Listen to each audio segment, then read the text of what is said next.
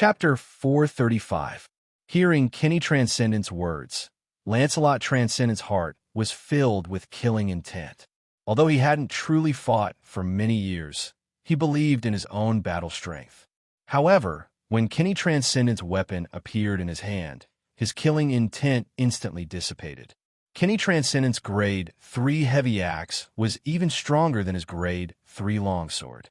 Although Grade 3 heavy axe and Grade 3 longsword weren't the only criteria for battle strength, the Transcendent knew one thing. None of those wielding Grade 3 heavy weapons were weak. This was because in order to obtain a Grade 3 heavy weapon, one had to fight against a Grade 3 insectoid. This wasn't just one or two battles, but countless years of continuous battles with Grade 3 insectoids. Only by killing Grade 3 insectoids and accumulating Grade 3 materials would one be able to obtain a Grade 3 heavy weapon. Of course, this didn't mean that there weren't other ways to obtain a Grade 3 heavy weapon. However, the vast majority of Transcendent's people relied on their own hands to obtain a Grade 3 heavy weapon. Transcendent Kenny Transcendent, wait a moment. I want to ask you where you heard that I injured your Academy students?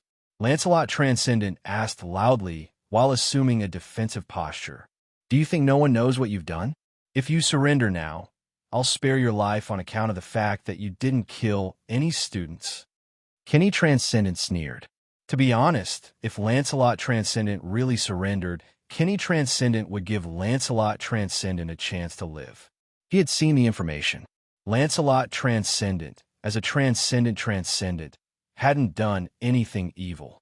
This kind of Transcendent was just a moment of greed and didn't deserve to die. Kenny Transcendent, what evidence do you have? You and I are both Transcendent. You have no right to convict me. Transcendent Lancelot could tell that Kenny Transcendent was certain that it was him, so his attitude started to harden. This is the Guardian Planet.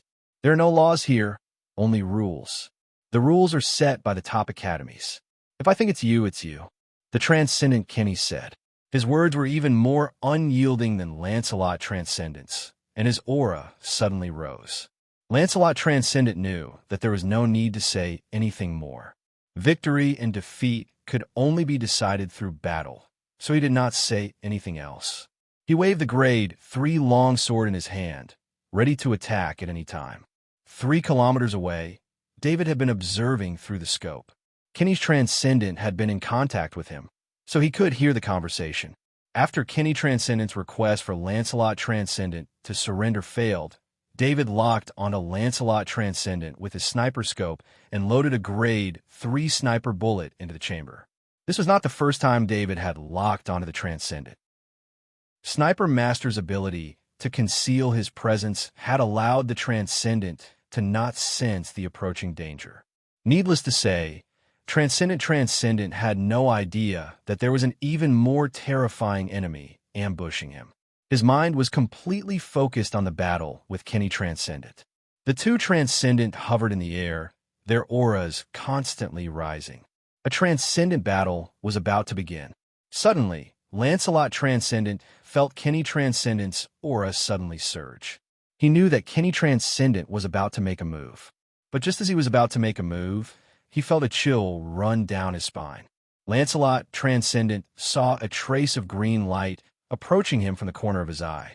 He wanted to react, but it was already too late. Kenny Transcendent was about to attack, but he had no choice but to stop because right in front of him, Lancelot Transcendent's head had exploded. David did not expect the sniper to be so effective. Lancelot Transcendent's attention had been focused on Kenny Transcendent. Although he was in combat mode and reacted faster than usual, it was too late to notice the sniper and his head exploded. David, come and collect your spoils. Kenny Transcendent shouted angrily. Before Kenny Transcendent could say anything, David had already rushed over. He was not here for the spoils, but for Lancelot Transcendent's soul. Before David even arrived, the shadow attendant had already absorbed Lancelot Transcendent's soul. Let's split the spoils. David glanced at Lancelot Transcendent's equipment. The head of the Transcendent's armor was damaged, and the 3rd grade longsword was ordinary. Only the spatial bracers were unknown, but to David, it was not worth much. These are your spoils. I will only take the spoils if I kill the enemy. Kenny Transcendent said impatiently as he waved his hand. David looked at Kenny Transcendent and remembered that Kenny Transcendent was the vice principal of the first college of Iridia. With the wealth of the college, he probably did not care for these things. Therefore, he did not hold back and skillfully removed all of Lancelot Transcendent's equipment. Kenny Transcendent looked at David's skillful actions and could not help but shake his head. Among the Kaji, only David would treat Transcendent this way. He was not afraid of Transcendent. With such skillful actions, he must have taken a lot of Transcendent's equipment. After removing Lancelot Transcendent's equipment, David went to retrieve the third-grade sniper bullet. Kenny Transcendent saw David put away the spoils and said, "Let's look around again. As long as there are any non-college Kaji and Transcendent nearby, kill them all. Don't leave a single one alive." Okay. David nodded in response. Instead of investigating after the fact, it was better to take the initiative and nip all the dangers in the bud. There was only one possibility for Kaji and Transcendent to appear near the first college of Iridia's base. They were here for the pregnancy crystal and were also here to ambush the people entering and leaving the college. The two of them flew in the air and began their patrol. It seemed like the two of them were too conspicuous in the air, causing people to avoid them or hide from them. In any case, David and Kenny Transcendent flew for an hour and inspected many places, but to no avail. "Transcendent Kenny, we can't do this. Let's split up on the ground and keep a certain distance from each other. We can help each other at any time," David suggested. "That's fine too, but you mustn't act recklessly. If you encounter a Transcendent, you must call me." Although Transcendent Kenny agreed, he still exhorted. After descending to the ground, the two of them were a few kilometers away from each other. They began their search again. David activated his silent sneak and completely concealed his presence. He moved on the ground like a ghost. As long as one did not see him with their eyes, they would not be able to discover him through other senses. After searching for another 20 minutes, the shadow attendant was the first to discover the situation. The shadow attendant was 40 meters in the air and could see further targets. It was a small tent. As the tent was camouflaged with a pattern specially designed for the Guardian planet, it was very difficult to discover it from the air. The shadow attendant had discovered the tent because a Kaji had coincidentally come out of the tent and seemed to be setting something up. He then returned to the tent. It was also because of this that the shadow attendant paid more attention to the area around the tent and discovered its existence. As he had only seen a single Kaji, David was prepared to get closer to check if there were any Transcendent before calling Kenny Transcendent. Otherwise, if a few Kaji had called Kenny Transcendent over, it would affect Kenny Transcendent's search. The shadow attendant was 40 meters in front of David, carefully scouting the way. The shadow attendant was especially attentive to the place where the Kaji had come out to set up. Sure enough, David saw a hidden scanning state through the shadow attendant's eyes. As long as there was movement in the vicinity, the device would alert him. The shadow attendant's hand went through the casing of the device. The device was too ordinary, so it was easy for David to crack it. The shadow attendant's 200G strength was enough. In fact, only the shadow attendant could crack the device without triggering the alarm. The only way to get close to the device without being detected was to use signal suppression. However, no one would carry signal suppression equipment with them. Even David, who had a bunch of dimensional bracers, did not carry such equipment. The shadow attendant's hand went into the device and selected a button. He pressed it gently, and the device lost its ability to scan the outside world. David believed that there would be similar devices in other locations, but he only needed to remove this one to get close to the tent. When he was 20 meters away from the tent, the people in the tent did not notice David's presence. They probably trusted the device too much. The shadow attendant entered first, but this time, the shadow attendant first felt a barrier. Although the shadow attendant went through the barrier, David knew that the tent was equipped with an energy shield. To be able to install an energy shield on the tent, the owner of the tent was not a simple person. The shadow attendant entered the tent. The tent was about 30 square meters in size, and it was divided into 2 layers. The shadow attendant first saw the outer layer. There were 6 Kaji in exoskeleton armor sitting on the outer layer. Each of them held a level 2 weapon, and their exoskeleton armor was the same model. David had never seen the exoskeleton armor before, but he was sure that the exoskeleton armor was custom-made. This also meant that the 6 Kaji were not ordinary Kaji. They were definitely not ordinary Kaji. The shadow attendant went through the inner and outer layers and saw a middle-aged man in an expensive uniform. The middle-aged man did not have any exoskeleton armor. Although David could not sense the strength of the man's aura, he was sure that the man was a transcendent because he was wearing a spatial bracer. David was very hesitant because this transcendent made him feel a lot of pressure. This kind of pressure was a strange feeling. Because the middle-aged transcendent did not release his aura, the shadow attendant felt the pressure from the middle-aged transcendent. David did not know how strong the shadow attendant spirit was, but he was sure that the shadow attendant spirit was many times stronger than David's. For a long time, the souls of the enemies David killed were first absorbed by the shadow attendant. Then, a small part of the souls would be absorbed by David, either as a reward or because it was not digested. In the beginning, the shadow attendant would be detected whenever it appeared near a strong opponent. Now, it could not be detected by anyone at all. This showed that the shadow attendant had changed. Although the shadow attendant's strength was maintained at 200 grams, and it could not be more than 40 meters away from David, the shadow attendant was constantly getting stronger. David was sure of this. For example, David could feel that the middle-aged transcendent was very strong. This was not his own feeling, but the shadow attendant's. However, David knew how strong the middle-aged transcendent was. As for whether the shadow attendant's judgment was accurate, David was not worried. The shadow attendant had never made a mistake before. Therefore, David hesitated. He did not have the confidence to face such a transcendent alone. David did not have the confidence. In addition, there was an energy shield outside the tent. The shadow attendant could turn off the energy shield, but once it was turned off, the middle-aged transcendent would definitely discover it and lose the advantage of a sneak attack. David carefully retreated. He gave up on the sneak attack and slowly retreated 3 kilometers away. After setting up his custom-made sniper rifle, he opened the communication channel on his helmet. "Kenny Transcendent, I have a situation here," David said through the channel. "A transcendent?" As soon as the Kenny Transcendent heard David's words, he immediately guessed that a transcendent had appeared. With David's combat strength, if it was just Kaji alone, David would have already taken care of him by himself. Yes, this is his portrait. David used his consciousness to draw the middle-aged transcendent's portrait on his helmet and sent it over. "David, get away from there immediately. That's the Haze Transcendent. He's very strong." The Kenny Transcendent warned through the channel as soon as he saw the portrait. The Kenny Transcendent did not know how David was able to see the Haze Transcendent's face without being discovered, but he was certain that this was the Haze Transcendent.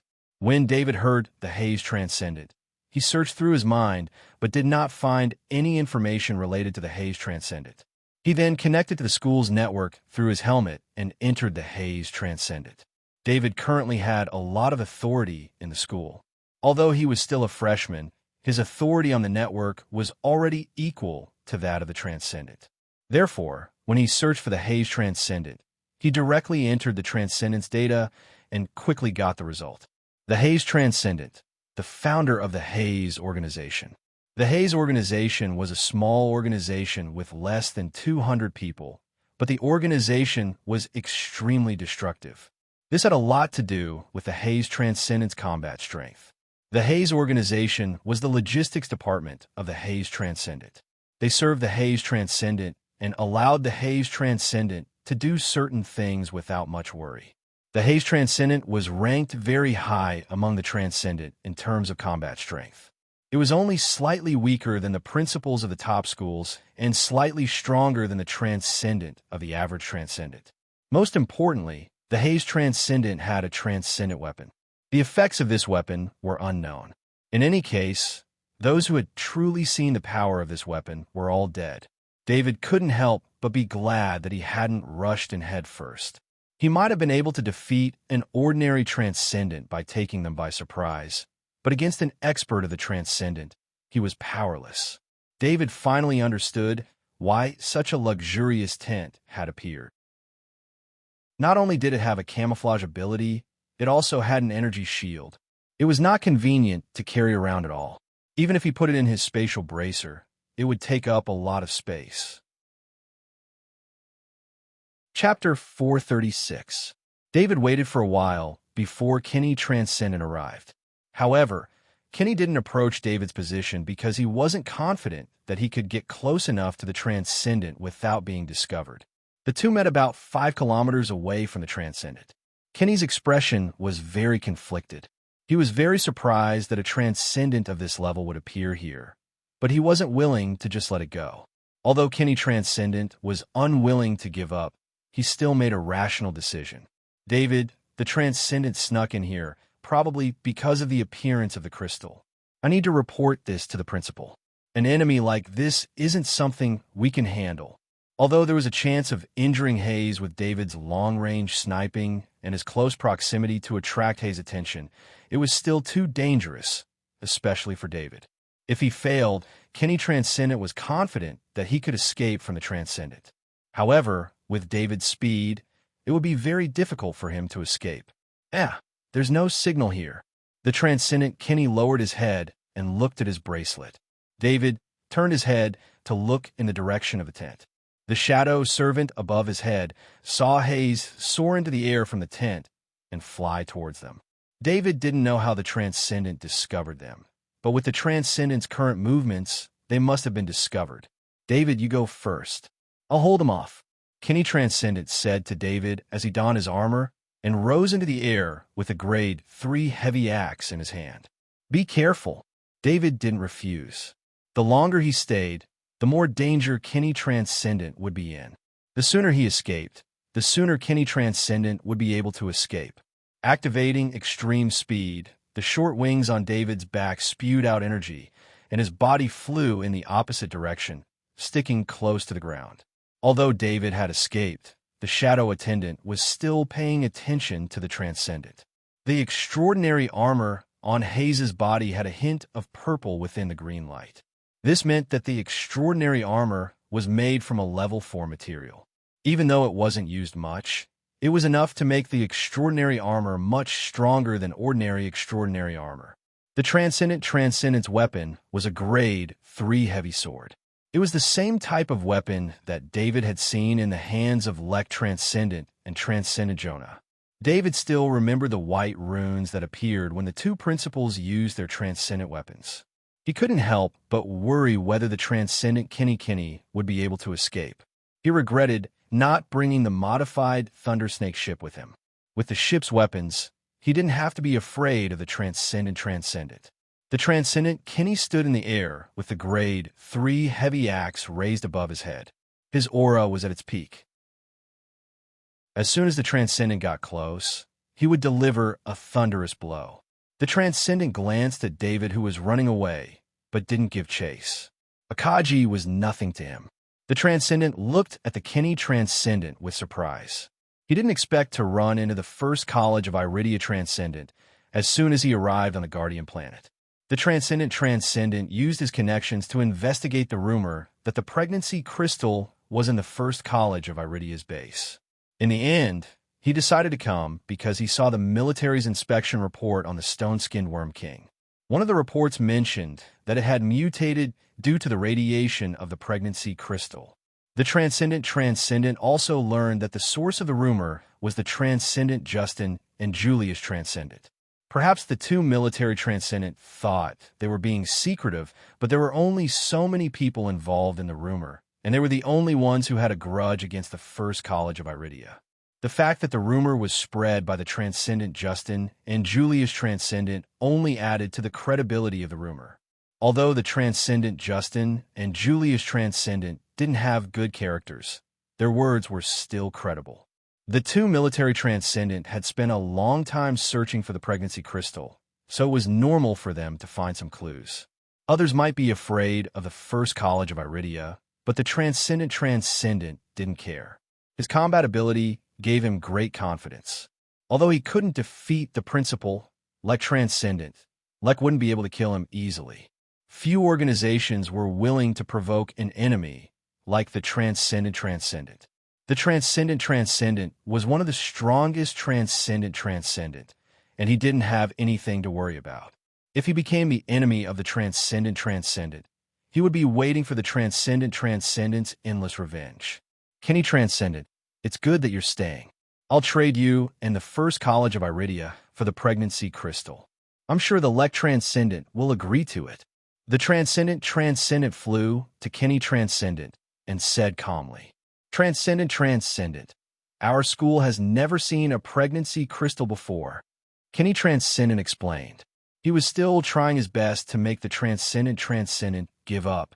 It's in the hands of the Lek Transcendent, the Transcendent said confidently. He had his own judgment. According to the information he received, he also received a list of the First College of Iridia that had used the portal recently. In the list, the Transcendent Lek had used the portal many times, especially on the second day after the Stoneskin Worm King was killed. The Transcendent Lek had used the portal to return to the school on planet Lunka. From the Transcendent's point of view, the actions of the Transcendent Lek were too coincidental, but he didn't think it was a coincidence. No matter how big or small the incubating crystal was, it would emit strong energy waves. The only thing that could hide the energy waves of the incubating crystal was a spatial item. Therefore, the spearhead was pointed at Transcendental Lake, who was the only one who used the portal. Kenny Transcendent calculated the time and determined that David should be far away from here. He didn't want to explain anything to Hayes Transcendent. If you want me to stay, then let's fight. Kenny Transcendent's rank 3 heavy axe, and his suppressive aura erupted in an instant. Transcendent Hayes held his sword with both hands and blocked. The grade 3 heavy axe clashed with the grade 3 heavy sword. Transcendent Hayes' body swayed in the air, while Transcendent Kenny was sent flying backwards. The difference in strength between the two sides was obvious. Transcendental Hayes quickly recovered from the shaking. His figure flashed as he charged towards Transcendental Kenny. At this moment, Transcendental Kenny was still unable to stabilize his body. He could only use his grade 3 heavy axe to block in front of him. The weapons clashed again, and this time Kenny Transcendent Hayes fell to the ground like a rock. The difference in strength was especially obvious in close combat. The difference in strength and speed had caused Kenny Transcendent Hayes to suffer greatly. Kenny Transcendent Hayes understood that there was a problem with his tactics. He shouldn't have clashed head-on with Hayes Transcendent Hayes. If he had used guerrilla tactics, he could have lasted longer. The falling Kenny Transcendent Hayes forced himself to swallow the blood he was about to spit out. He gathered the last of his strength and looked at the falling Hayes Transcendent. Hayes Transcendent Hayes was about to slash out with his grade 3 heavy sword. Suddenly, a grade 3 heavy shield appeared in Hayes Transcendent Hayes' left hand and blocked his side. At the same time, a large caliber grade 3 heavy sniper bullet hit the grade 3 heavy shield, and behind it was Hayes Transcendent Hayes' head. If it wasn't for the sudden appearance of the grade 3 heavy shield, the large caliber grade 3 heavy sniper bullet would have hit Hayes Transcendent Hayes' head. But that was only an if. Hayes Transcendent Hayes' reaction was too fast. He didn't notice the grade 3 heavy sniper bullet before it was fired, but after it was fired, the abnormal fluctuations in the air were detected by Hayes Transcendent Hayes. He immediately took out his grade 3 heavy shield to block the bullet. If there was a weapon that countered a sniper master the most, it would definitely be a shield, especially one that was of the same grade as a heavy sniper bullet. Shields were the weapons that used the most materials, even more than double the amount of heavy axes and warhammers. This was also the main reason why high-grade shields were so rare. This was the first time David had seen a grade 3 heavy weapon like the one in Hayes Transcendent Hayes' hands. Previously, he had seen many grade 3 heavy weapons, but compared to this grade 3 heavy weapon, they were much smaller. A grade 3 heavy shield's curved body could reduce the impact of a bullet to the greatest extent, distributing most of the force across the surface of the shield. The force that could be transmitted to the shield user's arm was much smaller. However, because Hayes' Transcendent Haze was in the air, his body flipped twice in the air. When he stabilized himself, he noticed that Kenny Transcendent Haze had used this opportunity to escape towards the first college of Iridia base. If he was a bit further away from the first college of Iridia base, he was confident that he could catch up to the injured Kenny Transcendent. However, he was here for the first college of Iridia base, so he naturally set up his tent near the first college of Iridia base. Hayes Transcendent Haze gave up on Kenny Transcendent Haze. His gaze turned to the other side, where the heavy sniper bullet had been fired from. He instantly accelerated and flew towards the direction where the heavy sniper bullet had come from. Hayes Transcendent Haze knew who Kaji was. It was Sniper Master David, the top prodigy of the first college of Iridia. News of David's exploits had already spread among the Transcendent Circle. Hayes Transcendent Haze had come to the Guardian Planet to learn about the first college of Iridia and David's details. Since he had lost the chance to catch Kenny Transcendent, it was not a bad idea to catch David. He believed that with David's prodigy, like Transcendent Haze would definitely be willing to exchange the heavy crystal for the heavy crystal. Kenny Transcendent Haze endured the pain in his body and flew at full speed while contacting David. "David, run! Who told you to attack?" He was almost shouting at the top of his voice. David was more important to the first college of Iridia than himself. Kenny Transcendent Haze believed that David was more important than himself. Therefore, Kenny Transcendent Haze would rather sacrifice himself than let David be in danger. However, Kenny Transcendent Haze did not want to waste the opportunity that David had given him. If David was caught, he would immediately call for Headmaster-elect Transcendent Haze to save David. Hayes Transcendent Haze knew very well that David had not left in this direction because he did not see him flying in the sky. However, after flying for 5 kilometers, he still did not see David. It was as if David had disappeared in a thin air. Could he have left through the ground? Hayes Transcendent Haze muttered as he looked at the ground from the sky. He followed the trajectory of the sniper bullet again. This time, he slowed down so that he could sense any sound from the ground or underground. However, even when he returned to the sniper's position, he did not find any clues. David had really disappeared. Hayes Transcendental couldn't help but feel ashamed and angry. He had actually been toyed with by a soldier. He stood in the air for a moment, then turned and flew back to the camp. Hayes Transcendent Haze did not see that the shadow attendant was observing him from 3 kilometers away. David, on the other hand, was underground. He had the talent of underground stealth, which allowed him to sneak into the ground without making a sound. Coupled with the Sniper Master ability to hide his presence, he was able to evade the senses of Transcendent Haze. 10 meters underground, David did not move. His underground sneak could only last for 1 minute, and he had long since passed it. He was actually trapped underground. The internal life support system of the exoskeleton armor provided David with the oxygen he needed to survive. As long as he did not move, he would not make a sound. A trace of David's consciousness stopped inside the shadow attendant's body. He watched Hayes Transcendent Haze search nearby before returning to the camp helplessly. 5 minutes later, David recovered his underground sneak talent. He did not come out of the ground. Instead, he continued to sneak towards the camp. 1 minute later, he was stuck underground again. After another 5 minutes, he recovered and continued to sneak. David did not dare to go to the surface. He did not know how Hayes Transcendent discovered him and Kenny Transcendent.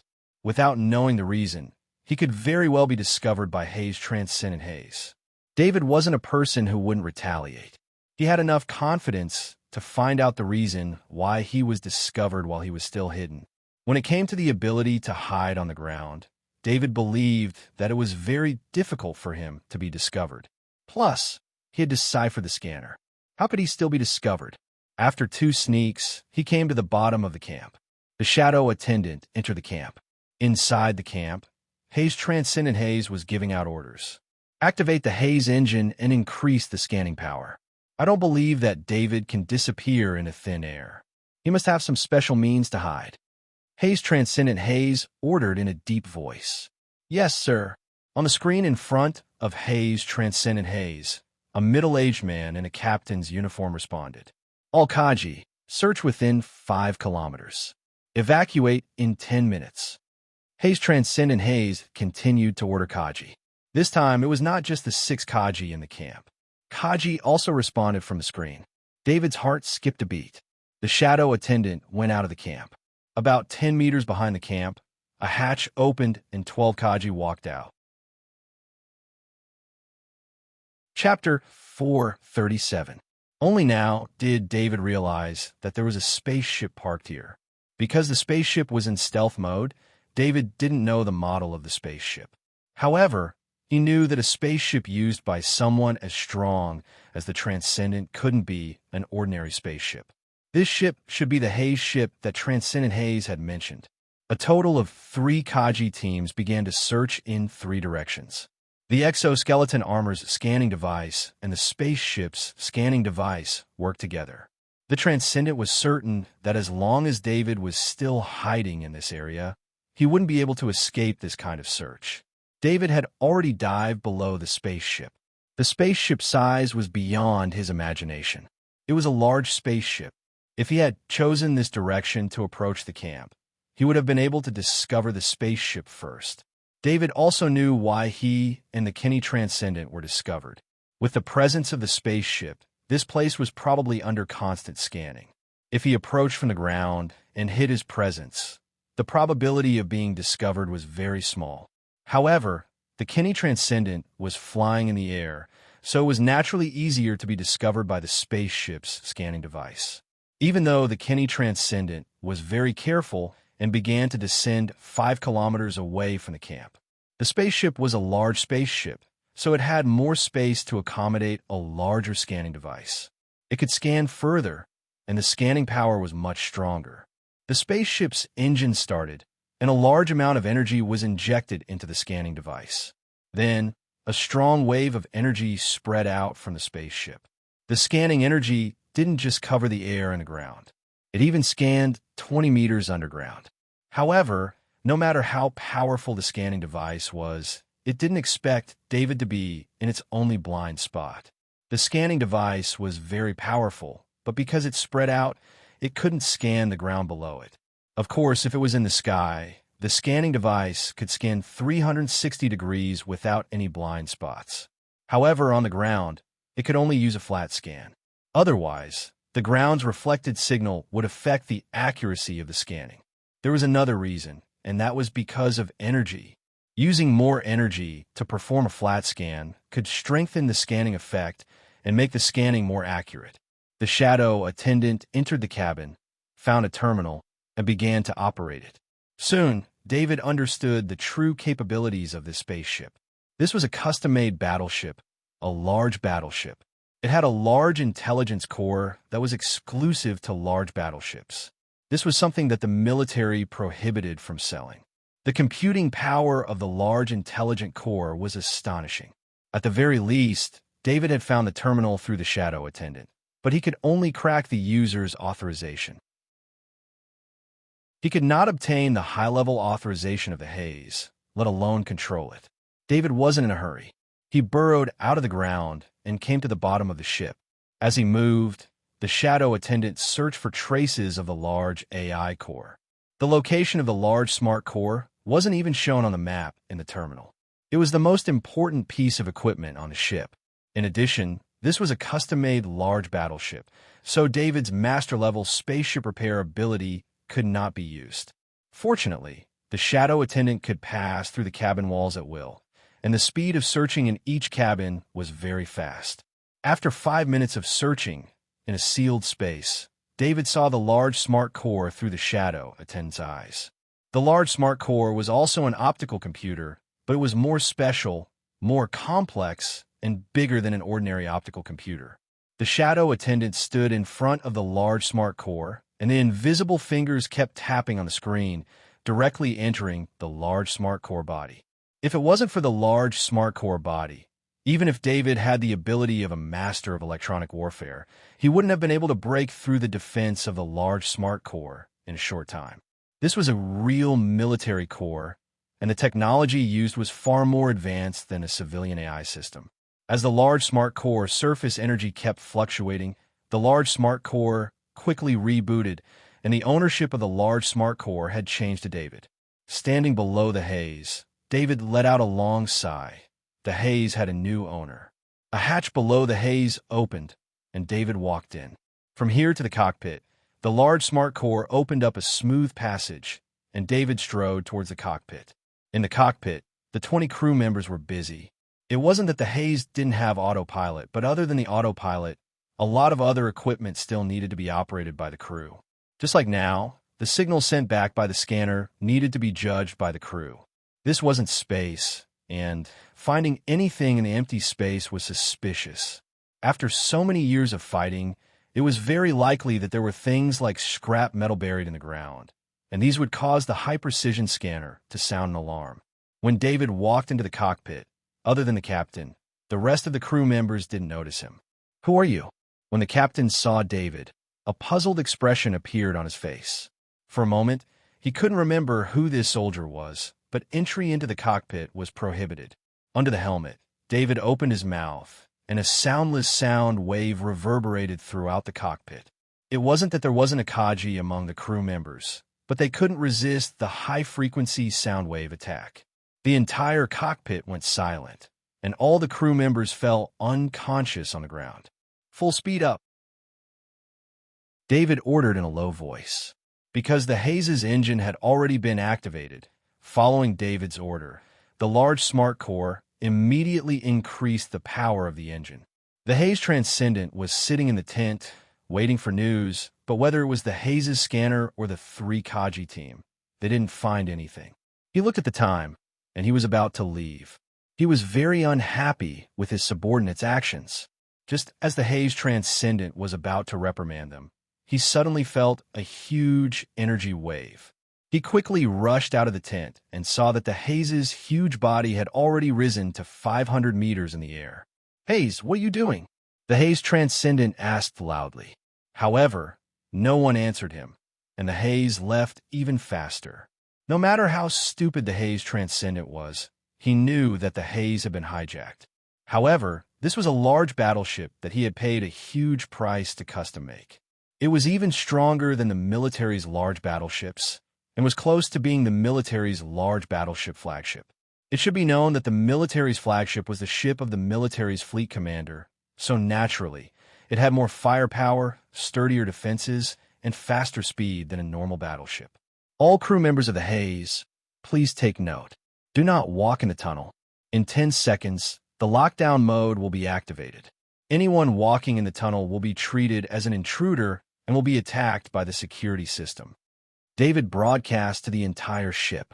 In this short period of time, the Haze had already flown 10 kilometers away and had long since escaped the threat of the Haze transcendent. Because Kaji had been sent out to search for David in all the previous battles, the people left on the Haze were all non-combat personnel.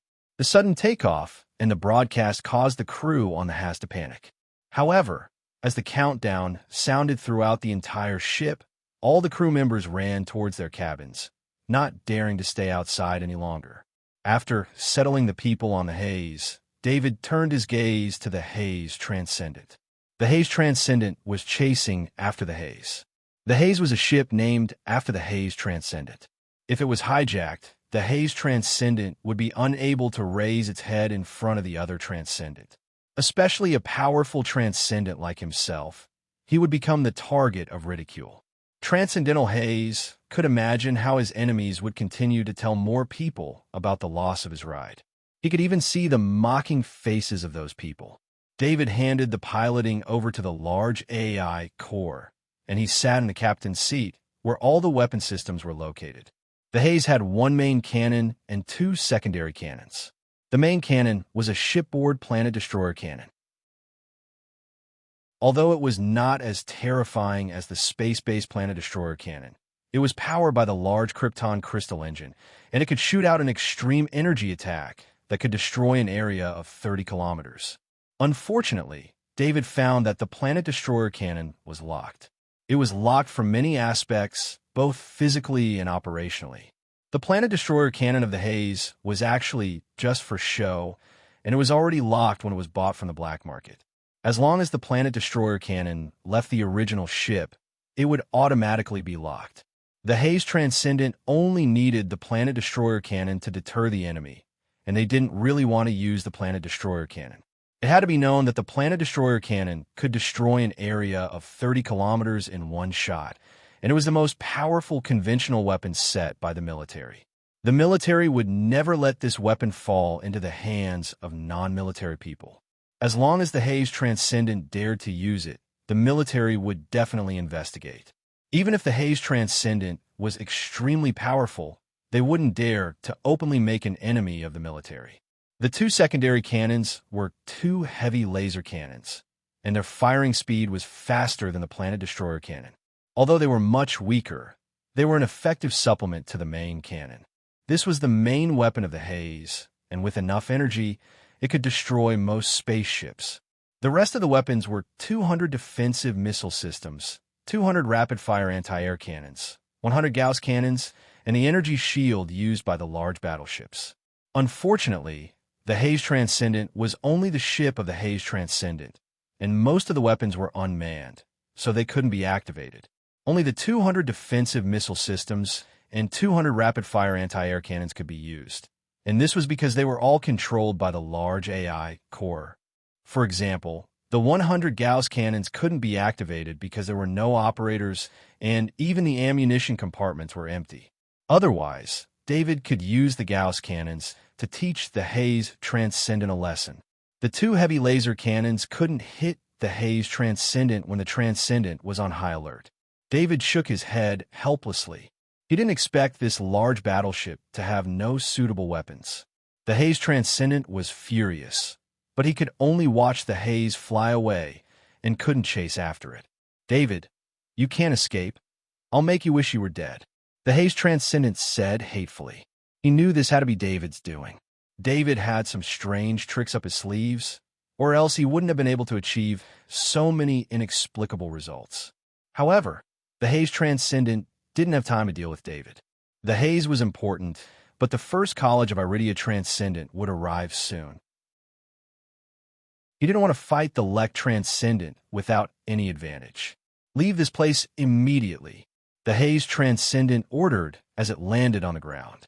The Kaji collected the tents, and the 6 Kaji carried them on their backs. The Kaji didn't ask much about the Haze Transcendent. They could see that the Haze Transcendent wasn't in a good mood, and no one wanted to get on his bad side. A minute later, the 18 Kaji and Haze Transcendent disappeared from the area. A few minutes later, 4 figures flew down from the sky. It was the principal of the first college of Iridia, Lek Transcendent, with Kenny Transcendent, Dunbar Transcendent, and Beecher Transcendent. As soon as Kenny Transcendent returned to the college, he immediately contacted the principal of the Transcendent Lek Transcendent through the interstellar communicator. Principal Lek Transcendent heard the news and immediately went through the portal. They arrived here almost without stopping for a moment, only to find that there was no one here. In order to save me, David attacked the Haze Transcendent, and the Haze Transcendent went after him. Perhaps David was captured by the Haze Transcendent, Kenny Transcendent said in frustration. He felt guilty for his recklessness. If he didn't want to clean up all the intruders, this wouldn't have happened. David's ID bracelet couldn't be connected, and David didn't return to the college base. He thought something must have happened. Don't worry. Since the Haze Transcendent wants to use David to exchange for the pregnancy crystal, nothing will happen to David for the time being, Transcendent Lek said in a low voice. But Principal, you don't have the pregnancy crystal. What are you going to use to exchange for David? Transcendent Kenny shook his head. Once I see Haze, it doesn't matter if he's willing or not. I'll invite a few friends to attack him with me and make sure he has nowhere to run, Transcendent Lek said with a murderous look in his eyes. Transcendent Kenny's eyes flashed with joy. He knew very well who the Transcendent Lek's friends were. Every Transcendent invited by Principal Lek was an expert on the same level as the Transcendent Lek.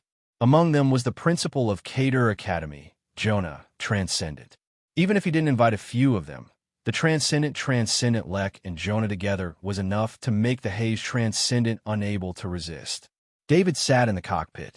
He had just discovered that the haze had always been on signal jamming. This was also the reason why Transcendent Kenny had been unable to contact the Academy. He casually turned off the signal, and a series of notifications popped up on his ID bracelet. Chapter 438. Messages from Kenny Transcendent popped up on David's bracelet, asking about his situation. Kenny Transcendent. David sent a call request to Kenny Transcendent through his bracelet and was immediately picked up by Kenny Transcendent. David greeted. "David, you're all right."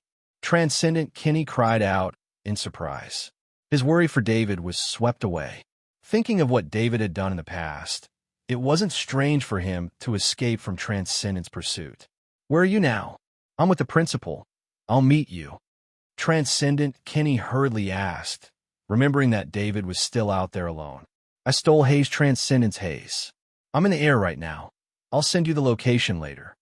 David ordered the large AI core to hover the haze in the air as he sent the location to Kenny Transcendent. Transcendent Kenny cut off the call with a strange expression. Transcendent Lek knew it was David's call, so he was relieved and asked with concern, "Is David all right?" Not only is David fine, he even got his hands on Haze Transcendent's haze. "Let's go take a look," Transcendent Kenny said with a smile. This time, it was Principal Lek and the other two Transcendents' turn to be shocked. They didn't expect David to do something big again in such a short time. Haze was Haze Transcendent's ride, and its significance was completely different. The Hastings was like the residence of the Hastings Transcendent. No matter who it was, it would be hard to accept having their residence occupied, let alone a powerful Transcendent. "Let's go take a look. I've long heard of the Haze's reputation. It's a rare opportunity to visit it today." Principal Lek Transcendent agreed when he saw that there was nothing going on here. The four Transcendent members flew into the distance and saw the large warship floating in the sky at the coordinates. The hull of the battleship was completely black, and it had a huge main cannon and a large number of weapon ports. All of this reflected the terror of this battleship. When the four Transcendent approached the haze automatically opened the door near the cockpit, and the four Transcendent floated in. As soon as they entered the cockpit, they saw a group of crew members restrained by 5 robots in the corner of the cockpit. The crew members' hands were tied behind their backs, and they all looked dispirited. The crew members were stupefied. The after effects of the overclocking sound waves still hadn't disappeared, and they had no strength in their bodies. Of course, even if they had strength, they wouldn't be able to resist against the robots controlled by the large intelligence core, let alone being tied up. When the crew members saw the 4 Transcendent members in Transcendent armor enter the cockpit, their faces were completely filled with despair. Before, they still hoped that their master, the Haze Transcendent, would come and save them, but now that the 4 Transcendent members had appeared, they had no hope at all. "David, you're all right." Kenny Transcendent saw David and went up to hug David and laughed loudly. David's timely snipe allowed Kenny Transcendent to escape. In that situation, David had taken a huge risk to save him, and this feeling rose from the bottom of his heart. Who wouldn't want their friends to have this kind of quality, to be willing to sacrifice themselves for their friends in times of danger? This kind of friend could only be found by chance, and only through the test of life and death would one know who this kind of friend was. However, most friends would choose to escape in this kind of situation. "I'm fine," David said awkwardly. Fortunately, he had a custom-made exoskeleton armor, or else he wouldn't be used to being hugged by Kenny Transcendent like this. David took the Haze ship, so doesn't that mean the Haze Transcendent won't be able to leave in a short period of time? Principal Lek Transcendent's eyes lit up as he said to the people present, "Yes, with David here, as long as the Haze Transcendent is active on the ground, we can find him." Kenny Transcendent nodded and said, his hatred for the Haze Transcendent wasn't small. If it weren't for David's help, he would have become a prisoner of the Haze Transcendent. Actually, there's no need to go through so much trouble. The Haze ship's scanning capabilities are very powerful. As long as you agree, I can activate the maximum scanning power. As long as we scan the entire way, no life within 50 kilometers will be able to escape. David suggested. The Haze ship's scanning capabilities are that powerful. Principal Lek Transcendent asked in surprise. 50 kilometers in space was easy, but on the ground with the atmosphere and complicated geography, such a large scanning range reflected how advanced the Haze ship's scanning capabilities were. Even the military's reconnaissance ships didn't have such powerful scanning capabilities. The Haze ship's scanning capabilities are especially enhanced. Its scanning capabilities are very comprehensive. David said with certainty. Then turn on the scanning and use the Haze Transcendent's own ship to find him. Principal Lek Transcendent said with a laugh. David began to operate. His fingers quickly tapped on the screen. The work that would have required many crew members was easily done by him alone. The four Transcendent couldn't help but look at each other silently. Their eyes were filled with surprise. David was so familiar with the Haze ship's scanning capabilities. On top of that, it was a custom-made ship that he wasn't familiar with. His understanding of the ship's equipment must have been very deep. David was a spaceship master, and a spaceship master maintenance, as well as an electronic warfare master. With these master-level abilities, David could easily operate the scanning device. The Haze ship's engine power was transmitted to the scanning device. With the influx of energy, the huge scanning device suddenly exploded with a powerful scanning shockwave. In space, with the Haze ship as the center, the scanning shockwave spread outwards. In an instant, the air, ground, and 20 meters underground all appeared on the screen as the shockwave swept past. Many red dots appeared on the screen. These were all signs of life. However, most of the red dots were insectoid larvae. Within 50 kilometers, as long as the larvae were 20 meters underground, they would be discovered by the scanning shockwave and displayed on the screen. David's finger tapped on the light screen, zooming in on some suspicious red dots and making a judgment.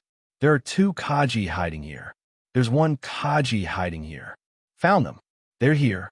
18 Kaji and 1 Transcendent. David tapped on the screen, magnifying the information as he introduced it to the 4 Transcendent. The Haze Transcendent had 18 Kaji. This feature was very obvious, so David easily found them. As for the hidden Kaji, there was no need to deal with them in a hurry. The Haze Transcendent seems to have noticed the scanning shockwave. He's moving with the 18 Kaji. David suddenly noticed that the red dots were moving. This time, the scanning shockwave would last for a minute. In other words, the movement of the red dots would be reflected on the screen. On the ground, the Haze Transcendent and the 18 Kaji underlings found a new area to set up camp. Without the Haze ship, he needed to think about his next move. First, of course, was to retrieve the Haze ship. The Haze Transcendent was very confident about this. As long as the Haze ship was still on the Guardian planet, with his strength, he could take it back through force or threat. Secondly, there was the matter of the pregnancy crystal. This was also the most important thing. Some factions had already promised the Haze Transcendent to exchange it for resources that were useful to him. These resources were very important to the development of the Haze Transcendent, so he couldn't afford to lose the pregnancy crystal. These 2 things could be done together. Find David and capture him to retrieve the Haze ship. Then, he could use David to exchange the pregnancy crystal with the Lek Transcendent. Of course, this time, the Haze Transcendent secretly decided that even if the Lek Transcendent was willing to exchange, he would still do something to David during the exchange and make David suffer a fate worse than death. Just as he was thinking, a familiar shockwave swept across his body. This familiar shockwave stopped in the air and surged forward like a tide. The Haze Transcendent knew what it was. This shockwave that could last for a minute was the unique shockwave of the Haze ship's scanning device. In the past, the Haze Transcendent was very proud of this ability. This was because he had used it many times to find hidden opponents. Now that the shockwave was coming at him, he felt an indescribable sense of annoyance. Pass on my order. Leave this place immediately. The Haze Transcendent ordered loudly. The 18 Kaji subordinates had just finished setting up their tents, but they didn't hesitate. They immediately tore them apart and started moving. The Haze Transcendent knew how wide the Haze ship's scanning range was. He just wanted to get out of the 50-kilometer range as soon as possible. He hoped that David didn't understand the characteristics of the huge scanning device, so he could escape successfully. However, when the Haze Transcendent ran less than 10 kilometers, another shockwave came at him. He knew that it would be hard for him to escape the Haze ship's scanning device. The Haze ship could scan at most once a minute. This meant that the Haze ship could almost continuously track everything within a 50-kilometer radius. Once locked onto by the Haze ship, it would be very hard to escape. Even though the Haze Transcendent knew a lot about the Haze ship's scanning ability, he couldn't escape quickly. "Give me the tents." Everyone split up. The Haze Transcendent ordered the Kaji subordinates beside him. The 6 Kaji subordinates handed the tents behind them to the Haze Transcendent. The Haze Transcendent put them into his spatial bracers. The Kaji subordinates understood that the Haze Transcendent had given up on them. They were all trained by the Haze Transcendent. They couldn't resist the Haze Transcendent's decision. The 18 Kaji subordinates split up into 18 different directions. Including the Haze Transcendent, there were 19 targets in 19 different directions. At the same time, the Haze Transcendent was wearing the same exoskeleton armor as the 18 Kaji subordinates. How cunning! David looked at the 19 figures on screen. They were all wearing exoskeleton armor and moving in 19 different directions. He knew that this was the Haze Transcendent's way of dealing with them. He couldn't help but say softly, "I'll go after them now. As long as the Haze is here, we can take care of the 19 targets one by one," Principal-elect Transcendent said with a smile. The current situation was much better than what Principal-elect Transcendent had expected. They didn't suffer any losses and were still chasing after the Haze Transcendent. Although catching up to the Haze Transcendent was troublesome, it wasn't a big deal. Principal, Beecher, Dunbar, and I will team up and go after them. Even if we encounter the Haze Transcendent, we still have the ability to fight back. Kenny Transcendent volunteered. The Transcendent Kenny had consumed a level 3 healing potion to heal his injuries. He was almost fully recovered after such a long time. All he wanted now was to find the Haze Transcendent for revenge. There was no way he would let go of such a good opportunity. The Haze Transcendent was like a stray dog. They didn't even have a spaceship to leave. Did they have to rely on the Transcendent armor to leave the Guardian planet? Principal-elect Transcendent nodded in agreement and said to David, "All right. David will be responsible for providing tracking signals on the Haze. If any spaceship dares to enter this space zone, David, don't hesitate. Kill it immediately." Principal-elect Transcendent had already informed all the nearby organizations to lock down this space zone. No spaceship was allowed to enter. If any spaceship dared to enter this space zone, it would be their own fault for being killed. "Yes, Principal," David replied. David really wanted to follow Principal-elect Transcendent. It was safe, and he could absorb more souls, but he knew that staying on the Haze was more important. The cabin door opened, and the 4 Transcendent flew out. Unlike before, the Transcendent armor of the Transcendent was connected to the Haze's communication channel. The 4 Transcendent could check the scanned information at any time. Principal-elect Transcendent was the fastest. With a level 3 heavy sword in hand, he drew a streak of green light in the air and rushed towards the fastest light spot. He needed to choose the first target to attack. His target had to be the fastest and most likely to be 50 kilometers away from the Haze. It was a panicked Kaji. When he saw Principal-elect Transcendent rushing towards him, his eyes flashed with despair. This Kaji knew very well what kind of existence a Transcendent with a level 3 heavy sword was. His master, Haze Transcendent, was such a Transcendent. More importantly, he knew the identity of the person with a level 3 heavy sword here. This was the Transcendent-elect Transcendent that even Haze Transcendent was afraid of. Principal-elect Transcendent didn't show any mercy. He knew Haze Transcendent's personality. If he really let him escape today, his revenge would be a headache for the entire First College of Iridia. He swept the level 3 long sword in his hand. and the Kaji's head flew off. After flying for a few dozen meters, the Kaji's body fell to the ground. Headmaster Lake Transcendent continued to choose his next target and sped up again. Chapter 439. David sat in the captain's seat. He wanted to help as well, so he charged the 2 secondary cannons. The charging time was 10 seconds, which was already very fast. If the main cannons of the haze could be charged, it would take at least a minute to charge. But David didn't care. On the screen in front of him, 2 figures were running. These 2 Kaji were not targeted by the Transcendent. David chose them randomly. In his opinion, the Haze Transcendent was very cunning. If he really tried to figure out where the real body of the Haze Transcendent was, he might fall into the Haze Transcendent's trap. Instead, the best way to deal with this was to rely on luck like David's random choice. 2 white laser beams shot out from the 2 secondary cannons of the haze. One of the Kaji was about to jump, but the moment he jumped, the white laser beam passed through his body and turned into gas along with his exoskeleton armor. Only the second-grade weapon in his hand melted into irregular second-grade materials and fell to the ground. The other Kaji was facing a large rock. He changed his direction slightly and tried to go around the rock by sticking close to the right side, but a laser beam hit him at that moment. This Kaji did not understand until his death why the laser beam accurately predicted that he would go around the rock from the right side and not the left. Perhaps there were other plans. How could he have known that the person who used the 2 secondary cannons was a sniper master? When David was in the state of spirit outburst, he could determine many of their habits just by looking at their running posture. From there, he had a high probability of determining their next move.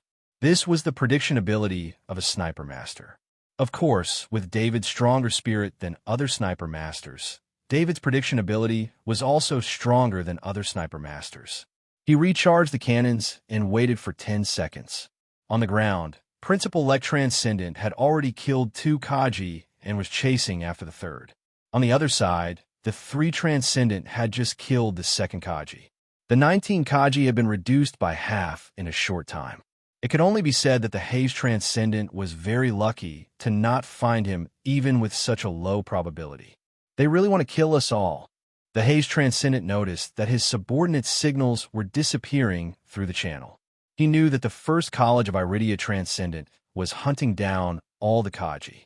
He could not help but curse.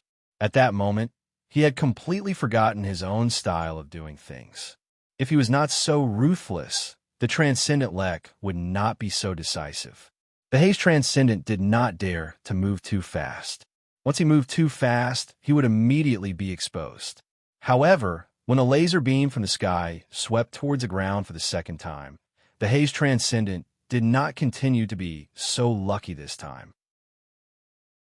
2 blazing white laser beams were fired from the 2 secondary cannons of the haze, killing 1 Kaji. The other target was the Haze Transcendent. The Haze Transcendent had been observing the haze in the sky. When he noticed that the secondary cannons were aiming towards him, he immediately dodged, and the laser beam missed. Although he had escaped the attack of the haze, he was completely exposed. Which normal soldier would be able to dodge the attack of the sniper master, David, using the ship's weapon? One must know that the 2 secondary cannons were both heavy laser cannons. The speed of the laser beam was already very fast. In addition to David's prediction ability, there was a high chance that he would not miss. When the secondary cannons attacked the Haze Transcendent, the speed of the Haze Transcendent revealed the speed of the Transcendent. Immediately, David made a mark on the screen, singling out the Haze Transcendent. The Transcendent Lek, who was casually killing a Kaji, saw the mark on the map and immediately flew towards it. On the other side, the Transcendent Kenny and the other 3 Transcendent also decisively stopped their pursuit and sped towards their new target. The Transcendent felt the presence of the 4 Transcendent. He did not hesitate and took off his exoskeleton armor, revealing the Transcendent armor underneath. His speed also increased greatly as he sped towards the distance.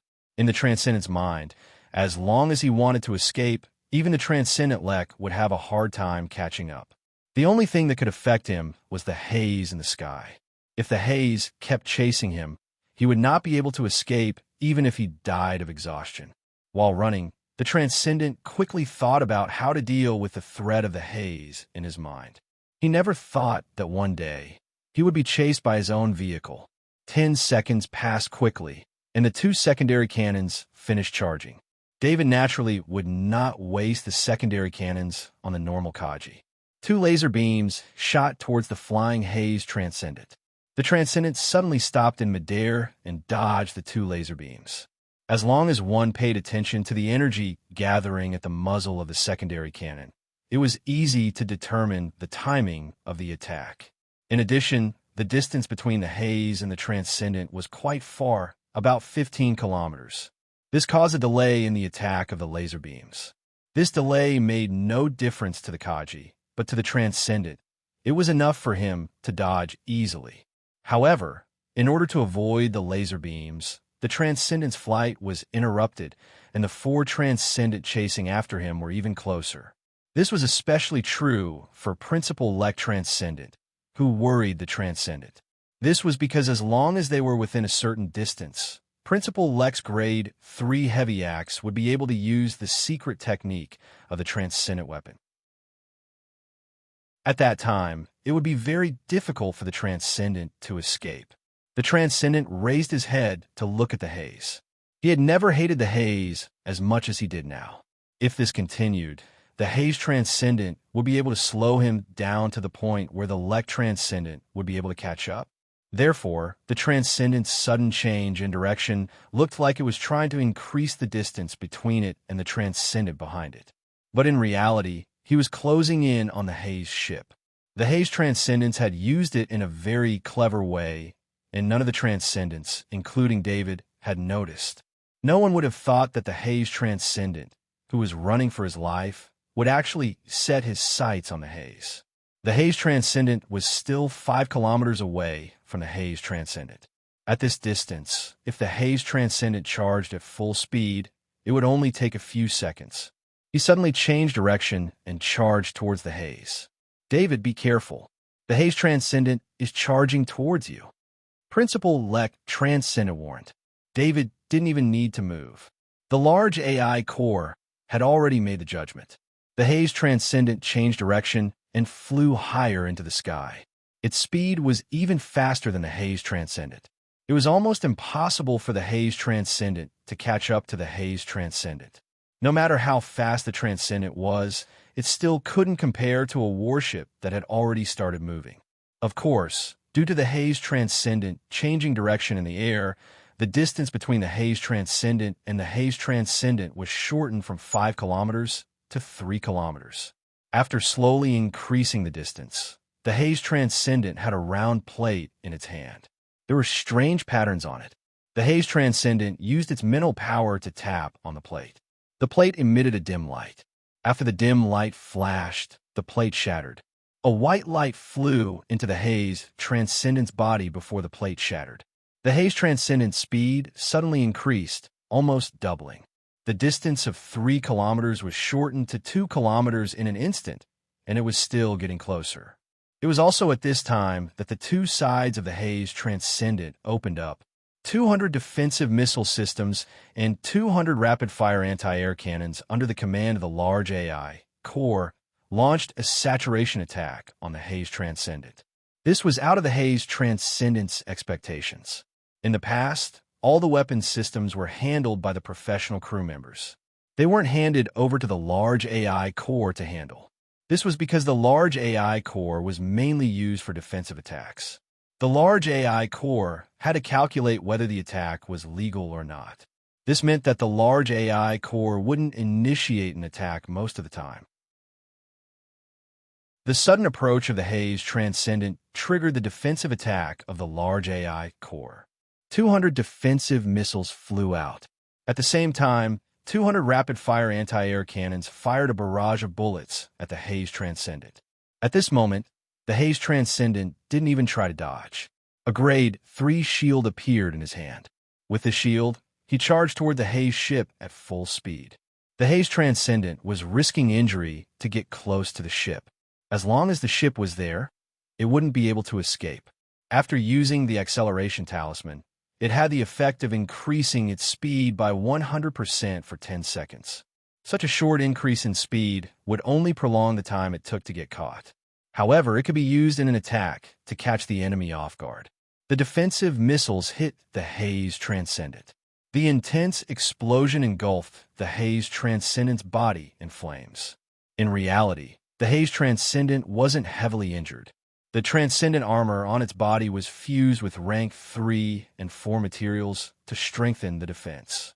Rank 4 materials didn't have the greatest use for defense. Although it was true that a rank 3 weapon couldn't break through a rank 4 material's defense, the advantage of a rank 4 material was that it could reduce the shockwave of the impact. Just like now, the flames of the explosion were blocked by the Transcendent armor. The shockwave of the explosion should have caused more damage to the Haze Transcendent, but because of the rank 4 material, a part of the shockwave was weakened. This was why the Haze Transcendent was so confident. It dared to use its body to block the defensive missiles because it believed that its Transcendent armor could do the job. As for the anti-air rapid-fire cannons, they were even weaker and had almost no effect on the Haze Transcendent. Just when the Haze Transcendent was a kilometer away from the Haze Transcendent, the hatch of the Haze Transcendent opened and revealed Kaji inside. A super-large caliber sniper rifle, whose caliber far exceeded that of a normal sniper soldier's sniper rifle, was aimed at him. Almost instinctively, the Haze Transcendent immediately hid behind the rank 3 shield. Boom! It wasn't David's sniper rifle that shot out a bullet, but a laser beam from a cannon that had been prepared beforehand. If the Haze Transcendent wasn't afraid of David's sniper rifle, he wouldn't have hidden behind the rank 3 shield. That way, he could still make the decision and easily dodge the attack. When a huge laser beam hit the grade 3 shield, the grade 3 shield displayed a terrifying defensive power. It did not break under the attack of the laser beam. However, the Haze Transcendent's body was hit by the laser beam and was thrown back even faster than when he came. The Haze Transcendent felt a huge force pass through the rank 3 shield and into his body. Although the Transcendent armor had offset some of the force, the remaining force still tore his muscles and cracked his bones. His internal organs were also heavily injured, especially his left arm that was holding the rank 3 shield. The bones in his left arm were completely broken, and he had to rely on his shoulder to hold on. This caused a few of his shoulder bones to break as well. "I'll kill you. I'll definitely kill you." The Haze Transcendent roared crazily. In order to escape alive, the Haze Transcendent used the force of the impact to burn the Transcendent energy to propel his body backwards even faster. This allowed him to fly even faster. "Chase after him," Principal Lek Transcendent shouted. However, he didn't dare to burn the energy like the Haze Transcendent. Every bit of energy was extremely important to the Transcendent. It was the foundation of the Transcendent strength. This was also the reason why the Transcendent Crystal was the most precious currency in the Transcendent. Once the Transcendent burned the energy of the Transcendent, it meant that the Transcendent was risking his life. However, this time, the Haze Transcendent was running for his life. In just a short period of time, the continuous attacks of the secondary cannons and the acceleration of Haze's flight had caused the Haze's energy to deplete rapidly. This meant that the Haze's energy supply could no longer support the full-powered scan. Because the Haze Transcendent was getting closer, David had no choice but to stop the scan and concentrate the remaining energy into the energy shield. At the very least, he had to block a few more attacks from the Transcendent and wait for the Lek Transcendent support. Without the scan, the Haze Transcendent accelerated and left the 4 Transcendent in the dust. David, on the other hand, let out a long sigh of relief. Just now, he had taken a huge risk and made a sniping move to attract the Transcendent's attention.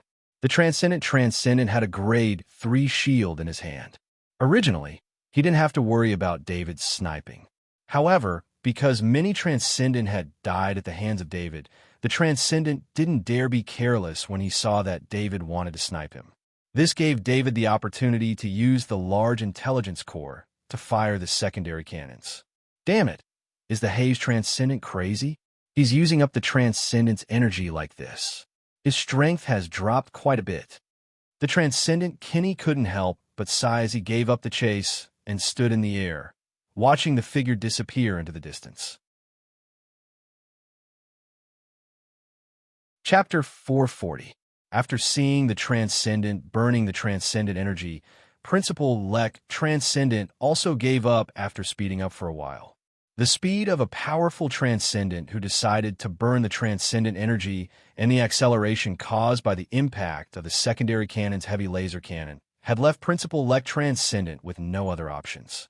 If the huge scanning device on the Hash Transcendent was still working, they could still track the Transcendent. Unfortunately, all they could do was watch the Hash Transcendent escape. The Hash Transcendent's strength will be greatly reduced this time. He will no longer be a top-tier Transcendent, but we still have to be careful of his quasi-Transcendent weapon. No one knows what it's capable of. Principal-elect Transcendent reminded everyone in the channel. Judging from the amount of Transcendent energy burned by the Transcendent had burned away at least 10 years' worth of Transcendent energy in just a short period of time. It would be difficult for the Hash Transcendent to defeat the Kenny Transcendent easily. However, the level 3 heavy sword in the Transcendent's hand was a huge threat. Although the Transcendent was not killed this time, his strength was greatly reduced. At least for the time being, he would not be able to threaten the First College of Iridia. Principal, should we ask David to use his pet's Transcendent ability to find the Transcendent and kill him? Kenny Transcendent flew to Principal-elect Transcendent and asked directly instead of using the channel. Don't worry, I'm gathering my friends. We can't let the Transcendent leave the Guardian Planet this time. Principal-elect Transcendent shook his head. He was confident that he could defeat the Transcendent, especially since the Transcendent strength was greatly reduced. However, a cornered beast would still put up a desperate fight. Principal-elect Transcendent had witnessed the madness of the Transcendent. He was worried that the First College of Iridia's strength might cause them to suffer losses in the process of killing the Transcendent. Therefore, Principal-elect Transcendent decided to gather his friends and form a team to kill the Transcendent on the Guardian Planet. David, let's return to the college base. Bring the Has back as well. Kenny Transcendent said to David through the channel. All right, the Has needs to be cleaned up as well. David agreed. The large smart core piloted the Has back to the college base while David activated the ship's security system. The Has had a complete internal security system. Although it was not very effective against Kaji, who was wearing exoskeleton armor, it was still fatal to normal people. That was why the people on the Has went into their own rooms and did not dare to come out after hearing the warning. As people who worked on the Has, they knew how terrifying the ship's security system was. Every tunnel was equipped with weapons. If they disobeyed orders, they would be killed. Attention, everyone. I'm the new owner of the Has. Everyone, please leave your rooms and gather at the front cabin. Please follow the route on your ID bracelet. Otherwise, you'll have to bear the consequences. David said to everyone on the Has through the channel. The Has was a large battleship. Although the Has Transcendent had tried its best to streamline the ship, there were still nearly 1,000 people on the ship. Apart from the core crew, there were also people from various professions such as chefs, maintenance staff, service staff, and so on. These people's jobs allowed the Has Transcendent to enjoy the best life on the Has. The people who heard the broadcast turned pale. They did not dare to disobey David's orders. One by one, the people walked out of their rooms carefully. They looked worriedly at the defensive weapons that had been revealed a long time ago. These weapons were fully automatic. As long as they thought they were enemies, they would attack continuously until the enemy was killed. Fortunately, what they were worried about did not happen. Although the weapons were activated, they did not attack them. Mitford walked out of his room. He lowered his head carefully, afraid that someone would see him. Before the Has was taken, Mitford's status was higher than everyone else. He was the nephew of the Has Transcendent. Because he did not have Kaji's talent or the relevant knowledge of crew, Mitford could only be the ship's logistics manager. This job was very easy. All the work was handled by someone. His task was to manage these people. Because of his relationship with the Has Transcendent, Mitford was usually a little domineering and offended many people. However, for the sake of the Has Transcendent, they did not dare to say anything. Mitford was very worried. Once his identity was exposed, he would definitely be killed by the people who took the Has. Of course, this was only his thought. Whether it was David or the other Transcendent, they would not take a commoner like him seriously, let alone take revenge on him. Mitford looked at the path automatically generated for him on his identity bracelet. He could see that this path was the shortest path from his room to the assembly point in the front cabin. At the same time, he also found that this path was very close to an escape pod. The reason why Mitford knew about the escape pod was not because he was very good at business, but because he was afraid of death. He had already observed the location of the escape pod. Mitford looked at a door beside the passage in front of him. His eyes became more and more heated. As long as he came to the door and opened it, he would be able to enter the escape pod. The escape pod of the Has was very advanced. It used a small Krypton energy engine. To be able to use such an expensive engine on the escape pod, it showed that the Has Transcendent was very generous. Every escape pod was equivalent to a high-speed flying shuttle. This was fundamentally different from those ordinary escape pods that only relied on ejection. Mitford believed that as long as he entered the escape pod, relying on the small Krypton energy engine and the ejection force of the escape pod, he would be able to escape far away in a short time. Step by step, he got closer and closer to the door. Because it was the door to the escape pod, the door had a manual switch. It was used when there was a problem with the control system of the Has. Mitford gritted his teeth and rushed toward the door where the escape pod was. Just as he stepped out of the prescribed path, the large intelligence core controlled the heavy machine guns in this passage and fired bullets at Mitford. Dense bullet holes appeared on Mitford's body. He was sent flying by the impact of the bullets like a rag doll. He crashed into the wall and fell heavily to the ground. Until his death, the joy of escaping from death still remained on his face. However, this expression could only freeze on his face as his life disappeared. Last warning, please do not leave the prescribed path. This time, it was not David's voice, but an automatic warning from the security system.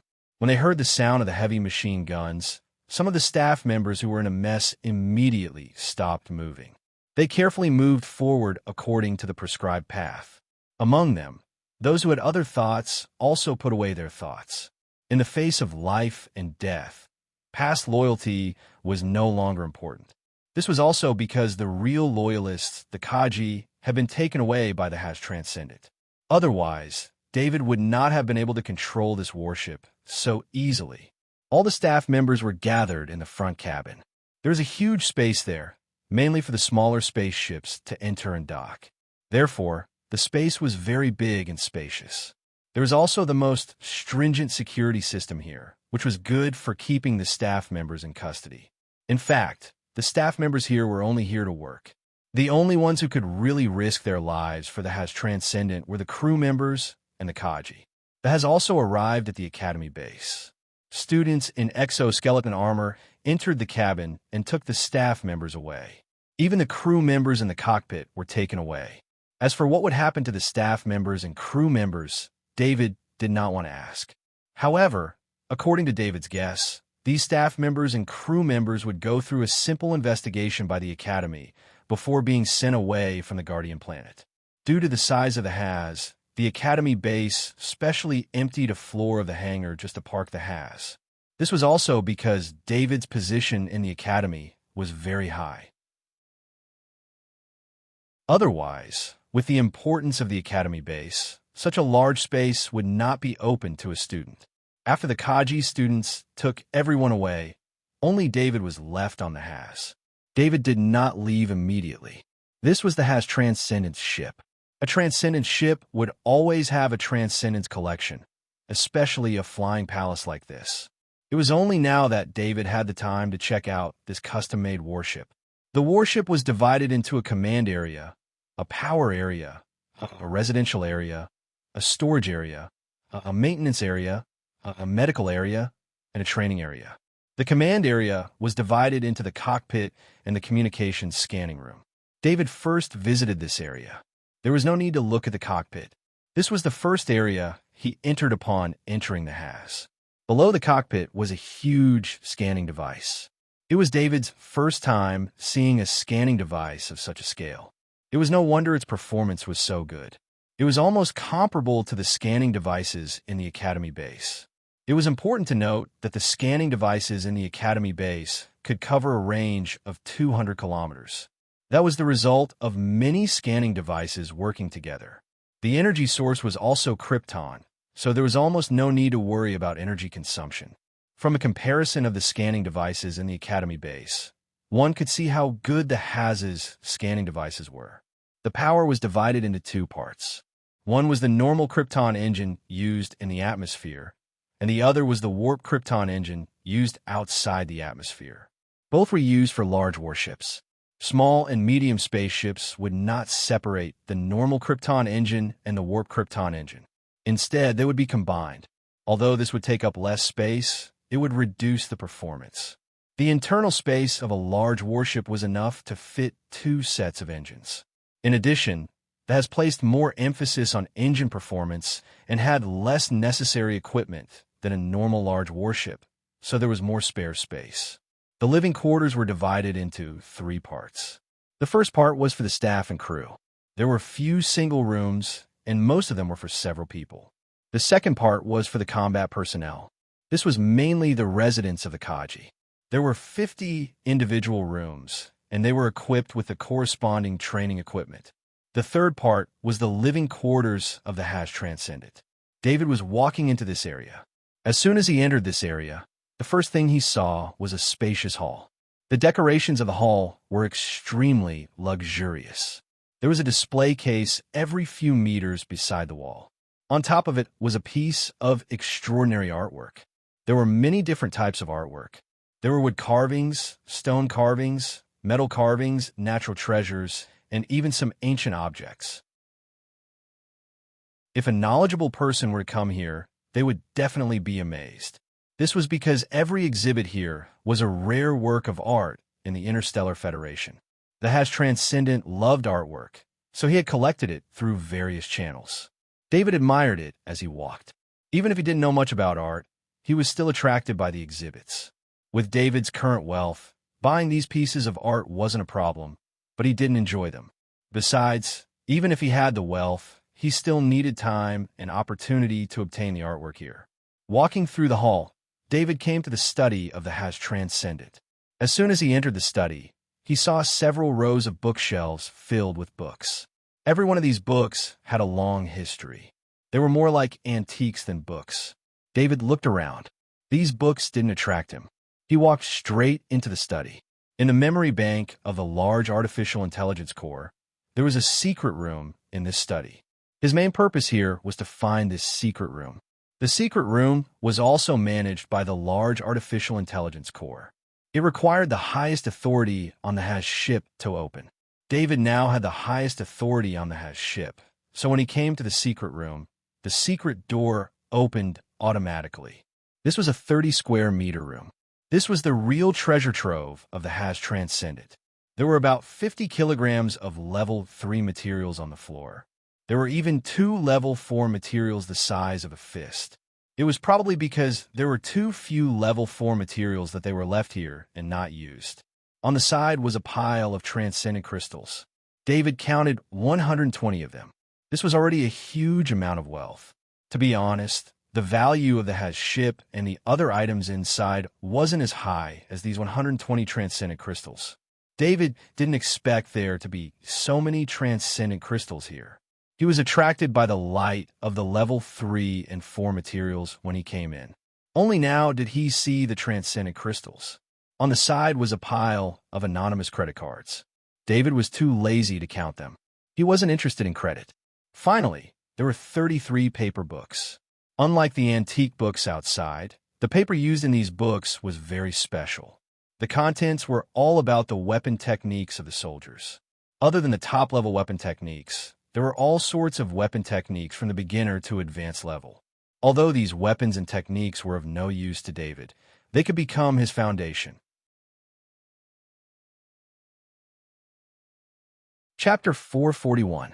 Although David didn't announce his forces to the public, the Kerr Intelligence Organization and the Tordo Fund were considered part of his sphere of influence. With these weapons and techniques that could be spread independently, he could cultivate his own Kaji. In the Interstellar Federation, the inheritance of weapons and techniques was very strict.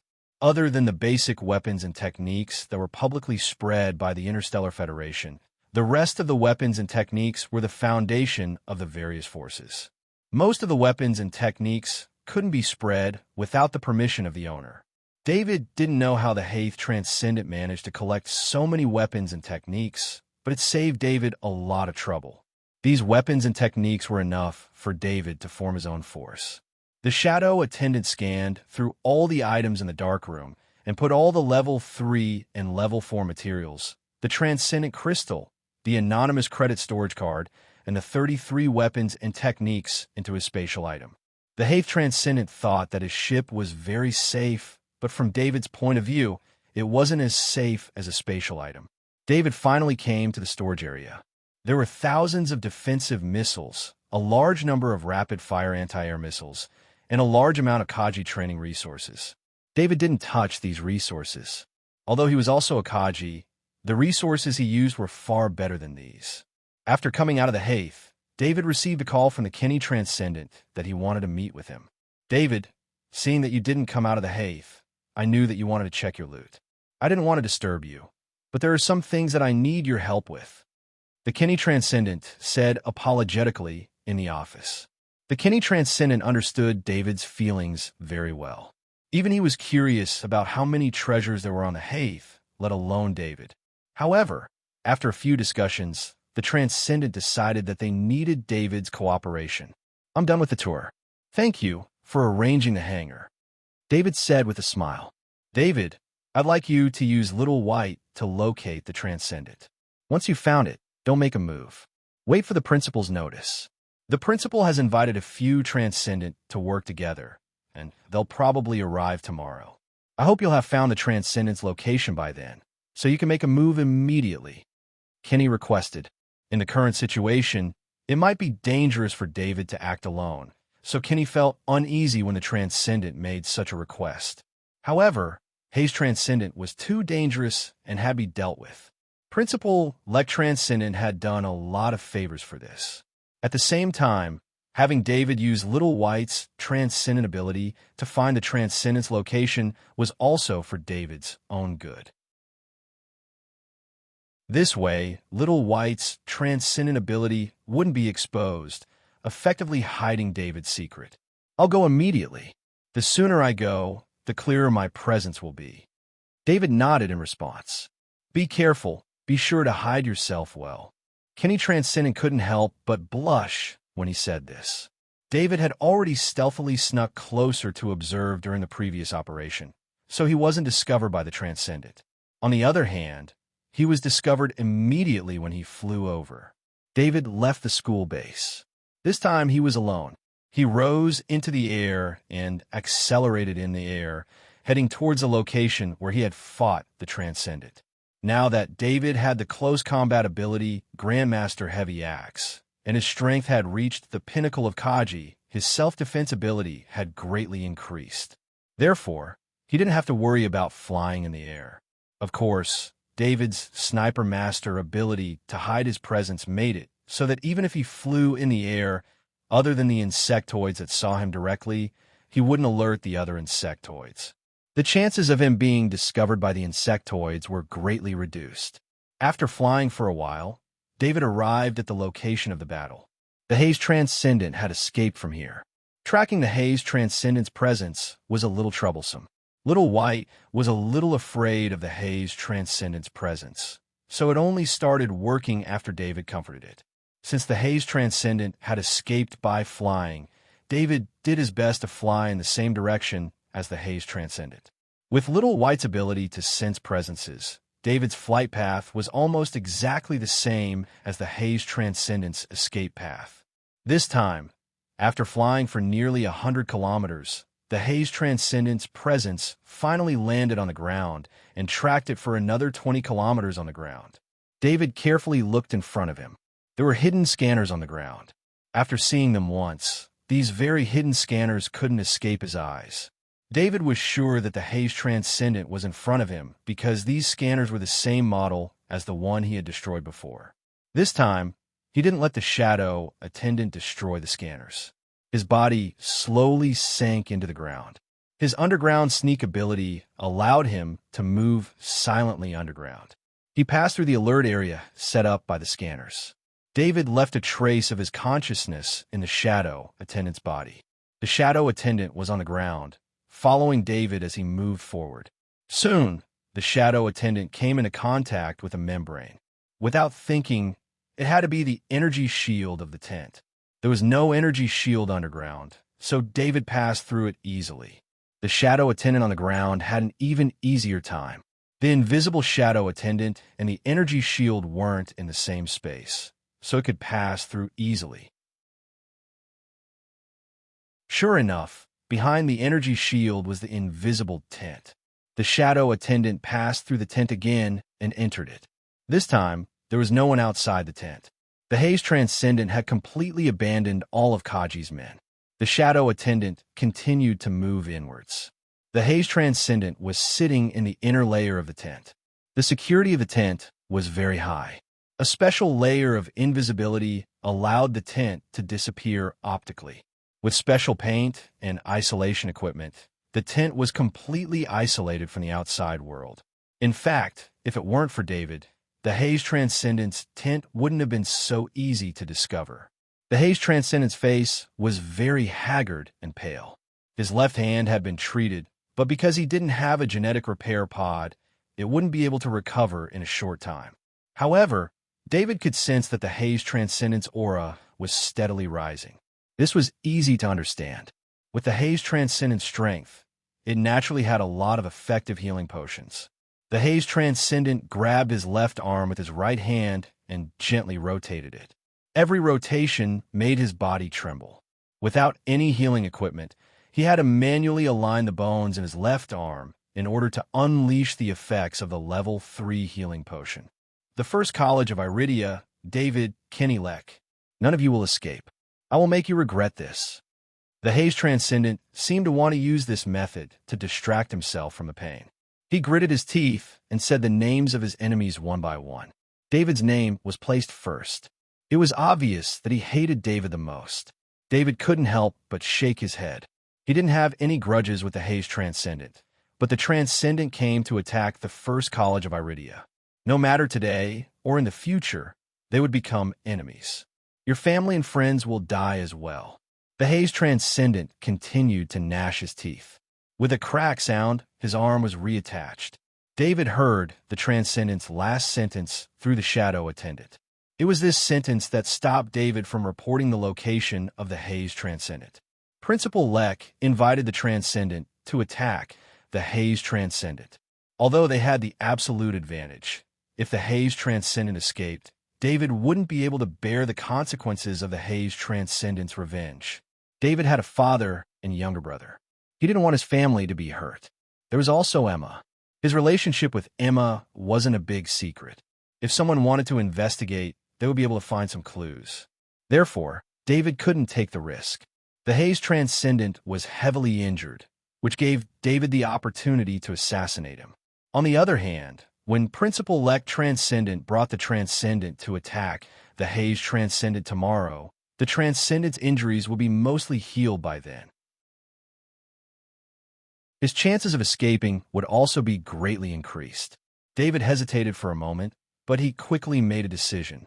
He went through all of his abilities in his mind, thinking about how to strike like a thunderbolt. David activated Extreme Speed, Strength Shock, Strength Boost, and Strength Overlay. At the same time, he prepared Spirit Pierce and High Frequency Soundwave. He took the Transcendent Stiletto from his calf and used Underground Sneak to slowly approach where the Transcendent was sitting. The Haze Transcendent was sitting on the ground of the tent. The ground of the tent was covered with a special carpet. Although it was very thin, it had many functions. It allowed the Transcendent to sit comfortably on the ground. The closer he got to the Transcendent, the slower David's movements became. The Haze Transcendents but was only separated from the ground by the carpet, and David was right below it. This was the first time David had used underground sneak to assassinate someone, and the target was such a powerful transcendent. David couldn't help but be cautious. He didn't dare to be careless. If the attack failed, David would have to take the Haze Transcendent's counterattack. If it wasn't for the Transcendent's threat, David wouldn't have taken such a big risk. The Transcendent had touched David's reverse scale. David's killing intent rose in his heart, but it was hidden by Sniper Master. The suppressed killing intent was about to be converted into the most fatal attack. The Shadow Attendant hovered on the side of the Transcendent, observing the Transcendent's every move and waiting for the best opportunity to strike. The Transcendent kept cursing. He began to treat the broken bone in his shoulder. When he pressed his right hand on the broken bone in his left shoulder, his whole body couldn't help but tremble. It was a natural reaction to pain. This natural reaction gave David a chance to strike. Through the Shadow Attendant's eyes, David saw that the Transcendent's attention was affected by the pain, so he immediately attacked with all his strength. The first thing he did was to activate the mental piercing from his soul and use the high-frequency sound wave to attack the Transcendental Haze. At the same time, David also stabbed out with the Transcendent Stiletto in his hand. Originally, the Spirit Pierce and high-frequency sound wave would have reached the Transcendental Haze body faster than the speed of an underground attack. However, the Super Stiletto had the ability to teleport. When he stabbed out, his arm did a short-distance space jump, and the Super Stiletto pierced through the carpet and into the lower part of the Transcendental Haze. Spirit Pierce directly entered the Transcendent soul. The Transcendent, who was already affected by the pain, was tormented by the sudden pain in his soul. He couldn't tell where the pain was coming from. Normally, the mental piercing wouldn't be able to enter the soul of a transcendent like Haze. This was because every transcendent's mental strength was very high, which greatly reduced the effect of the mental piercing. However, the transcendent was in pain at the time, which made him lose his sense of danger. The Spirit Pierce went straight into his soul. The high-frequency sound wave also hit the transcendent. The terrifying sound wave attacked his hearing and then his brain, causing him to feel dizzy. When the Transcendent Stiletto pierced through the carpet, the Transcendent actually felt it, but he was affected by both Spirit Pierce and high-frequency sound wave. He couldn't even control his own thoughts, let alone react. This was exactly what David needed. The stiletto pierced the Transcendent's butt. The petrification effect was triggered, and a portion of the Transcendent's intestines in his lower abdomen turned to stone. This kind of damage instantly woke the Transcendent up. The Spirit Pierce's awakened soul was immediately expelled from his soul, and the high-frequency sound waves' dizziness quickly dissipated. The Transcendent wanted to stand up and put on the Transcendent armor, but as soon as he moved, he felt like a rock was rolling in his abdomen. The unbearable pain forced the Transcendent to stop before he could put on the Transcendent armor. It was also at this time that the Transcendent Stiletto stabbed out again. This time, it was the Transcendent's left foot. Unless David's attack was seen directly, it was impossible to detect it through killing intent and Spirit Pierce.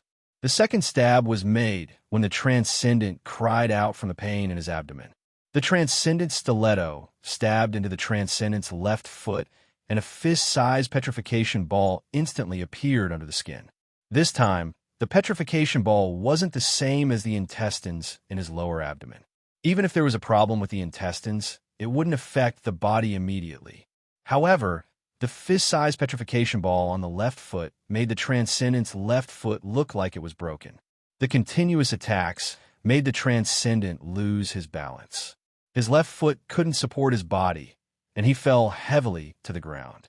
The Transcendent Stiletto stabbed out for the third time. This time, the target was the Transcendent's head. From the first stab to the third, the Transcendent Stiletto in David's hand maintained a strange attacking frequency. The Transcendent was about to summon the Transcendent armor, but before the armor could cover his body, the Transcendent Stiletto had already pierced into the Transcendent's head. The Transcendent suddenly couldn't move. When he fell, he was lying on his back, so the Transcendent Stiletto stabbed into the back of his head. Chapter 442. The Transcendent Stiletto pierced into the back of the Transcendent's head. The Transcendent armor that was covering his body stopped covering him. Just like that, the half-armored Transcendent froze. For this assassination, David had used almost all the abilities he could muster. The Transcendent didn't even have time to display his powerful combat ability. During the assassination, the Transcendent didn't even have time to stabilize his own soul. This was also the reason why, even though he was a Transcendent, he did not put on his Transcendent armor in time when he was attacked. David's Spirit Pierce was a direct attack on the soul, while the high-frequency sound wave was a dizzying effect. The combination of the two gave David enough time to react. On top of that, the Transcendent was heavily injured and was in his own tent. He thought he was safe, so he let down his guard and allowed David to succeed. Of course, the most important reason was the Transcendent Stiletto. As long as it pierced through the skin, it would form a fist-sized rock under the skin. A fist-sized rock was extremely harmful to the human body. If it appeared on the limbs, it would be a broken limb. If it appeared on the chest, it would be a serious injury or even a fatal one. David's final strike had pierced the Transcendent's head. This wasn't even considered the damage caused by the Transcendent Stiletto. Just the fist-sized rock in the Transcendent's head would have taken his life in an instant. The Shadow Attendant broke free from David's control and flew over to absorb the Transcendent soul. David felt the Shadow Attendant absorb the Transcendent soul. The Shadow Attendant felt a wave of comfort and let out a long sigh of relief. He had taken a huge risk to assassinate Hayes' Transcendent. If he were to face Hayes' Transcendent head-on, David wouldn't dare to guarantee that he would be able to escape. Not to mention, Hayes' Transcendent had a quasi-transcendent weapon. Although the carpet had been punctured, David didn't want to make it bigger. The Transcendent was already dead, and the tent was his spoils of war. He didn't want to damage his own belongings. The Shadow Attendant found the tent's controller. The security system was very weak, so it only took David a minute to fix it. The owner of the tent was now David. David then drilled out from the ground outside the tent. The energy barrier didn't stop him, and he walked into the tent.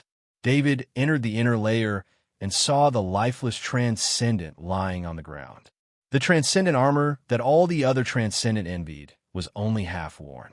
The Transcendent's eyes didn't close, even though he was dead. He didn't expect to be assassinated. It was almost impossible to assassinate a powerful Transcendent. The Transcendent's reaction was very fast, and they could react even in the face of danger. For example, Transcendental Hayes had practiced shield mastery before.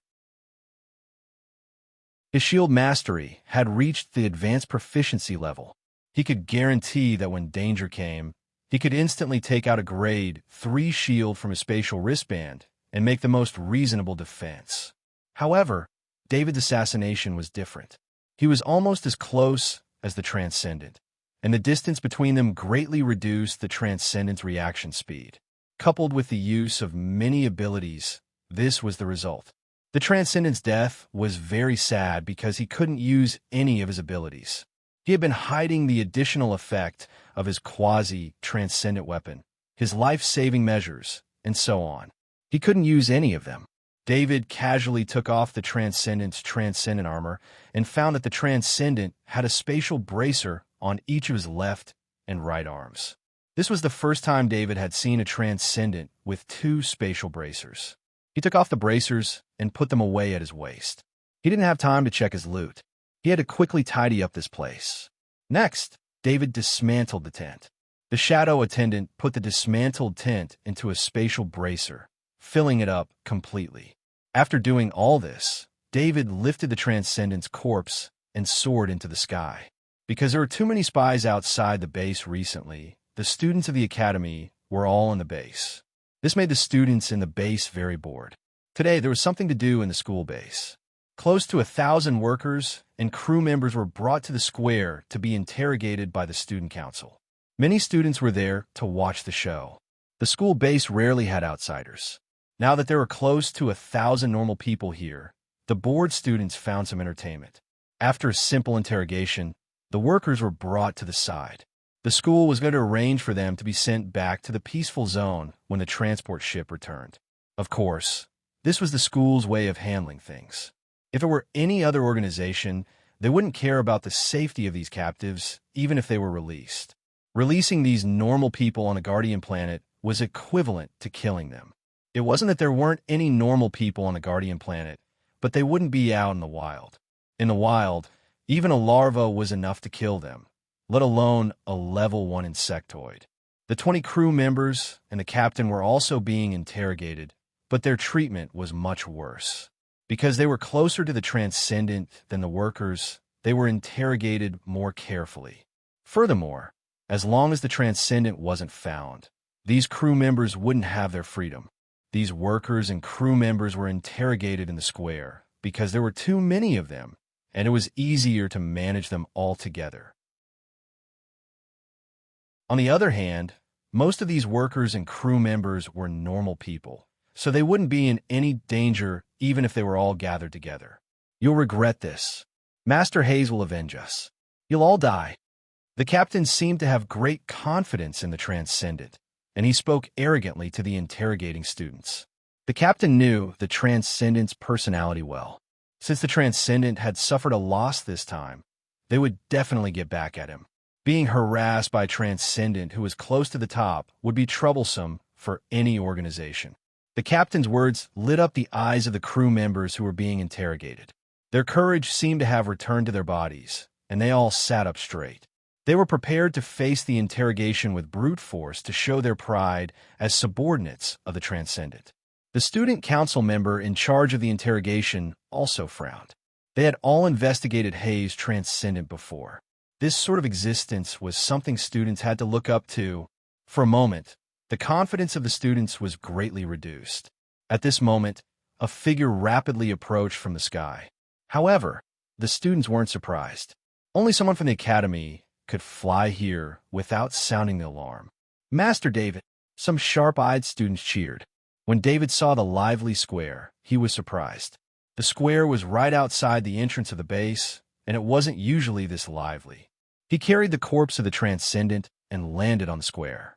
He smiled and nodded to the students as he prepared to pass through the crowd and enter the base. Master Hayes!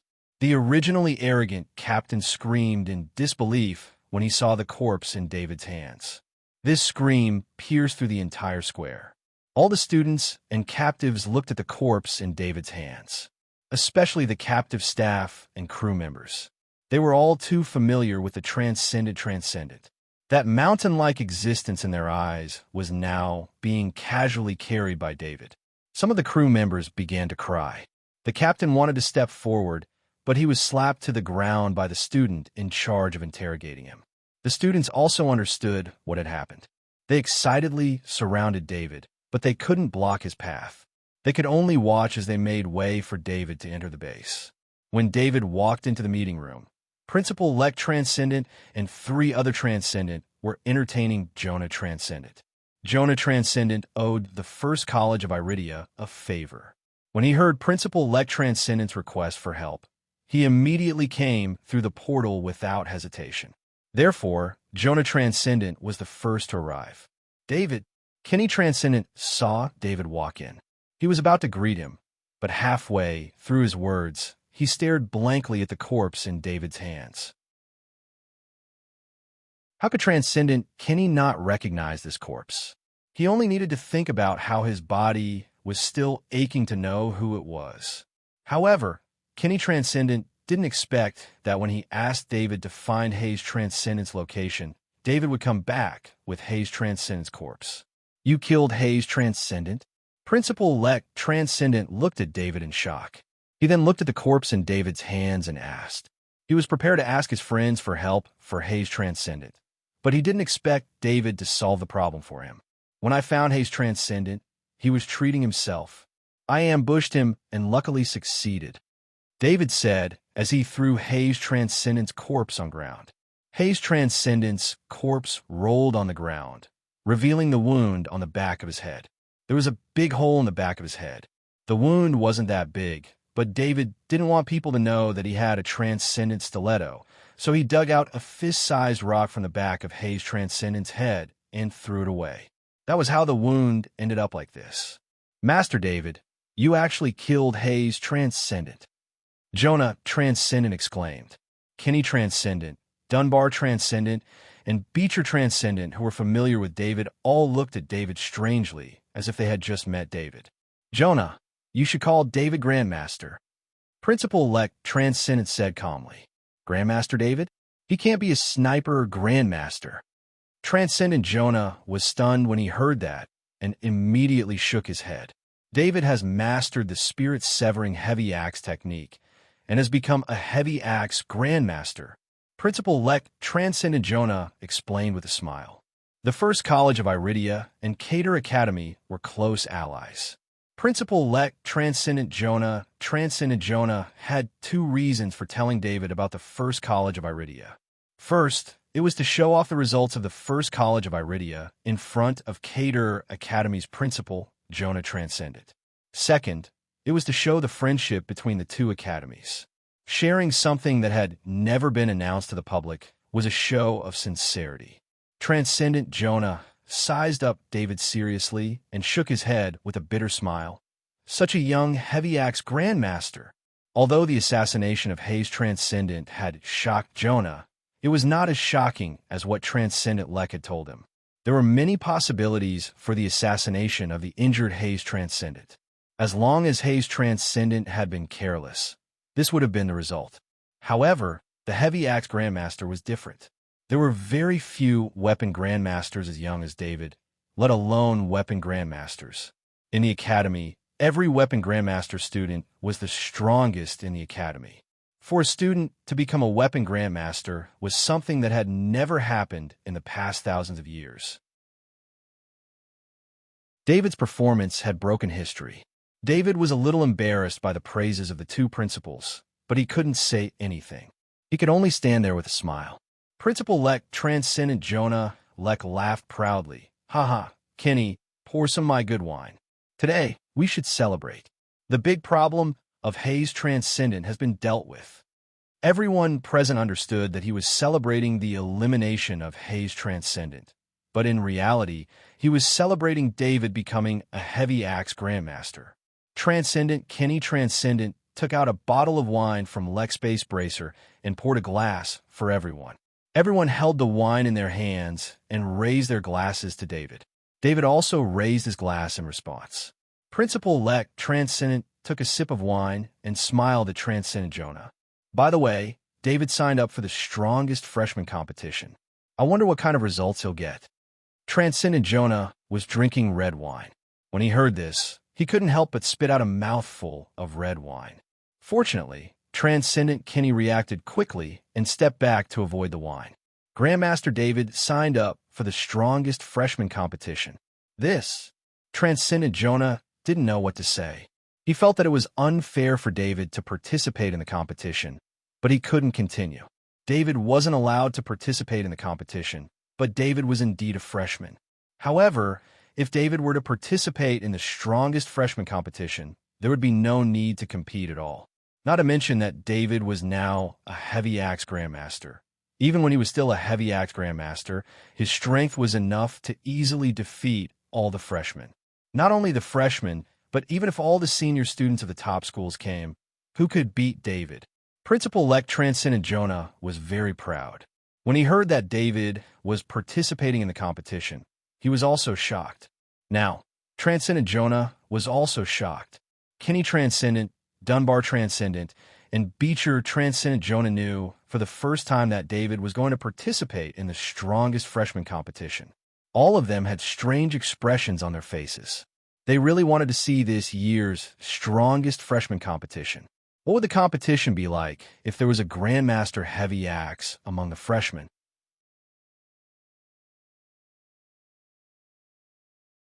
Chapter 443. The corpse of Hayes Transcendent was handed over to Principal-elect Transcendent. This was a chance to show off the might of the First College of Iridia. Hayes Transcendent challenged the First College of Iridia and was killed. Since Hayes Transcendent was very famous, the effect of the Transcendent's death was even better. David obtained 1,000 points. As for the equipment on Hayes Transcendent's body, none of the Transcendent present mentioned it. Needless to say, The equipment was David's spoils of war. Even if the equipment was very tempting, they wouldn't ask David for it. David returned to his dorm and took out the two-dimensional bracers on his waist. He connected his mind to the shadow attendant and used the shadow attendant to send his mind into one of the bracers. To his surprise, he had always thought that all spatial bracers were the same size. However, when he entered this spatial bracer, he discovered that the space inside this spatial bracer was 5 cubic meters. Even David's spatial ring was only 2 cubic meters in size, but this spatial wristband was more than twice as big. David didn't know that the dimensional bracers of Hayes Transcendent were made from mutated dimensional materials. He asked a professional company to make them for him. Inside the spatial bracer, there was a level 3 heavy sword, a level 3 shield, a large amount of medicine, level 3 strengthened meat, and other cultivation resources. David first took out the grade 3 shield. It was very heavy, and its thick surface was completely made of grade 3 materials. If this grade 3 shield was used to make other heavy weapons, it could be used to make at least 3 heavy weapons. He tried to take out a grade 3 heavy axe in his right hand and a grade 3 shield in his left. With a heavy axe and a shield in his hands, he could both defend and attack. Especially after David became a heavy axe grandmaster, having a shield in his right hand didn't affect his use of the heavy axe. David was satisfied with the 2 weapons and had the shadow attendant put them into his dimensional ring. These 2 weapons would become his daily weapons. David then took out the grade 3 strengthened meat and organized it. This was the training resource that Hayes Transcendent prepared for him. Probably because he would be staying on the Guardian planet for a long time, there was a lot of grade 3 strengthened meat. There were 60 portions, which were enough for 2 months of training. This saved David 6,000 points. Since David had been using the grade 3 strengthened meat to train, he would have at least 1 portion a day. The large amount of grade 3 strengthened meat in the first college of Iridia's base had greatly reduced the amount of grade 3 strengthened meat. The college said that there would be a limited amount of grade 3 strengthened meat. The 60 portions of grade 3 strengthened meat from Hayes Transcendent solved David's urgent need. Otherwise, he would only be able to use grade 2 strengthened meat to train for a period of time. Finally, David took out a grade 3 heavy sword. It was a quasi-transcendent weapon. Although David had a real transcendent weapon, his transcendent weapon was only a military knife and not a proper weapon. In fact, a quasi-transcendent weapon and a transcendent weapon did not have much in common. A quasi-transcendent weapon was a weapon that had been blessed by the great world of God and had entered the Interstellar Federation through certain channels. Since a quasi-transcendent weapon was considered very precious in the great world of God, coupled with the great world of God's ban on this level of weapon, there were very few quasi-transcendent weapons that could enter the Interstellar Federation. David held the grade 3 heavy sword in front of him. He tried to use his mind to connect with the sword in his hand and received a strange response. This strange response was a divine language. David was very familiar with the divine language, so he immediately understood the content of this divine language. The name of this level 3 heavy sword was Sharp Heavy Sword. The name of this kind of weapon was not randomly chosen. Every weapon's name represented its own special effect. The special effect of a Sharp Heavy Sword was sharpness. The sharpness effect could be activated once every 24 hours. This sharpness effect could raise the sharpness of the Sharp Heavy Sword by 1 level. In other words, as long as the Sharp Heavy Sword effect was activated, it would have the sharpness of a level 4 heavy sword. Unfortunately, the sharpness effect could only last for 2 seconds. If this effect could be extended, the Hayes Transcendent would not have to worry about being surrounded. David finally understood why everyone who had seen the effect of the Sharp Heavy Sword was dead. As long as the Hayes Transcendent did not mention this effect, no one would have guessed it. Think about it. 2 Transcendent were fighting, and suddenly one side's weapon easily cut through the other's weapon. Did such a battle even need to continue? A grade 4 heavy sword for 2 seconds was enough for the Hayes Transcendent to kill an opponent of the same level. Of course, The prerequisite was that the opponent did not have a transcendent weapon. For example, let Transcendent's transcendent weapon effect weaken, and Jonah Transcendent's transcendent weapon effect slow. Both of them could prevent the sharpness effect of the Haze Transcendent from being activated. The activation of the sharp heavy sword was very simple. As long as the mental power was activated, the sharpness effect could be activated. David couldn't help but sigh at the wonders of the great world of God. That civilization was completely different from the Interstellar Federation. Although it seemed primitive in terms of weapon manufacturing, it was more advanced than the Interstellar Federation in many aspects. As long as the user had the mental talent, they could communicate with the sharp, heavy sword and obtain the corresponding instructions. It was just like the instructions of a product. David tried to use his mental power to activate the patterns on the sword hilt. As soon as his mental power came into contact with the patterns, the grade 3 heavy sword emitted a white light. He had been paying attention to the sharp heavy sword, so he naturally saw the changes to the sharp heavy sword. After the pattern was activated, the white light flashed and disappeared. Dense patterns appeared on the entire sword. These patterns were very faint, and if one didn't look closely, they wouldn't be able to see them clearly. These dense patterns covered the entire sword, but they were also covered by the sword's green light. In a battle, it would be very difficult for the enemy to notice these small changes. After 2 seconds, the dense patterns on the sword disappeared. David discovered that the patterns on the hilt of the sharp, heavy sword seemed to have lost their vitality and could no longer be activated. David looked at the grade 3 heavy sword in his hand with a helpless expression. His longsword mastery had reached 67% perfection, so he could be considered a master longsword. However, the grade 3 heavy sword in his hand was not the same as the Interstellar Federation longswords.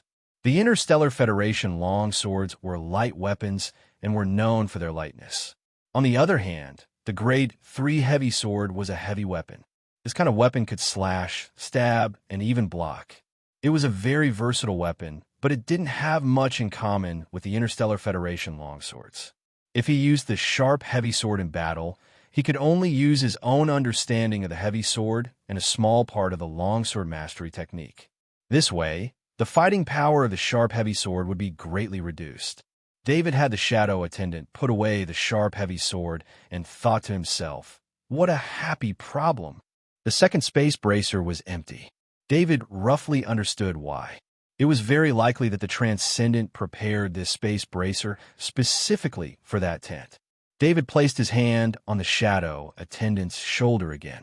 Afterward, a large amount of soul energy poured into his soul, and a rain mist appeared on top of his soul fortress again. This soul energy rain mist came and went quickly. It soon disappeared. David had the shadow attendant bring up his status panel. On the status panel, his will increased by 0.03, reaching 7.14. David ordered the shadow attendant telepathically, "Separate out the knowledge orbs I got this time." Following that, 3 knowledge orbs floated out from the star-like cluster of knowledge orbs. Among the 3 knowledge orbs, 1 was white and 2 were green. David focused his attention on the white one. Energy armor. Secret skill cannot be used. When he saw the energy armor, David was happy because this was the secret skill that Mike Lure Transcendent had used to block his attack. If he hadn't activated this stacking of powers talent, that sure kill attack might have been useless. The energy armor could increase the user's defense and reduce the damage received. However, the description of unusable made his happiness disappear before it could appear on his face. He still had many knowledge orbs that couldn't be used, and most of them were because his own strength didn't meet the requirements. This energy armor was probably the same situation. According to David's understanding, the energy required for the energy armor should be transcendent power. At the very least, one had to master transcendent power to be able to learn the energy armor. David was very disappointed with the first ball of knowledge, but there were still 2 more. David focused his attention on the other green ball of knowledge. Piano, 99% perfection. This was a top-notch master's knowledge orb, but this ability made David not know whether to laugh or cry. Just like the cooking 99% perfection ability he had obtained before, when a transcendent loved a certain profession, they could practice that profession to the extreme. This was related to the transcendent's mental strength that far surpassed that of ordinary people, as well as their super strong bodies. These all allowed a transcendent to have a higher starting point than other people when they dabbled in other professions. This piano, 99% perfection, knowledge orb came from Lancelot Transcendent. This transcendent had always lived in a peaceful area, and the piano was his daily hobby. It was just that he always entertained himself, and no one was qualified to make him play for them. Therefore, even among those who knew Lancelot Transcendent, very few people knew that Lancelot Transcendent was a top-notch piano master. For an ordinary person, such a knowledge orb was a step to heaven, and they would become a respected piano master for life. But for David, this knowledge orb was really of little value. Not to mention his identity as a master heavy axe. Just his identity as a master sniper was enough to make anyone respect him. He put the piano, 99% perfection, knowledge orb aside, and prepared to absorb it when he had the time. Although it was said to be useless, there was no harm in learning a little more. David felt that his luck was very bad today. The two knowledge orbs he had obtained from the transcendent soul were useless, and he did not have any hope for the last knowledge orb. This was not surprising, as many of the knowledge orbs he had obtained from the transcendent soul were also useless, especially now that his various abilities had improved too quickly. Most of the transcendent's abilities were inferior to his, and the abilities that were useful to him were really too few. Knight's Cross / 99% perfection. When David saw the last green knowledge orb, he could not believe his eyes. This was the first time he had seen a technique with such a name, and it made it impossible for him to know what kind of weapon this technique was. Moreover, the description on the knowledge orb was different from the other knowledge orbs he had seen before because it mentioned a battle technique. David impatiently transferred the Knight's Cross / 99% perfection knowledge orb into his body. Although he had never heard of this battle technique before, it indicated that it was in a learnable state. As long as he learned it, he would naturally know what battle technique it was. After a moment of dizziness, his vision changed, and he appeared in a square, holding a heavy sword in his hand. This heavy sword was very ordinary, but its style was the same as the third-grade heavy sword of the Transcendent. David could not control this body, but he could feel everything about this body, including the thoughts in his mind about how to use the heavy sword in his hand. However, he could still see some strange things. The ground of this square was paved with limestone, and the surface of the limestone was incomparably smooth, as if it had been constantly rubbed and polished. The square was surrounded by stone walls, and the style was something David had never seen before. It was clearly designed for war, but there were no defensive weapons commonly seen in the Interstellar Federation on the walls. In fact, in the nearby area, there were no common Federation decorations as far as the eye could see. David did not look any further. He knew the importance of this inheritance, so after being distracted for a moment, he refocused his mind and began to learn. The news of the Transcendent's death spread. Within a few hours of the news, all the Transcendent and Kaji who entered the First College of Iridia retreated from the area. The strength of the First College of Iridia exceeded everyone's expectations. The Transcendent, who had been rampaging for almost 100 years, fell at the hands of the First College of Iridia. This made those who had their eyes on the pregnancy crystal reevaluate whether it was worth it. Even some of the forces that had been secretly involved in this matter hurriedly called back their men. Under such circumstances, no one dared to offend the First College of Iridia. The name of the Transcendent was transferred to the First College of Iridia because of the death of the Transcendent. However, David, who had killed the Transcendent, was not affected at all. This was because the Academy had hidden this information. Even the Transcendent of Cater Academy did not reveal it to the public. The First College of Iridia's base returned to normal. The students went out to hunt for insectoids as usual, gaining points through battle and increasing their strength.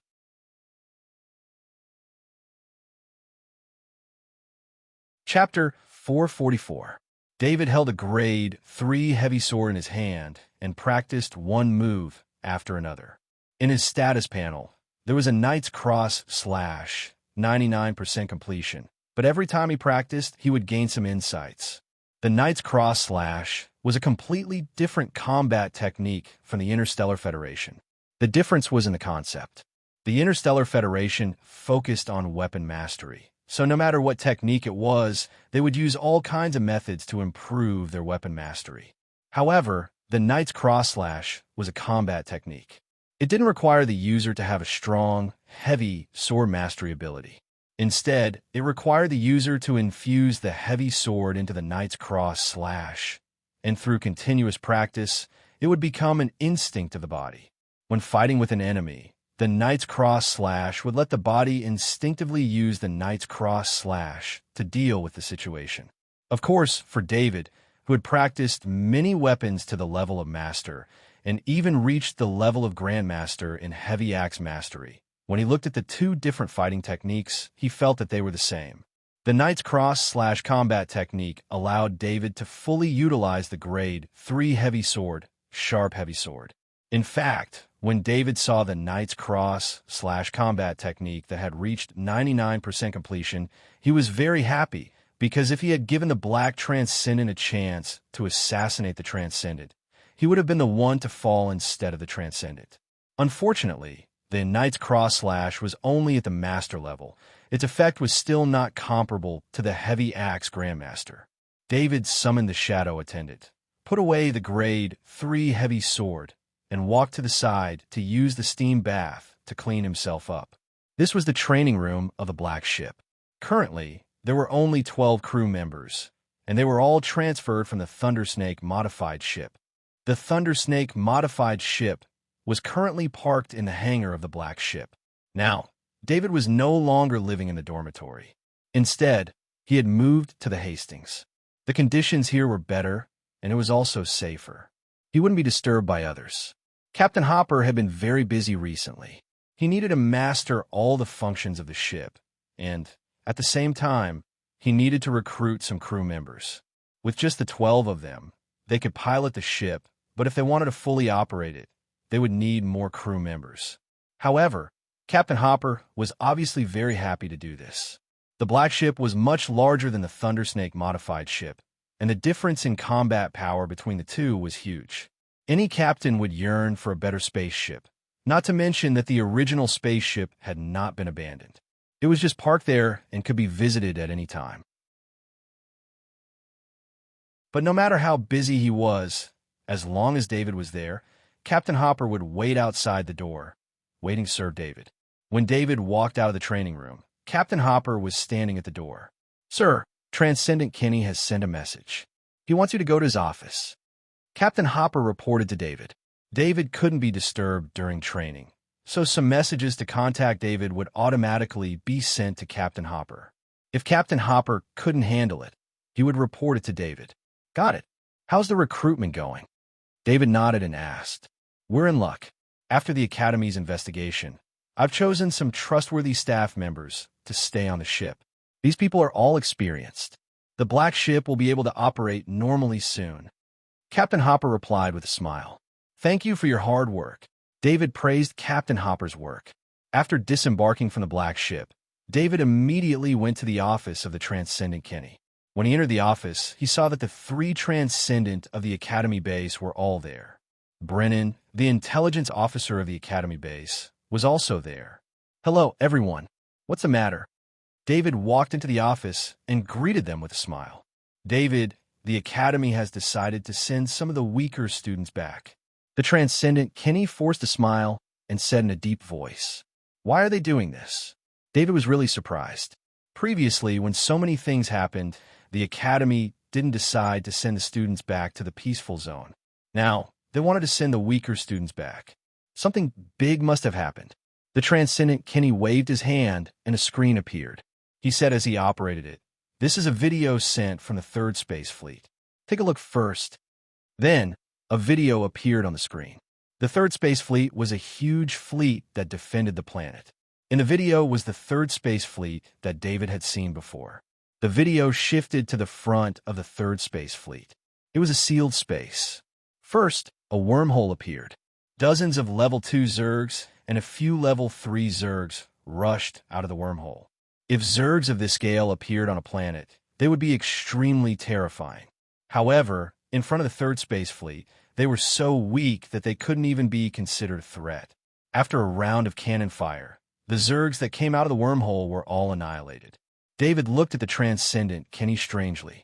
He didn't understand what was so interesting about this video. He had seen a level 4 Zerg come out of a wormhole before, but it was still killed by the third space fleet. Keep watching.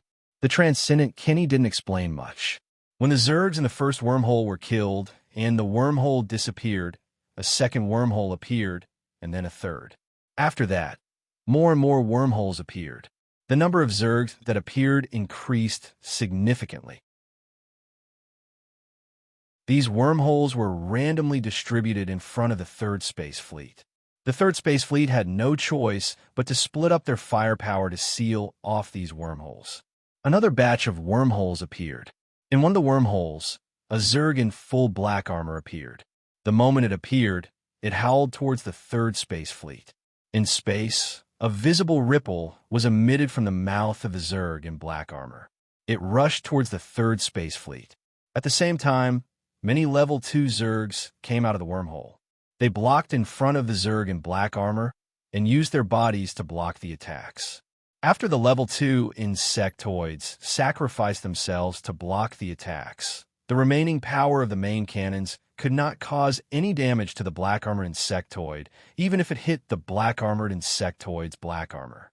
David could tell that the Zerg in black armor was a level 4 Zerg. It was a level 4 Zerg with special abilities. The scariest part of the Zergs wasn't the ones with sharp claws and teeth. Instead, it was the ones with special abilities. This was because Zergs with special abilities were even more mysterious and hard to predict. However, David could tell that the ability of this black-armored arachnid was very similar to his high-frequency sound wave. Of course, David's high-frequency sonic wave was not on the same level as the Zerg in black armor. David's high-frequency sonic wave could only cause dizziness to enemies of the same level. The stronger the enemy, the less effective it would be. However, this level 4 Zerg in black armor was able to use its sound wave ability on a large fleet. With the level 2 Zergs blocking it and the third space fleet's firepower being diverted by the Zerg in black armor, the level 4 Zerg in black armor was able to successfully use its sound wave ability. The sound wave swept across the third space fleet's frontmost battleships. These battleships that were placed at the frontmost had the strongest defense. With the addition of the energy shield, they could easily block the level 3 Zerg's attacks. However, the level 4 Zerg in black armor's sound wave attack was very powerful. The sound wave ignored the energy shield and the strong armor of the battleships and went straight into the battleships. The crew members in the battleships were all wearing protective helmets, but when the sound wave passed through, it didn't have any effect. Their eyes were bloodshot, and blood was coming out of their ears and mouths. Inside the bodies of the crew members, various organs were severely damaged. 2 seconds later, all the crew members in the battleship were dead. Only the battleship remained in a hovering state. It was like a ghost ship. 1 ship, 2 ships, 10 ships, 20 ships.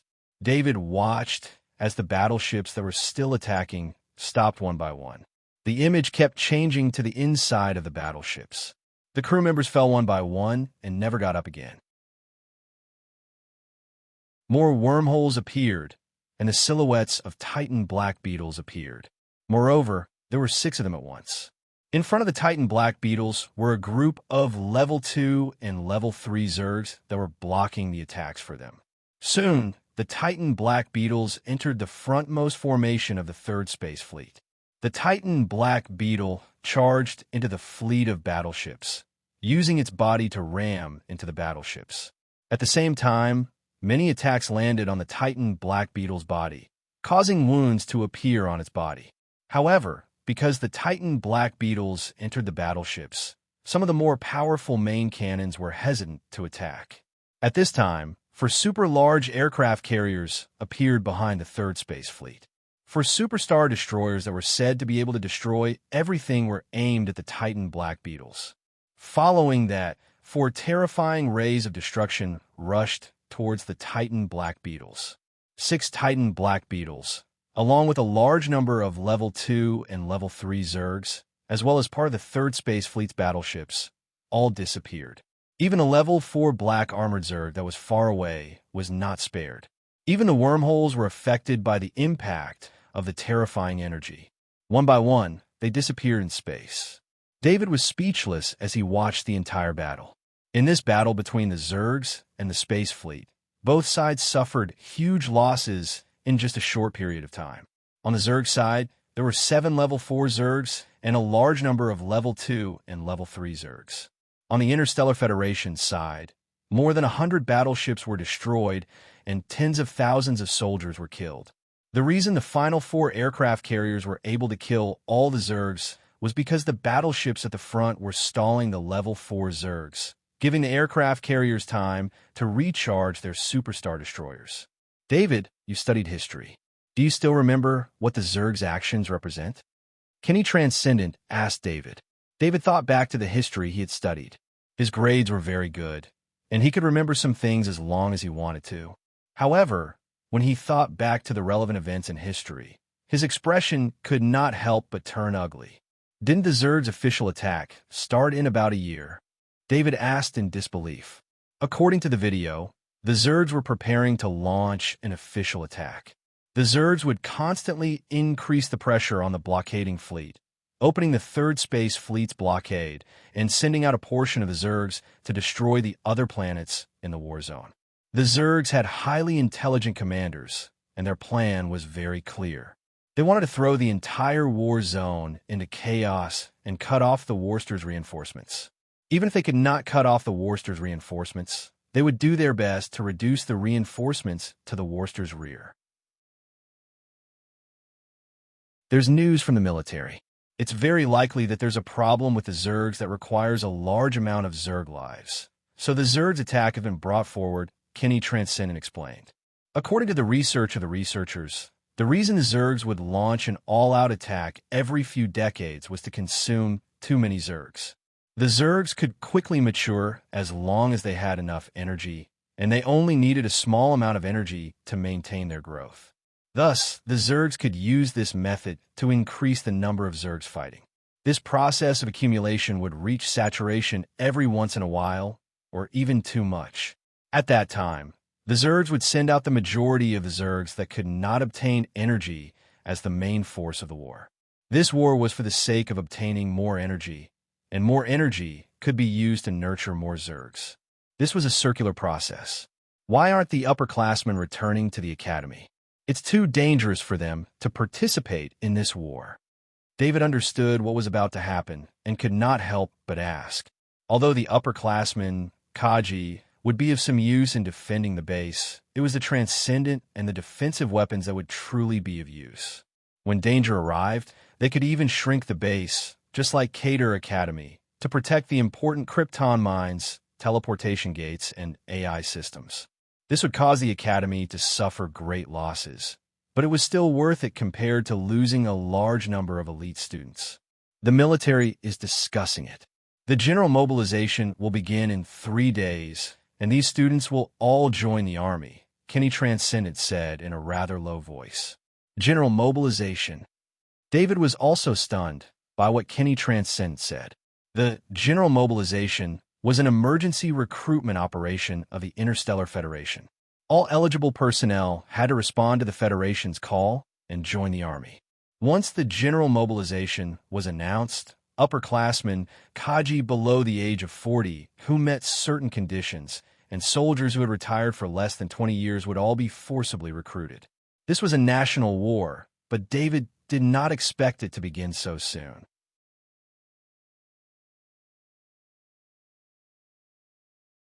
Chapter 445. The development of the situation was just as Kenny Transcendent had said. At noon the next day, the 3rd Space Fleet sent an emergency report that a portion of the insectoids had broken through the blockade. After receiving this news, the first college of Iridia's base was once again sealed off. All students who stayed behind were not allowed to leave the base. It was not just the first college of Iridia's base that was sealed off. The other 3 bases in the area were also sealed off. In the afternoon, 50 military transport ships arrived at the first college of Iridia's base. They were there to help defend the college's base. Once the insectoids launched an all-out war, the military would replace the college in defending these bases. In the end, the college was only there to nurture students and was not the main force of the war. David stood to the side and watched the soldiers disembark from the transport ships. These soldiers included various types of soldiers. There were engineers who were responsible for installing the defensive weapons all over the college's base. There were also artillerymen whose job was to operate a large number of defensive weapons. There were also scanners and breeders. They were here to turn the college's base into a true war fortress. For a period of time, the college's base would become a military facility and would only be returned to the college after the war ended. Hopper, take the black ship and leave first. David ordered Captain Hopper as he looked at the college's base that had been taken over by the military. Sir, we've already formed a preliminary combat capability. Leaving the black ship behind can help you. Captain Hopper insisted. He did not want to leave. This is an order. Leave immediately, David said in a deep voice. David still remembered the tragic state of the Third Space Fleet. Such a powerful warship had been destroyed, and that was only in a single battle. After that, the enemy even broke through the blockade. The number of warships lost by the Third Space Fleet must be staggering. While the Black Ship was a large, custom-made warship with excellent performance, it was only cannon fodder in a war like this. David did not want Captain Hopper and his crew to participate in this war. This was not a war that belonged to them. Yes, sir, Captain Hopper replied loudly. The First College of Iridia had already helped with the paperwork for the Hastings. Although it was very troublesome to turn a large warship like the Hastings into a personal vehicle, the Hastings Transcendent had already completed the paperwork. As the new owner, David only needed to make a few changes. Of course, the First College of Iridia had to step in. Otherwise, David would have a hard time dealing with the procedures. Now, on a legal level, this large battleship was David's private vehicle. Even if it entered a peaceful area, it would not be a problem as long as it did not approach the planet. Powerful private battleships like the Hayes would use landing ships to communicate with the ground in peaceful areas. Unless they had the permission of the planet, they would not be able to get close to any planet. At night, Captain Hope sailed away in the Hastings. David watched as the Hastings disappeared. He was worried about the situation on planet Monolith. However, planet Monolith was the outermost planet of the war zone. As long as the war zone did not completely fall, planet Monolith should be safe. The Hastings' target this time was planet Monolith. Captain Hopper's orders were to take Hans and his family away as soon as planet Monolith was in danger. As for Galen Transcendent, it was up to Galen Transcendent to decide. His identity bracelet vibrated. David opened his identity bracelet and saw the latest intelligence sent by Intelligence Officer Brennan. As all the bases were now under military control, Brennan's source of information had become limited. He relied entirely on the school's graduates from the military to obtain relevant information. Even so, Brennan's report was as accurate as ever. In another area of the Guardian planet, 2 school bases had entered a state of lockdown. Other than the portals that were still usable, the bases had completely lost their functions. The military had suffered heavy losses in the 2 school bases. It was said that there were as many as 5 level 3 insectoids that participated in the attack on the 2 school bases. The 2 school bases did not even have a decent defense before they were breached. Fortunately, the school bases were designed with this in mind. The insectoids would not be able to break into the important parts of the school bases for at least a day after the lockdown. With this time, the warships in space would wipe out the insectoids in the school bases. The school bases would also be preserved. The school base's main purpose was to protect the kryptonite mines. If any kryptonite mine were to be taken by the insectoids, it would be an unimaginable disaster. When the insectoids launched an all-out attack, they would not conserve the energy of the kryptonite mines. Once a kryptonite mine was taken by the insectoids, a large number of Level 2 insectoids would be cultivated in a short period of time. Although the first college of Iridia's base was under military control, the military did not ask about the students and Transcendent who stayed behind to guard the school. They did not stay in their original residences. David returned to his original dorm. He was still in charge of operating the 3 Gaussian cannons that the school built for him. Both the school and the military unconditionally agreed to this. With the sniper master around, the military that participated in the defense hoped that David could stay and help with the defense. However, on the 3rd day, a notice disrupted David's plan. Mr. David Kerr, the Federal High Command, has issued a total mobilization order. The military command has the authority granted by the Interstellar Federation to issue a conscription order to Mr. David Kerr. Within 2 days of receiving the conscription order, you must gather at the military conscription office. Otherwise, it will be considered a violation of the law. This was a conscription order.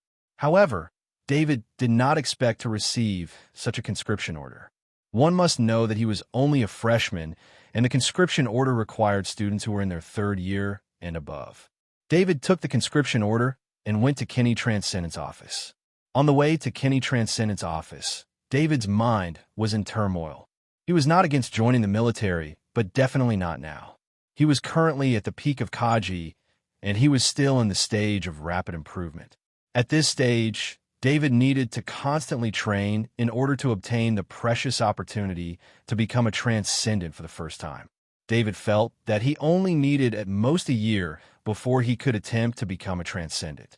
After that, he would have a long period of weakness. During this period of transformation, he would not even be able to fight. Joining the military would disrupt his plans, and it might even affect his chances of becoming a Transcendent. Kenny Transcendent, I received a conscription order, David said directly as soon as he entered Kenny Transcendent's office. Kenny Transcendent frowned. He did not expect David to be conscripted, so he said in a low voice, "Wait, I'll help you ask." Kenny Transcendent contacted many of his friends in the military, and his expression became more and more unsightly. "David, you were specifically requested to be conscripted by many military Transcendent," Kenny Transcendent said helplessly as he looked at David. He also wanted to help David, but several military Transcendent had already completed the procedures. It was too late for him to intervene even if he wanted to. "But don't worry, our academy has many graduates in the military. These are all your classmates. I will contact them, and you will not be taken advantage of." Kenny Transcendent comforted David. "Thank you." David thanked him sincerely. Since he could not escape, David could only accept the fact. He only hoped that the war would end soon and not drag on for too long. "David, the academy cannot help you much, but I have opened the exchange for level 3 strengthened meat. You can exchange for any level 3 strengthened meat as you wish," Kenny Transcendent said as he patted David's shoulder. "This will be a great help to me." David's eyes lit up as he said. After so many days, he had accumulated more than 6,000 points. This amount of points was enough to exchange for 2 more months of level 3 strengthened meat. David did not know that the Academy's resources, especially the high-grade resources, had already been transferred to the Peace Zone. The resources that Kenny Transcendent provided were actually the training resources of Kenny Transcendent.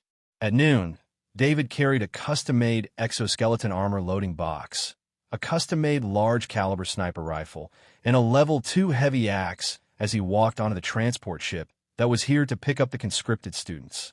"Master David, please sit here." David was the last to enter the transport ship. As soon as he entered the transport ship, a student stood up and offered him a seat. The students here were all senior students of the First College of Iridia. When they saw David, they naturally showed sufficient respect. David smiled as he rejected the student's offer of a seat. Instead, he chose a corner and sat down. At first, the students were a little reserved due to David's presence, but they soon regained their liveliness. Joining the military was the dream of most of the students here. Especially going to Warstar was the hope of all the Kaji students. They hoped that they could become one of the heroes that the Federation promoted on Warstar. Excitement, and eagerness spread throughout the transport ship. The students here had all been honed on the Guardian planet, so they did not have the fear of joining the military. Instead, they hoped to join the military as soon as possible and display their skills on the battlefield. David looked at the young students. His thoughts were different from theirs. There was no telling how many of these young students would be able to return home alive. A war that could make the Interstellar Federation mobilize for war was not going to be easy. After the military transport ship took off, it broke through the atmosphere and left the Guardian planet. After flying for half a day, it arrived at a space bastion. A space bastion was a fixed defense facility of the military in space. It was also the military's recruitment center. The recruits from the nearby planets would gather here and be assigned to the various military units based on their strengths. When David arrived, there were at least tens of thousands of recruits gathered here. The recruits here were more complicated. There were veterans, reservists, Kaji students, and students like David. After arriving, the first college of Iridia's students scattered and almost disappeared. David did not have many friends, so he went to the registration center alone according to the instructions on his bracelet. The registration center was divided into 30 areas. It could allow 30 recruits to register at the same time. This made the registration process very fast. There were not many recruits at the registration center. Most of them went to the waiting area after registering and waited for the ship to send them to the designated military unit. I am First Lieutenant Hovey. You newbies, listen to my orders. Hurry up and line up.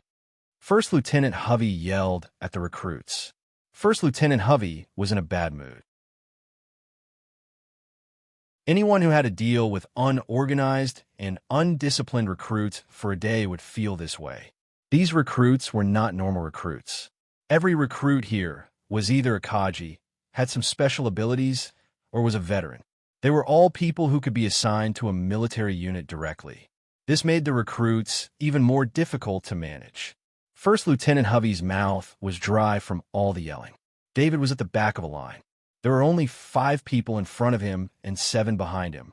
After hearing First Lieutenant Hovey's yelling, the line straightened a little. Damn it, I'm Kaji. Why am I assigned to a warship?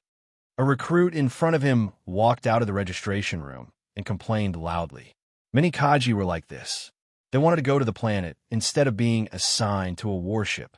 They could fight against the insectoids on the planet, but on a warship, it was almost impossible to fight the insectoids face to face. The insectoids that could destroy a warship were not something a Kaji could handle. Especially a Kaji on a warship, it was very difficult for him to achieve any military exploits. Put on your rank and salute to me. Did you not learn military salutes when you were young? First Lieutenant Hovey yelled at the recruit. The recruit wanted to say something, but when he saw First Lieutenant Hovey's rank, he gave up on the idea. The recruit changed into the military uniform in his hand and pinned the rank of Private First Class on it. He then saluted to First Lieutenant Hovey. Private First Class, don't tell me your name. I don't want to know. Go to the waiting area immediately. First Lieutenant Hovey returned the salute and stopped the recruit from saying anything. One recruit after another entered the registration room, took their uniform and rank, and walked out. They then saluted to First Lieutenant Hovey. This process kept repeating. First Lieutenant Hovey was very rude, but when any recruit saluted to him, he would return the salute very seriously. Finally, it was David's turn. David walked into the registration room. There was a terminal in the room that was connected to the military's main server. After David walked in, the scanner in the room began to scan his body. His data was entered into the database for analysis. If his data did not meet the requirements, he would be rejected and unable to enter the military. David's body naturally did not have any problems. After the scan entered the database, David's information was quickly displayed on the terminal. The information included the medals and military exploits David had received. 1 Silver Star medal, 1 Gold Star medal, his military exploits, and David's strength. Of course, he did not mention that he was a master heavy axe, only a master sniper. These were all criteria to determine what military rank David should be given.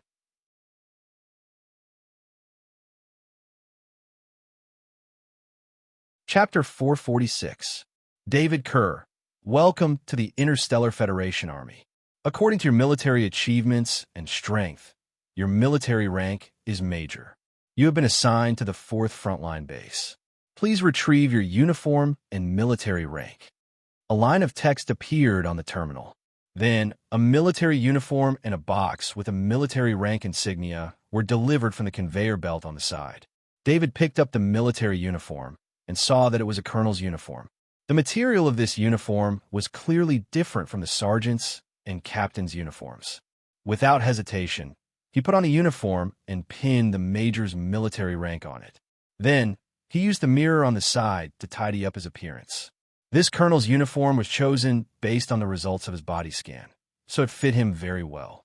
The hat on his head made him look a lot more mature. David smiled at himself in the mirror and turned around to walk out of the room. Major, the Federation Army welcomes you.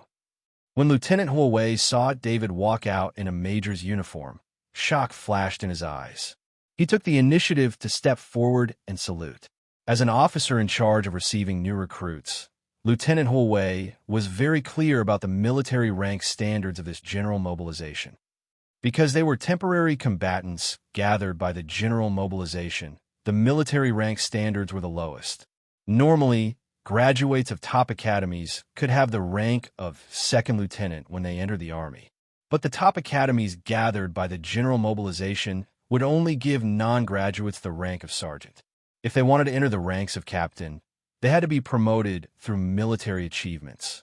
Not only that, many civilian Kaji could only become a first-class soldier. It was almost impossible for someone like David to become a colonel as soon as he entered the Army. It should be known that the best graduates of top academies would directly be promoted to the rank of 1st lieutenant after being recommended by the academy and tested by the military. This was already the highest rank a recruit could achieve. Every year, there were very few places for 1st lieutenants, and every one of them was a top genius. Of course, there were also special recruits who obtained military achievements on the battlefield before entering the Army, and these military achievements would be counted in the military rank evaluation. In Lieutenant Huawei's impression, he had only seen 2 recruits who were directly promoted to captain because of military achievements. In his opinion, this was the limit of a recruit. Not to mention those who had not yet entered the Army. Even if they did, the rank of field officer was still an insurmountable moat for officers of the junior rank. Junior officers were the backbone of the Army.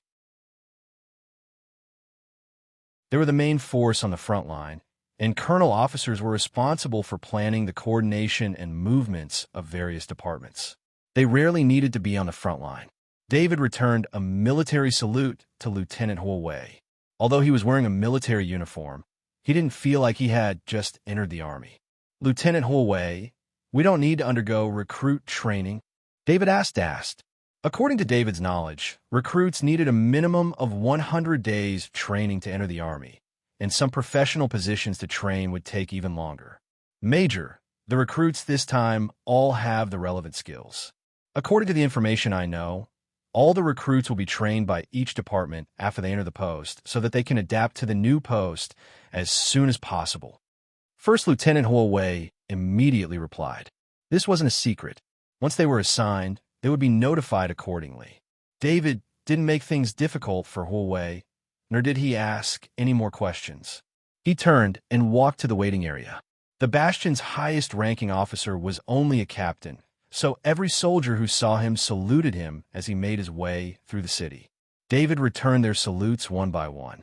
He followed the instructions on his bracelet and sat in the C-section of the waiting area. He waited for the ship to pick him up. His bracelet's information had changed to that of a soldier, and it automatically connected to the military Skynet. The military Skynet was separate from the civilian Skynet. The military Skynet was mainly for issuing orders without interference. It also prevented the bracelet from transmitting information to the civilian Skynet. In other words, David's bracelet wouldn't be able to contact his former friends unless he was on vacation. Of course, the military would also open up communication at a fixed time each day or give him special privileges. None of these were useful to David, who had just been forcibly conscripted. At this moment, he looked at the many restrictions on his identity bracelet and felt very helpless. In fact, with his master of electronic countermeasures ability, it would be easy for him to break these restrictions. But he was now in the military, and he had to be restrained by them. David was sitting in the waiting area's hall in his major uniform. Many of the other recruits were quietly sizing him up. Many of the recruits were quietly asking about David's identity. Soon, students from the First College of Iridia introduced David to the other recruits. Unfortunately, David's reputation in the army, or even among transcendents, was too great. For these newbies who had just entered the army, there were only a few who knew of David. But when they heard about David's achievements, they couldn't help but look at David with admiration. The Interstellar Federation had always been promoting heroes. Every year, there would be a few famous heroes from the Federation on Warstar. Their achievements would spread throughout the Federation. Through this kind of promotion, the military would become a huge attraction for the young people. When a hero-like existence appeared in front of the new recruits, it was normal for them to express their worship. David didn't like being surrounded by people. Fortunately, the spaceship that came to pick him up came quickly. "Look, it's the wings of death." A recruit suddenly pointed at the sky above the waiting area. The Wings of Death assault ship was a super light warship. It didn't have outstanding firepower or solid defense, but it was very famous. This was because the Wings of Death assault ship was the light warship that appeared most frequently in war documentaries and war movies. The Wings of Death assault ship was also rated as the coolest warship. Its eagle-like shape made it more agile in the atmosphere. It was one of the few assault ships that could dodge the energy attacks of a Zerg on the ground. In fact, there weren't many Wings of Death assault ships in the military. They were usually only assigned to special ground forces. Normal forces couldn't even see them. Therefore, the Wings of Death assault ship received cheers from the recruits when it appeared. Perhaps after a period of military life, they wouldn't be so excited. The Wings of Death assault ship drew an arc in the air before landing softly like a bird. The landing sound was even softer than a household hover car. The Wings of Death assault ship stopped to the landing zone. David's eyes moved.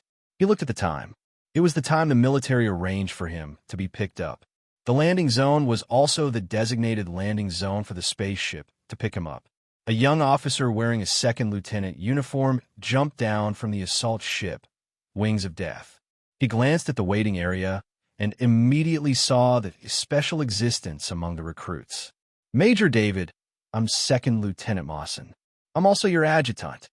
Second Lieutenant Mawson walked up to David and saluted while introducing himself. Second Lieutenant Mawson looked at David in front of him. Although he was wearing a major uniform, his face was too young. Second Lieutenant Mawson had seen David's information, but he had a hard time connecting the crazy sniper master in the information with the David in front of him. Second Lieutenant Mawson was an intelligence officer.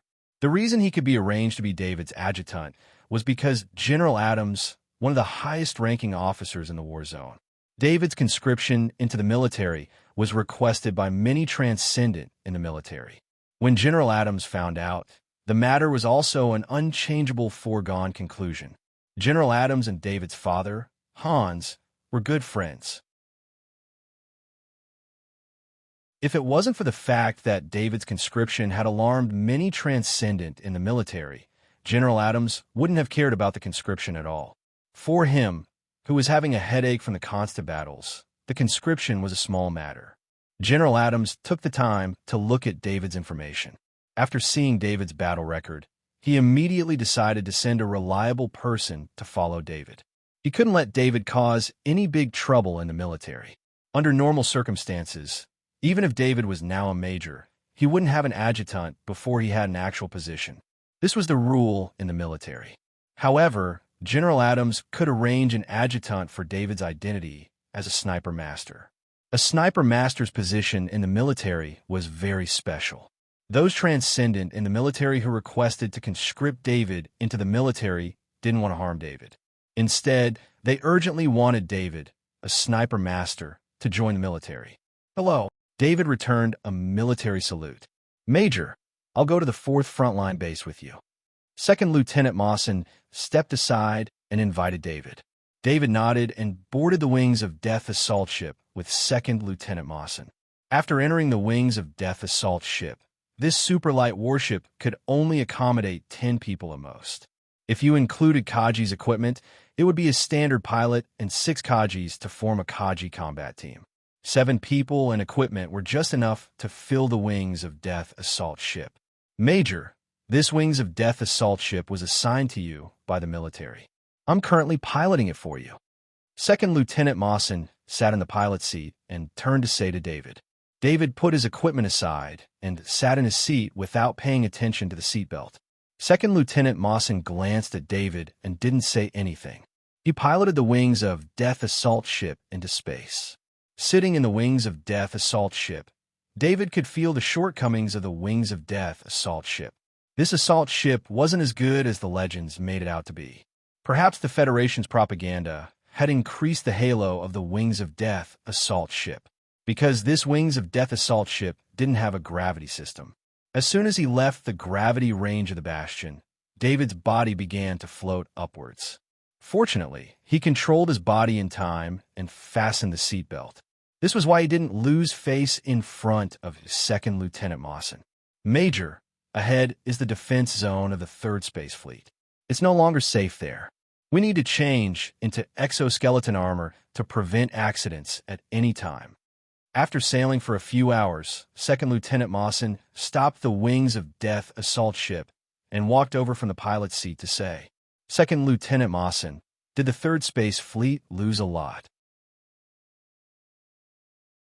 David looked at the unbelievably huge 3rd Space Fleet in front of him and asked in a deep voice. Yes, the 3rd Space Fleet lost 1/10 of their warships. However, the recent conscription order allowed the 3rd Space Fleet to recover some of their strength. Second Lieutenant Mawson replied as he changed into the exoskeleton armor. David didn't know how many warships were 1/10 of the 3rd Space Fleet, but he could tell with his eyes that it must be a terrifying number. This was only the beginning of the all-out war. The real war hadn't begun yet. David put on the custom-made exoskeleton armor and carried the 2 weapons on his back. Major, you need to receive a Colonel exoskeleton armor when you arrive at the 4th Frontline Base. You can't wear your own exoskeleton armor when you participate in public events. You must wear uniform exoskeleton armor. Of course, you can wear this exoskeleton armor when you participate in combat, but you also need to mark your military rank on it. Second Lieutenant Mawson looked at David's custom-made exoskeleton armor with some envy as he carried out the duty of an adjutant to remind him, Can I also receive my weapon? David smiled as he patted the custom-made large-caliber sniper rifle on his back and asked, Yes, as far as I know, the Military Research Institute has a new generation of large-caliber sniper rifles specially designed for sniper masters. You can try to apply for it. Second Lieutenant Mawson replied without much thought. David was a little surprised that his adjutant seemed to know a lot of things. The 2 of them put on the exoskeleton armor. Second Lieutenant Mawson sat in the pilot's seat again, while David stood in front of the porthole and looked at the situation outside. The Wings of Death assault ship passed through the middle of the 3rd Space Fleet. Second Lieutenant Mawson piloted very carefully. He followed the command of the 3rd Space Fleet's navigator and sailed on a fixed route. At this moment, if he went into the wrong route, it was likely that he would be directly destroyed. Therefore, Second Lieutenant Mawson didn't dare to be distracted. David looked at the 3rd Space Fleet outside the porthole. Even if he was just looking at them, he could feel the tension in the 3rd Space Fleet. There are space mines in front. I need to hand over the control of the assault ship to the 3rd Space Fleet. Second Lieutenant Mawson let go of the steering stick and turned to explain to David. Sure enough, when they approached the airspace in front of the 3rd Space Fleet's position, David saw dense space mines that almost sealed off the entire airspace. The Wings of Death assault ship kept passing through the space mines. The route constantly changed according to the position of the space mines. The position of the space mines was controlled by the 3rd Space Fleet, so the safe route naturally had to be guided by the 3rd Space Fleet. As the Wings of Death assault ship moved forward, they were lucky today. There were no wormholes after passing through the space mines. This allowed them to smoothly pass through the most dangerous area.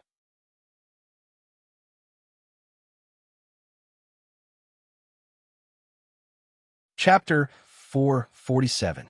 David turned back to look at the space minefield and shook his head. The last time I was here, I didn't set up any space mines. Now this area is completely sealed off by space mines. The losses of the Third Space Fleet are quite large. Some Rank 2 insectoids that aren't much of a threat usually use their advantage in numbers to constantly harass the fleet and cover the movements of the Rank 3 and Rank 4 insectoids. According to the rules, when the Third Space Fleet loses a tenth of its warships, it can use space mines to seal off the airspace. However, the military isn't satisfied with the space mines sealing off the airspace. The space mines are also restricting the speed at which supplies can be sent to Warstar. Second Lieutenant Mawson was in a very good mood as he explained. The wings of death continued forward. Along the way, they could see a few transport ships and warships, all using the same route. We're about to reach the Apocalypse defense line. It's relatively safe there. We'll wait for the window to open there and then enter Warstar. Second Lieutenant Mawson pointed ahead. The Apocalypse defense line. This was something David had learned after entering the First College of Iridia and studying history. The Doomsday line of defense was made up of 10 artificial planets. The 10 artificial planets formed a blockade that led to the Galactic Federation outside of Planet War. These 10 artificial planets were equipped with super defensive weapons like planet annihilator cannons. They also had a defense system called the Apocalypse Defense Line. If an enemy attacked, they would automatically link up. The cost of building these 10 artificial planets was enormous. It was said that just maintaining these artificial planets cost an astronomical amount of money, as much as 5% of the military budget. David finally saw the artificial planets. The 10 artificial planets were lined up in a row, blocking the path of a red planet. Although the 10 artificial planets added together weren't as large as the red planet, the numerous weapons and cannons on the artificial planets were enough to strike fear in anyone who saw them. This was the Apocalypse Defense Line, the Interstellar Federation's most terrifying weapon. The Wing of Death assault ship stopped near an artificial planet. Due to the artificial planet's gravity system, the Wing of Death assault ship regained its gravity. After regaining gravity, David felt a little more comfortable. In this state of weightlessness, he felt his movements become much slower. For Kaji, who was skilled at controlling his body, this was an extremely unpleasant experience. I really want to visit the artificial planets. Second Lieutenant Mawson walked up to David and looked at the artificial planets nearby. The artificial planets were the Interstellar Federation's most terrifying weapons and Warstar's first line of space defense. Once this place was lost, a large number of insectoids would invade through this place. It was the artificial planets that blocked most of the insectoids, preventing them from entering space and entering the Interstellar Federation. Only the insectoids could use special spatial abilities to open up wormholes and teleport the insectoids to space far away from artificial planets. The airspace they teleported to was the airspace that the Third Space Fleet focused on defending. The Federation had used this heavy defense to prevent most of the insectoids from posing a threat to the Federation. There will be a chance in the future, David said with a smile. The artificial planets were not allowed to be visited. While the artificial planets were extremely large, there were very few soldiers who actually worked on them. The artificial planets operated with the support of a giant super server and under the control of an AI system. Second Lieutenant Mawson nodded and calmly looked at the artificial planets. What is this window period you speak of? David could tell that Second Lieutenant Mawson was waiting for something. Thinking of what Second Lieutenant Mawson had just said, David asked. The Warstar is affected by a strange energy. Only during the window period can a spaceship enter. Otherwise, the spaceship's engine will stop operating when it approaches the Warstar. The period when the strange energy's influence is at its lowest is the window period, Second Lieutenant Mawson explained. This was the first time David had learned that the Warstar was not a place that could be entered at will. At this moment, His curiosity about the war star only grew. More and more spaceships stopped near the artificial planets. These spaceships were all waiting for the window period. Time passed as they waited, and by the time David saw the red planet turn white, Second Lieutenant Mawson had already returned to the pilot's seat. The window period has begun.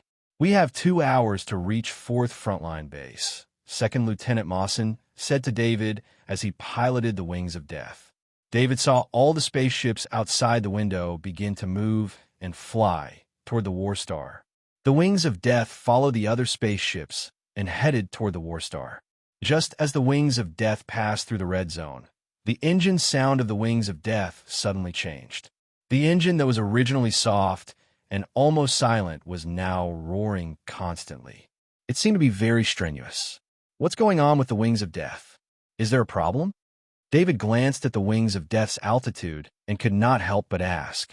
The Wings of Death had just entered the atmosphere, and the heat generated by piercing through the atmosphere was blocked by the outer shell of the Wings of Death.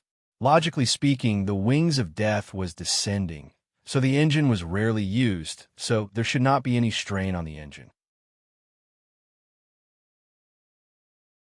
David's custom-made exoskeleton armor could also block the heat from piercing through the atmosphere, but Second Lieutenant Mawson's exoskeleton armor did not have this ability.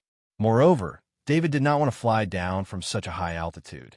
It was definitely not a good experience. We're entering the Worcester's area of influence. Here, the power of the engine will be reduced by 80%, and even the power of energy weapons will be reduced by 80%, Second Lieutenant Mawson replied as he piloted the Wings of Death. David was truly shocked. No one had ever told him this before. He only knew that there were very few energy weapons on the War Star, and even space attacks on the Worcester's surface were rarely carried out. Will sniper bullets be affected? David hurriedly asked. The explosive force of the Krypton crystal powder won't be affected, but the energy within the Krypton crystal will be weakened when it is drawn out, which is why the Krypton crystal engine is affected, Second Lieutenant Mawson continued to explain. David chuckled. He was also confused by his concern. If the sniper bullets were affected, then sniper masters would not be so valued on the War Star. The engine was still roaring, and David had a feeling that the engine would explode in the air. Careful! Just as David was still sighing, he suddenly felt a burst of danger. He loudly warned Second Lieutenant Mawson. As soon as Second Lieutenant Mawson heard David's warning, he immediately piloted the Wings of Death assault ship to dodge in the air. Then a thick energy beam passed through the Wings of Death assault ship's previous position. Second Lieutenant Mawson also broke out in a cold sweat. He didn't dare to be careless at all. The assault ship, Wings of Death, continuously made irregular dodging movements. His dodging dodged several energy beams. David did not sense any more danger, but he did not panic. The custom-made exoskeleton armor he was wearing was a grade 3 defense. Although that thick energy beam was very powerful, it was only equivalent to a peak level 2 insectoid attack. It could not do much damage to him. Why do I feel like the insectoid's energy attacks aren't being restricted? David said unhappily. This was clearly an attack from the explosive spray bugs. The explosive spray bugs were only level 2 insectoids. Even if it was an elite explosive spray bug, its energy beam would only have the attack power of a peak level 2 insectoid at most. It was clearly an energy attack. Even the energy of the Interstellar Federation's engines had been affected, but the insectoid's energy attacks seemed to have been strengthened. Second Lieutenant Mawson did not answer David. He had no answer to this question. The War Star was the intersection of 3 worlds, so it was normal for strange things to happen. As they got closer and closer to the surface, David was able to see the true appearance of the War Star. The white of the ground was the color of rocks. This place was as desolate as any planet that had been invaded by the insectoids. There were no signs of life. "What's that?" David asked as he pointed at something that looked like a small crystal mountain below. "That's a kryptonite mine," Second Lieutenant Mawson replied after a glance. "Heavens, how is this possible? How can such a kryptonite mine be left here without anyone mining it?" David asked as he looked at the kryptonite mine in shock. This is just an ordinary kryptonite mine. There's not much value in mining it. There's a lot of kryptonite here. You'll understand once you live here for a while. Second Lieutenant Mawson patiently explained. David looked at the exposed kryptonite ore, which was piled up like a small mountain, and estimated the value of this kryptonite mine. If such a kryptonite mine was placed on a monolith star, a large city could be built on it. The entire city would be prosperous because of the kryptonite mine. But here, the kryptonite mine was just casually left here. No one would pay attention to it. If so many kryptonite mines are obtained by the insectoids, won't the insectoid strength increase like crazy? David asked in confusion. A single kryptonite mine was enough for the insectoids to nurture a large number of rank 2 insectoids, and there might even be rank 3 insectoids. Here on the War Star, only areas occupied by the insectoids can absorb the energy from the kryptonite mines. This is the rear of the defensive line. Even if they're insectoids, there won't be many of them. The patrol team will clean them up. Second Lieutenant Mawson replied. The assault ship Wings of Death descended toward the military base below and stopped on a helipad at the top of the military base. David opened the hatch and jumped onto the helipad. Major, this is the headquarters of the 4th Frontline Base. The 4th Frontline Base is about 20 kilometers in front of the headquarters. We'll see it later. Second Lieutenant Mawson also jumped off the Wings of Death and introduced it to David. If you're familiar with this place, take me to report, David said with a wave of his hand. Yes, sir. Second Lieutenant Mawson answered as he opened the alloy door for David. As soon as he entered the alloy door, David felt the scanning energy. This was a check on his identity. We'll report to General Babington first, then go to the logistics department to get our equipment. Second Lieutenant Mawson was already prepared and said as he led the way. General, Major David is here. The adjutant walked into the office and reported to the Transcendent Babington. He's finally here. The Transcendent Babington's face was full of joy. The recruitment of David into the Army was proposed by many military Transcendent in the theater of operations, and then received the support of most military Transcendent. This was why even General Adams in the theater of operations couldn't influence the recruitment decision. Many military Transcendent were eager to have a sniper master, and recruiting David was just the first step. After the recruitment order was issued, many military Transcendent began to snatch David into their own troops. The final winner was the 4th Frontline Base. The Transcendent Babington assigned David to himself through various connections. Let him in. The Transcendent Babington saw the adjutant still standing in front of him and couldn't help but react immediately. The adjutant also saw the excitement of the Transcendent Babington and quickly walked out. Soon, David and Second Lieutenant Mawson walked into the office. Second Lieutenant Mawson was one step behind David. Master David, I welcome you on behalf of the 4th Frontline Base. The Transcendent Babington stood up and said with a laugh, Hello, General. David didn't understand why the Transcendent Babington was so enthusiastic.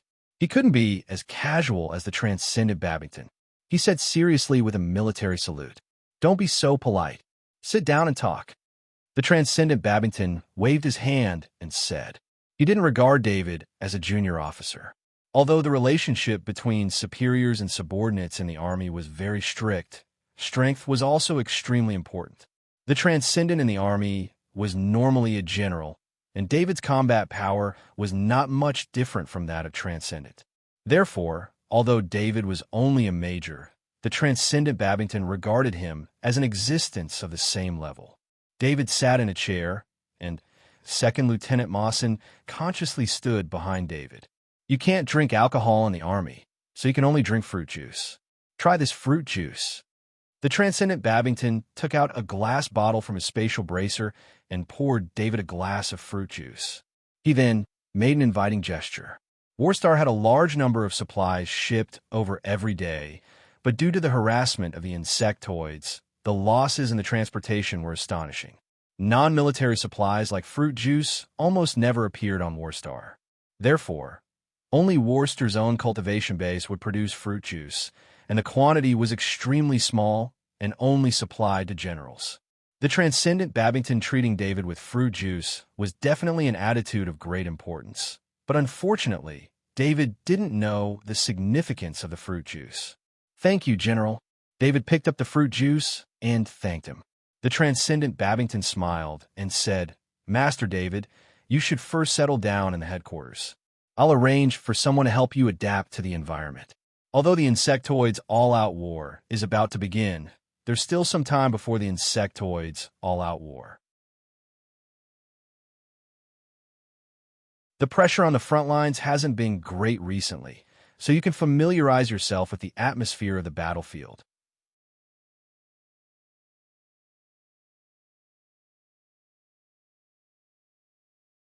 Chapter 448.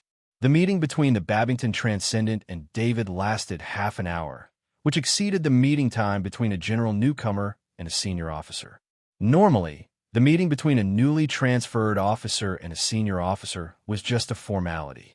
The senior officer would encourage the subordinate to express his determination, and it would end. The Babington Transcendent looked at David in a new light. This was also a signal to the entire 4th Frontline base, telling everyone that David was an officer he valued. In fact, there was no need for the Babington Transcendent to say anything. David's reputation was still very resounding in the military. Sniper Master David, a crazy avenger. All kinds of legends made David very mysterious in the eyes of the soldiers. The worship of the strong was a tradition in the military. David had not yet entered the military, but he had already received the worship of many people in the military. Walking out of the office of the Babington Transcendent, Second Lieutenant Mawson's face was also filled with excitement. Although he followed David because of the arrangement of the war zone military headquarters, after he followed David, he was already bound to David for good or ill. Second Lieutenant Mawson's orders were only to help David deal with some affairs. He was not to let David mess around in the military, and he was to inform the military headquarters to deal with it when necessary. David was very powerful. So many Transcendents had either directly or indirectly died in his hands. This could be seen.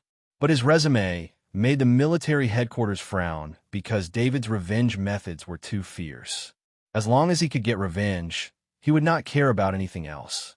In order to destroy a super-large enterprise, David could kill everyone on a satellite. This kind of method made every military big shot who saw the information feel frightened. If someone in the military offended David, how would David react? This was what the military big shots were worried about. That was why Second Lieutenant Mawson, an intelligence officer, became David's adjutant. This was to protect David and to avoid an unmanageable situation.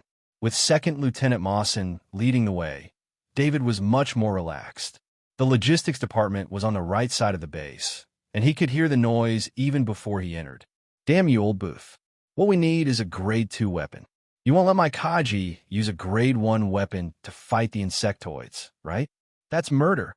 Old Booth, why are these 10 exoskeleton armors old? I want brand new ones. You can't do this. I won't be able to answer to my brothers when I get back. Why are these pieces of strengthened meat so small? Is it because the butcher's knife is not fast enough?" Several junior officers were shouting at the old captain named Booth, who was sitting on a recliner. It was as if this place was a wet market.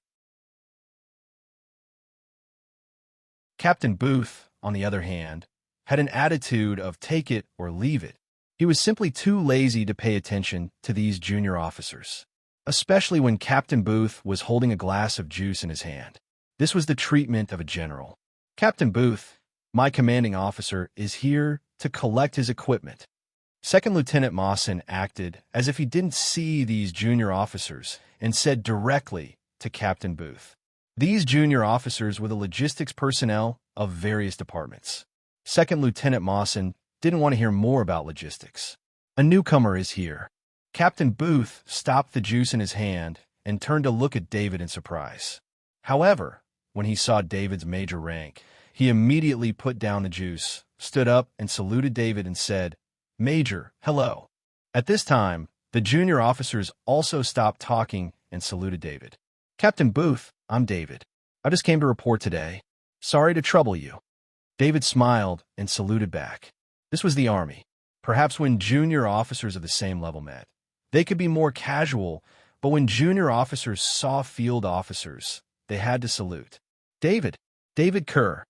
When Captain Booth heard David's name, he was taken aback at first. Then he immediately reacted. Then a look of curiosity and surprise appeared on his face. Captain Booth clicked a few times on the light screen in front of him and found David's information. Major David, your identity needs to be scanned. Captain Booth pointed to the confirmation prompt on the light screen and said.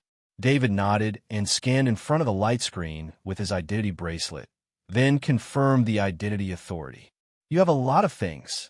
Captain Booth looked at the string of information displayed and said with some surprise, because the items displayed on the light screen had exceeded the treatment that a major should receive.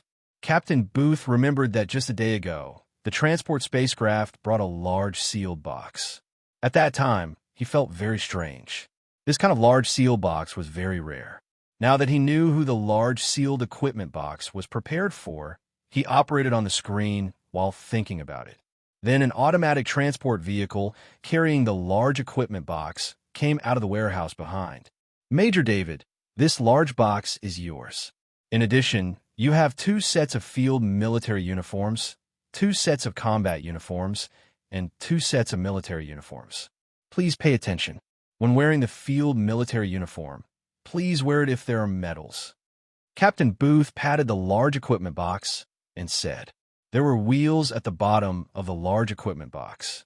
Captain Booth pushed the large equipment box to David, then turned to prepare the corresponding military uniform for David. David was very curious about the items in the large equipment box. He used his identity bracelet to scan at the identity verification station to confirm his identity, and then the electronic lock on the large equipment box was automatically opened. The lid on the large equipment box was open from the middle to both sides. David opened the lid and saw the equipment inside. There was an exoskeleton armor loading box, a heavy axe wrapped in leather, a sniper rifle loading box, and the rest were all filled with ammo boxes. David wasn't surprised by the military's preparations. Although his heavy axe mastery wasn't as famous as the sniper master, there were still many people who knew about it, especially the identity of the heavy axe grandmaster. It wasn't a problem to hide it from ordinary people, but it was unlikely to hide it from the military. He had exposed his identity as a heavy axe master on Lunka, and many Transcendent on the Guardian planet knew about it. If it were not for the fact that there were many soldiers watching, he would have immediately wanted to see what the military had prepared for him. David had already put away his exoskeleton armor. Now, and the 2 weapons were in the hands of 2nd Lieutenant Mawson. David closed the lid and was ready to push it away. This is your military uniform. Your basic resources are a portion of Level 2 fortified meat per day. You have the authority to use the training ground in the base as you wish. Captain Booth said as he handed a few more sets of military uniforms to David. A military uniform was not just clothes. Every set of military uniform included a hat, shirt, pants, and boots. The 2 pairs of boots that came with the colonel's uniform were shiny boots. Therefore, these few sets of military uniforms were piled up. Captain Booth kindly prepared a transport vehicle for David. This transport vehicle did not need to be asked by David. It would automatically return after delivering the items to the destination. Major David, your assigned dorm is A05. The corresponding authority has been activated. You can go there directly. Captain Booth said with a smile. After David and 2nd Lieutenant Mawson left in the transport vehicle, the few lieutenants became noisy again. However, their discussion this time was completely different. Oh my God, old Booth, you gave a 05 dorm to the major? You must have been bribed. That's right, old Booth. How could you do this kind of thing? The relationship between the junior officers and old Captain Booth was actually very good. Their complaints were part of their daily routine. If it wasn't for these complaints, they doubted that the next supplies they received would be junk. Therefore, when they heard that Captain Booth assigned a 05 dorm to David, although their words were not pleasant to hear, their intentions were good. They were worried that Captain Booth had made a mistake. Do I have the authority to assign a 05 dorm? If I could, I would have let myself live there long ago. Captain Booth slammed the table and said angrily. When the lieutenants heard this, they immediately changed the topic and discussed their supplies again. The logistics department became lively again. Major, I didn't expect the base to assign you the A dorm. Sitting on the transport vehicle, Second Lieutenant Mawson shook his head and said, What? Is there something special about the A dorm? David turned to look at Second Lieutenant Mawson and asked in confusion. The A dorm is the residence of the Transcendent. Although there are no written rules, the military has always separated the Transcendent from the rest. This represents their respect for the Transcendent. Lieutenant Mawson explained. So you're saying that the 4th Forward Base has 4 Transcendent? David's focus was different from Second Lieutenant Mawson's. He immediately noticed the relationship between the number of rooms and the number of Transcendent. There are only 4 Transcendent in the base headquarters, but the military has a Transcendent support team that can reinforce and replenish the defense lines at any time. Lieutenant Mawson replied. David nodded. He already knew that there were many Transcendent in the military. If a single base had 4 Transcendent, it was truly difficult to imagine how many Transcendent there were on Warstar. A dorm was located in the very center of the base. It was close to the operations room, conference room, and other central offices. In truth, the Transcendent had been arranged here to make it easier to protect the commanders of the base. Most of the commanders of the base were specialized commanders and did not have much fighting strength, so they needed to be protected. Of course, in the vast majority of frontline bases, the highest-ranking officer of the base was the Transcendent. The Transcendent's existence was to stabilize the morale of the army, and some of the details were handled by the staff officers. Warstar was far too dangerous. If the highest-ranking officer of the base died, the base's morale would plummet, and the base might even be lost. Thus, in this sort of base, a Transcendent was the best choice for the highest-ranking officer. David saw his dorm. There were 6 doors in the corridor, and he followed Second Lieutenant Mawson to the door of A05. David used his ID bracelet to open the door. The moment he entered, he saw a living room. Next to the living room was a study and bedroom, and there was a separate bathroom. Major, my residence is very close. You can call for me at any time. Rest for today. Tomorrow, the base will send a team of Kaji soldiers to protect us on our way to the front lines. Second Lieutenant Mawson escorted David to his dorm and helped him load the equipment from the transport vehicle into the dorm before taking his leave. After sending Second Lieutenant Mawson off, David closed the door to his dorm, and his gaze fell on the large equipment box. He had not checked the equipment in the logistics department because he had sensed the aura of a Grade 3 material. Frequently using Grade 3 equipment had given him a special feeling for weapons of this grade. David went forward and opened the large equipment box. He first took out the heavy axe wrapped in the leather case. The Grade 3 heavy axe flashed with green light as it appeared in his hand. This Grade 3 heavy axe was assigned to him, not given to him. As long as he was still a soldier, this Grade 3 heavy axe would belong to him. According to the rules of the military, it was not impossible for him to take away his equipment when he retired, as long as he had enough military service points to exchange for it. Many retired soldiers would more or less take away their equipment as souvenirs. Those with more military service points would exchange for more equipment, while those with less military service points would exchange for a stiletto to commemorate their war days. David happily waved the Grade 3 heavy axe in his hand twice. Although he had 2 Grade 3 heavy axes, he could not take them out. Once he took them out, it was very likely that he would be targeted. Before he became a Transcendent, he did not have the ability to protect his Grade 3 heavy axe. At least, that was what many Transcendent thought. But now it was different. This Grade 3 heavy axe did not belong to him, but was given to him by the military. If he had any ideas about this Grade 3 heavy axe, he would be going against the military. With this Grade 3 heavy axe, David's combat strength would increase by a lot. He put the Grade 3 heavy axe back into its leather sheath and carried it on his back. David then took out the exoskeleton armor loading box. He had very little need for exoskeleton armor because his custom-made exoskeleton armor was definitely the best equipment in Kaji. The exoskeleton armor was made of grade 3 materials, and it had the ability to fly. It was also designed for multiple occupations, so this custom-made exoskeleton armor was his exclusive equipment. The exoskeleton armor loading box automatically opened when David's ID bracelet swept over it, allowing him to see the appearance of the exoskeleton armor that the military had prepared for him. When the exoskeleton armor automatically opened and formed an exoskeleton armor in front of him, he was stunned. This was a light gold, reflective exoskeleton armor. This exoskeleton armor had delicate patterns on the chest and back. The patterns were drawn with a military emblem. There were decorative ornaments on the shoulders and joints of the exoskeleton armor, showing the bravery of the exoskeleton armor. David gently tapped the exoskeleton armor's outer shell and found that it was made of grade 2 materials. The other parts were also of good quality, but this exoskeleton armor's function was very simple. Most of its superfluous configuration was spent on beauty. David casually opened his ID bracelet and scanned the exoskeleton armor. He knew that this exoskeleton armor was called Protocol Exoskeleton Armor.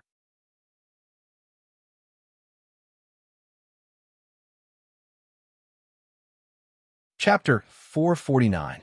David looked at the ceremonial exoskeleton armor, speechless. If he wore this to the battlefield, he would probably be targeted by the strongest insectoids on the battlefield.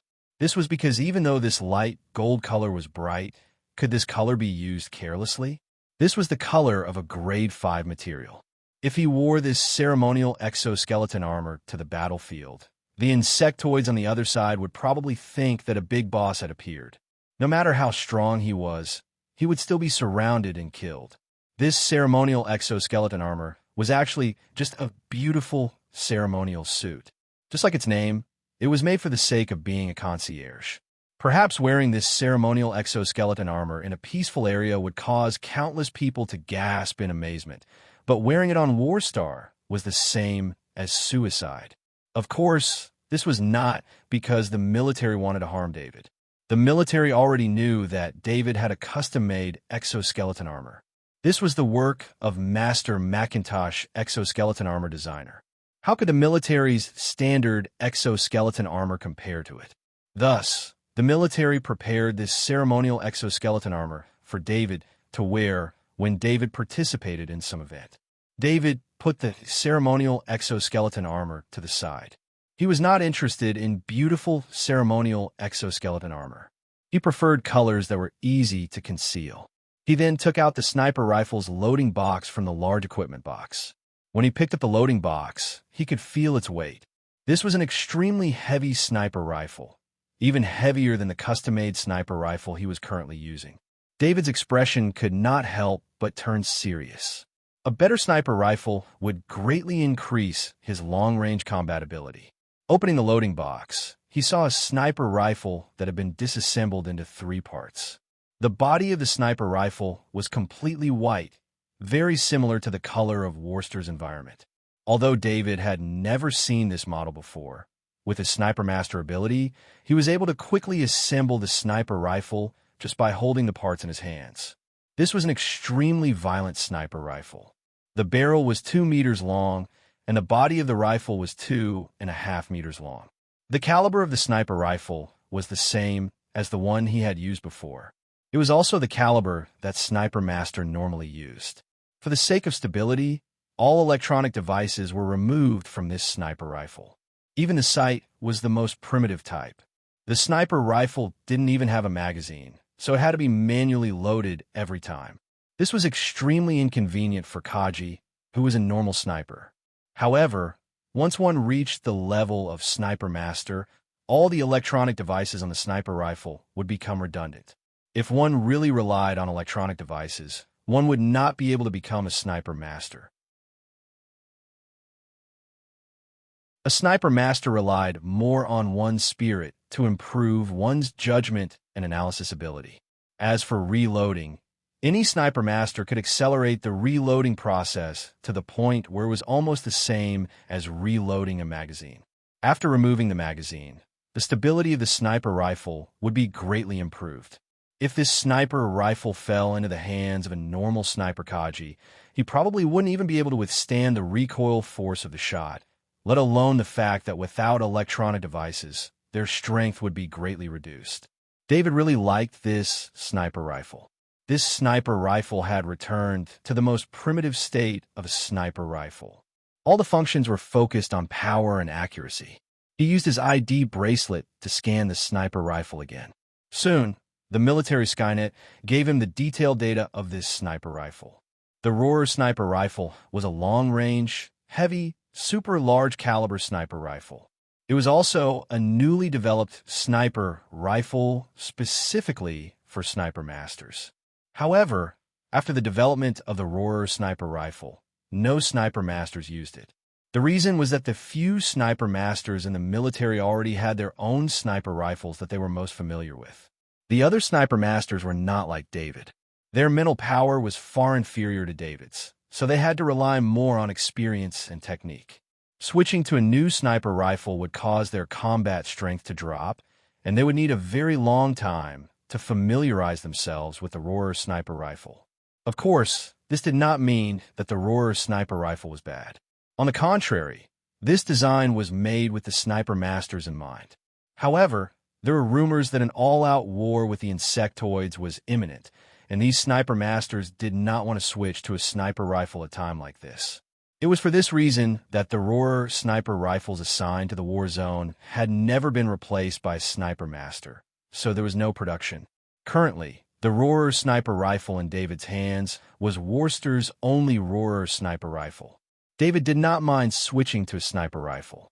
His experience came from sniper mastered art, and his mental power was 14. Even though he was only at 10% perfection in sniping, his true sniping ability was comparable to a top-tier sniper master. In the end, the only thing left in the large equipment box was the ammo box. David took out these ammo boxes, which contained a total of 200 super large caliber grade 3 sniper bullets. This amount was enough for David to use on the battlefield as he wished. He no longer needed to think of a way to retrieve the grade 3 sniper bullet every time he fired. David was generally very satisfied with the equipment the military had given him. However, he did not understand why such good equipment would be given to a new recruit who had yet to perform on the battlefield. Even if he was a major, it could not hide his identity as a new recruit. On his first night on Warstar, David did not feel any different from the Guardian planet. He slept very soundly. At 5 in the morning, David got up and ate the grade 3 strengthened meat. He then began to cultivate the spirit forged metal body technique and the soft body technique. The space here was too small, so he could not move freely and practice the Knight's Cross slash. He wanted to apply for a training room at the base. He did not want anyone to see him practice the heavy sword technique. At 6 o'clock, the military music started playing. David washed up and put on a set of combat uniform, as well as a pair of combat boots that had been inlaid with materials that had been strengthened. As soon as he opened the door, he saw 2nd Lieutenant Mawson standing outside. "Major, you don't need to participate in the training. Kaji's team is already waiting for you. The morning is the safest time, so we'll take this opportunity to head to the front lines." 2nd Lieutenant Mawson saw David and thought that David was going to participate in the morning training at the headquarters after hearing the military music. Although most of the people at the headquarters were non-combatants, this was Warstar. Even non-combatants had the strength to wear exoskeleton armor. Normally, the officers here were in charge of commanding the battle. When needed, they would step in. David nodded in agreement. "Okay, wait for me to change out of my gear." He returned to his dormitory and put on the exoskeleton armor. He also put the Roar sniper rifle and grade 3 heavy axe on his back. Only then did he leave with 2nd Lieutenant Mawson. When the two arrived at the helipad, 6 Kaji in exoskeleton armor were already waiting for them. "Major," the 6 Kaji immediately saluted David when they saw him. They did not know David's identity. They only knew that their mission was to escort David to the front lines and protect David. It could be said that the 6 Kaji were David's security team. This kind of treatment was set by the Babington Transcendent based on the rank of Major General. He believed that David should enjoy this kind of treatment. In the view of the Babington Transcendent, David's rank of Major was an insult to David. However, the military's judgment of military ranks was not something he could change. He could only compensate David in this regard. "Let's go." David returned a military salute and ordered. Second Lieutenant Mawson, who was also wearing exoskeleton armor, took the lead and sat in the pilot's seat. The Wings of Death assault ship was assigned to David by the military, so the 4th Frontline Base did not send another spaceship for this trip. The 4th Frontline Base did not have a more suitable spaceship than the Wings of Death assault ship. The Wings of Death assault ship was a spaceship that was only used for special missions. After David sat down on the Wings of Death assault ship, the 6 armored soldiers also boarded the assault ship. The assault ship immediately became crowded, but it was still within an acceptable range. Second Lieutenant Harcourt was the captain of the Kaji team. He looked at the Rohrer sniper rifle on David's back with a surprised look. Especially after David sat down, the super-long Rohrer sniper rifle almost reached the roof of the Wings of Death assault ship. It was hard not to pay attention to it. Second Lieutenant Harcourt's Kaji team was also the top in the 4th Frontline Base. They received the recall order from the front line last night and rushed back before dawn. Therefore, Second Lieutenant Harcourt did not know about the legend of David in the Frontline Base headquarters. He also did not know that the David they needed to protect was the legendary Master David. However, when he saw the Rohrer sniper rifle, he immediately thought of David's identity. The sniper rifles that could appear on Warstar were all used by Kaji snipers. Normal sniper rifles could not even hurt a rank 1 insectoid, let alone fight on Warstar. Only a sniper master could use a large caliber sniper rifle.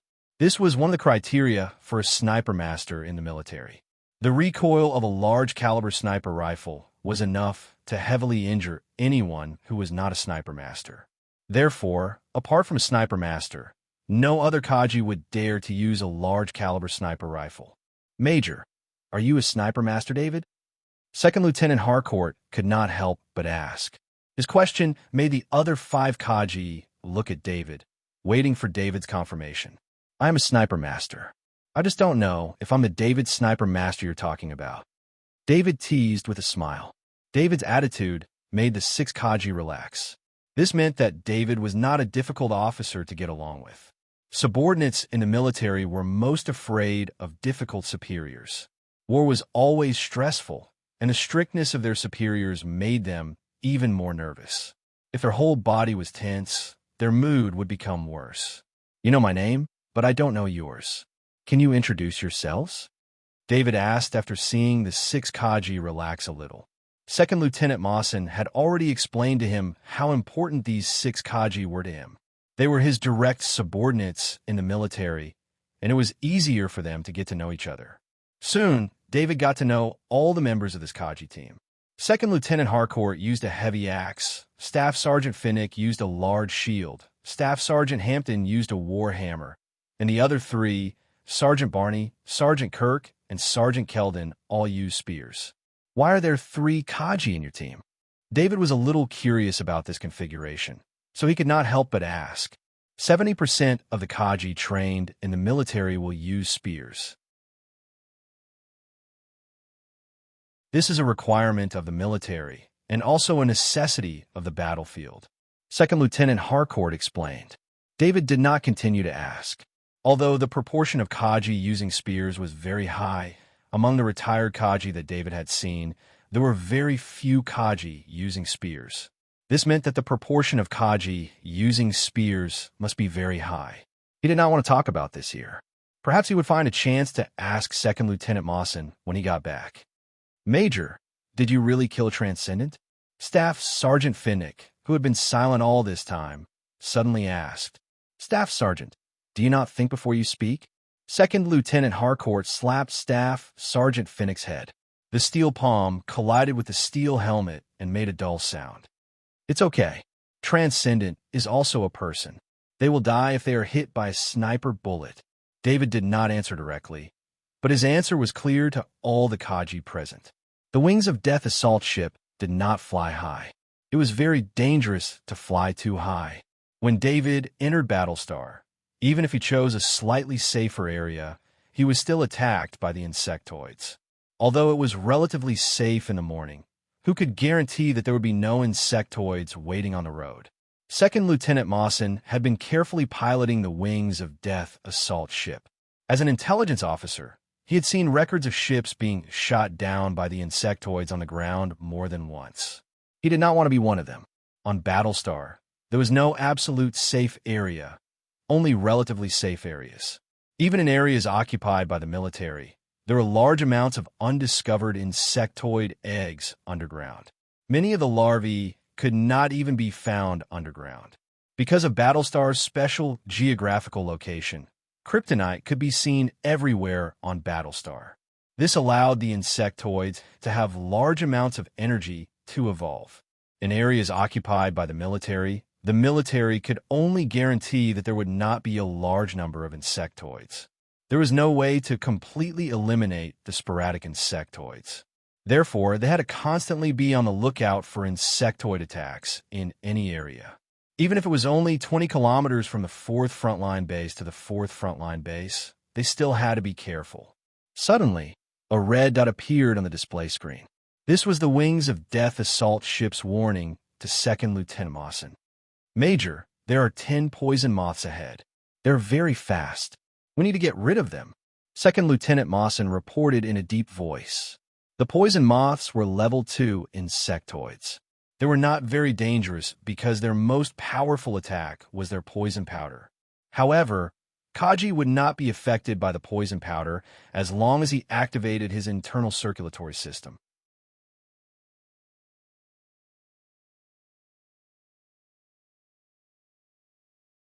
Chapter 450. Of course, the poison moths were still very disgusting. The poison powder was very sticky and would stick to the exoskeleton armor. If the armor was taken off, it would still be poisoned. Therefore, after the battle with the poison moths, the exoskeleton armor would need to be cleaned before it could be taken off. Then let's get rid of them. David was also interested when he heard that there were rank 2 insectoids that he had never seen before. Prepare for battle.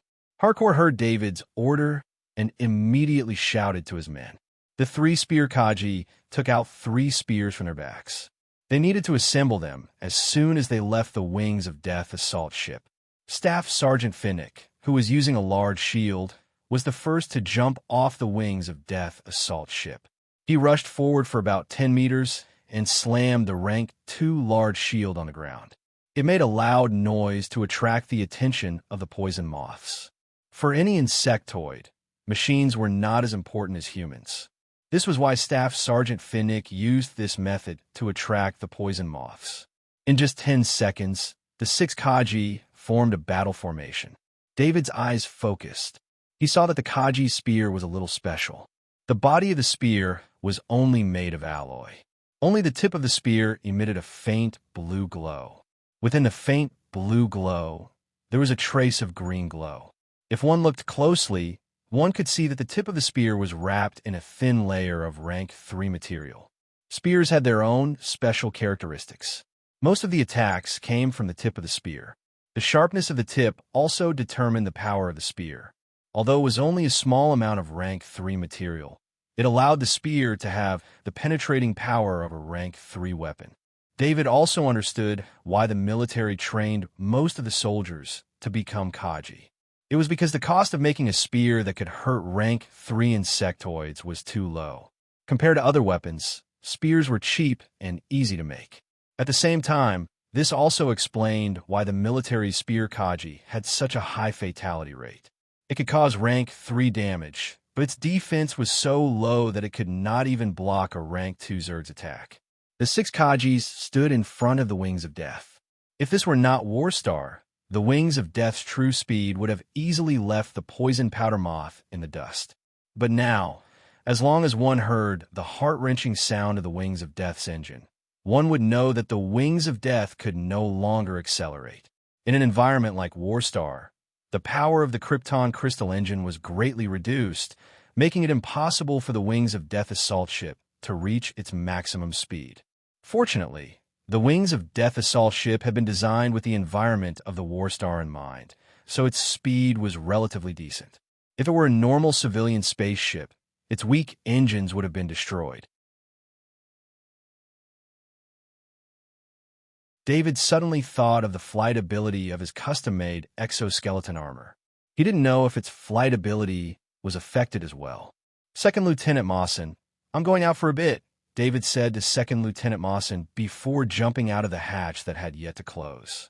Second Lieutenant Mawson wanted to persuade him otherwise, but when he thought of David's strength, he gave up on the idea. After David charged out of the Wings of Death, the short wings on his back spewed out energy, propelling his body forward. He could clearly feel that the short wings of his custom-made exoskeleton armor were lacking in power. Although he could still fly, he could only maintain 50% of his speed. Moreover, the data on his faceplate showed that the energy consumption of the exoskeleton armor had doubled. David didn't care about the increase in energy consumption.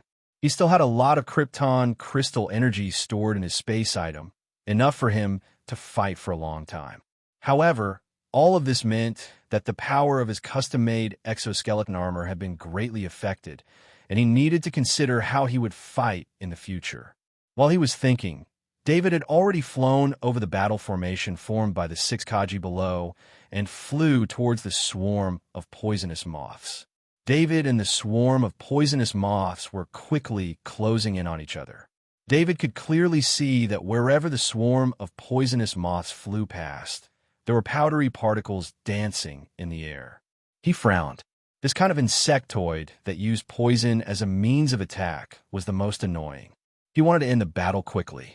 On one hand, he wanted to be less affected by the poisonous powder. On the other hand, he wanted to show his strength in front of his subordinates. Second Lieutenant Mawson's eyes flashed with curiosity in the pilot's seat of the Wings of Death. David's reputation was very big. Everyone who saw his battle record was suspicious. A Kaji, even if he was a sniper master, could have such a strong combat power. Many Transcendent had died in the hands of David. Large enterprises were also destroyed by David. Everything was more like a legend. It was not real at all. Although 10 poisonous moths were not too strong, and even Lieutenant Harcourt Kaji team could spend some time to kill them, they could still see some of David's strength through the battle. The 6 Kaji who were ready to fight were also a little stunned. They didn't expect David to directly rush up. It was too late for them to help even if they wanted to. They could only move forward under the command of Second Lieutenant Harcourt. David opened his mouth, and the mask covered his face so that the poisonous moths couldn't see his movement. Of course, even if the poisonous moths saw David opening his mouth, they wouldn't have any reaction. These poisonous moths would never have thought that a human could produce a high-frequency sound wave that only the insectoids could produce. The high-frequency sound wave ignored the defense of the outer shell. Only a powerful soul could resist it. But how could a normal level 2 insectoid soul be compared to David's soul? A transparent and undetectable high-frequency sound wave came out of David's mouth. The 10 poison powder moths that were 10 meters away from David suddenly paused in their flight, and it was during that brief pause that David dashed into the group of poison powder moths. During the charging process, David took out a level 3 heavy axe from his back. He didn't use the ability of a heavy axe grandmaster. He didn't need to use the high-level combat power to deal with enemies that lost control for a short period of time. He turned his body in the middle of the poisonous moths and swung the level 3 heavy axe. The body of the rank 2 poisonous moth was like a piece of paper as it was easily cut in half by the rank 3 heavy axe. David only spun twice, which took him 1 second, and the battle was over. After every poisonous moth was killed, the poisonous powder on its body would explode in all directions. Even though David's combat speed was very fast, he was still surrounded by the poisonous powder. After David dealt with the poisonous moths, he immediately retreated. When he entered the group of poisonous moths, he activated the energy shield on the exoskeleton armor. The energy shield didn't have much defensive ability. It was mainly used to block the transmission of sound waves. It was very weak in terms of physical defense. But no matter how weak the physical defense was, it was still very effective against the poisonous powder. After David retreated out of the range of the poisonous powder, the energy shield suddenly bounced outwards, and all the poisonous powder was bounced away. He also used this opportunity to retreat a bit further. This time, there was no more poisonous powder on his exoskeleton armor. He put away the level 3 heavy axe on his back and turned to see the 6 Kaji standing there in a daze. They had only taken 10-some steps forward, and the battle was already over. They had seen the entire battle, and a sense of helplessness welled up in their hearts. They were both Kaji, and although David was a sniper master, they didn't think that there would be such a huge difference in their close-range combat ability. David didn't know the rules of Warstar, so he pointed at the 10 corpses of the poisonous moths and asked Second Lieutenant Harcourt, "Do we need to clean up the battlefield?" Second Lieutenant Harcourt came back to his senses and hurriedly replied, "Major, the poisonous moths are highly toxic. We just need to give them a location and have the logistics department send someone to retrieve them." David nodded and said, "Okay, then report it. Let's leave this place." He flew back to the Death Wing assault ship and sat down. He then called for the shadow attendant and placed a hand on the shadow attendant's shoulder. The 10 poisonous moths did not give him much soul energy, nor did they give him any special knowledge orbs. Perhaps as David grew stronger, the shadow attendant had overlooked some low-level knowledge orbs, or perhaps these insectoids really didn't have any special abilities. David also realized that the chances of him obtaining knowledge orbs were getting lower and lower. In the past, when he was still weak, he would obtain knowledge orbs, whether useful or useless, from every insectoid he killed. However, there were very few level 2 insectoids that could give him knowledge orbs. Fortunately, the level of knowledge orbs that appeared were not too low. The 6 Kaji returned to the Death Wing assault ship. After opening their visors, they looked at David with a different expression than before. Their previous worship had been based on what others said, and they lacked their own true feelings. Now, they truly worshipped him. After that, they did not encounter any trouble. After all, it was only 20 kilometers. There were Kaji patrolling this part of the journey, and only the occasional insectoid would pass by. As the Death Wing assault ship approached, David saw the defense line of the 4th Frontline Base. The defense line was made up of heavy mobile armored defensive engineering vehicles. The heavy mobile armored defensive engineering vehicle was a type of vehicle that could travel on the ground. It could quickly form a solid defense wall on any land. The biggest advantage of the heavy mobile armored defensive engineering vehicle was that it could move at any time. It also had a self-repair system. Once it was damaged, it could withdraw from the battle and be replaced by a backup heavy mobile armored defensive engineering vehicle. The vehicle itself could also repair itself. The entire defense line was made up of heavy mobile armored defensive engineering vehicles. Many heavy mobile armored defensive engineering vehicles formed a tall and thick defense wall. This knowledge was immediately pulled out from David's memory when he saw the defense wall. He had the Mechanic Master ability, so he naturally understood everything about the defense wall and the heavy mobile armor defensive engineering vehicles. There were many Gaussian cannons installed on the defense wall. The Gaussian cannons were probably the only weapons that were not weakened. The other weapons, such as laser cannons and missiles, were so weak that they could not be used. The defense wall was divided into 15 sections, each one about a kilometer long. The 15 sections of the defense wall were distributed in different levels in this area. What surprised David was that not far from the 15 sections of the defense wall was a cluster of black buildings with spires. It was surrounded by tall walls with arrow-shaped walls, and one could tell at a glance that this was a military structure. "What's that?" David asked as he pointed at the cluster of buildings. "That's the great world of God's war castle. A team of knights who fight alongside the frontline base lives there. They don't communicate with us and will only appear when needed to help us kill powerful insectoids. Lieutenant Mawson explained to David with a complicated look in his eyes. David sized up the war castle once more. He had not expected to see the great world of God's buildings as soon as he arrived on planet Battlestar. He would probably have to deal with them again in the future. The wings of death landed behind a section of the defense wall, and a group of Kaji enforcers wearing white exoskeleton armor walked over. After seeing David jump down from the wings of death, they immediately saluted David. "Major, please show us your identity," the leading enforcer Kaji said in a deep voice as he glanced at David's exoskeleton armor and the weapons on his back. The enforcer Kaji's mission was to ensure military discipline.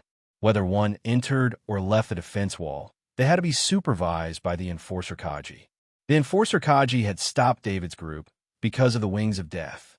This kind of assault ship was often seen in movies, but it was rarely seen in the military, and they were unfamiliar with it. David opened his identity bracelet and showed it to the enforcer Kaji. The enforcer Kaji's expression became much gentler when he saw the message, and he saluted David again. "Major David, it's an honor to meet you," the enforcer Kaji said as he personally opened the passage for David. David smiled and nodded as he entered the defense wall.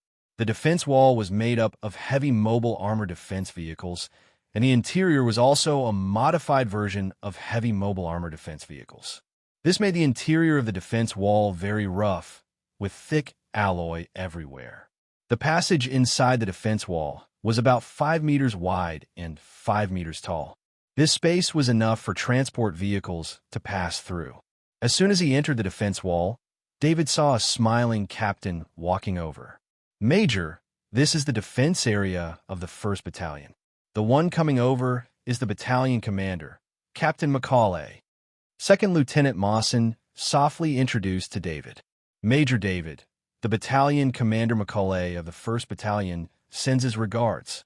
Captain Macaulay walked in front of David and saluted. "Hello. Sorry to disturb you." David smiled and returned the salute. "I've heard that Major David is coming. I've been looking forward to it. Let me show you around," Captain Macaulay said enthusiastically.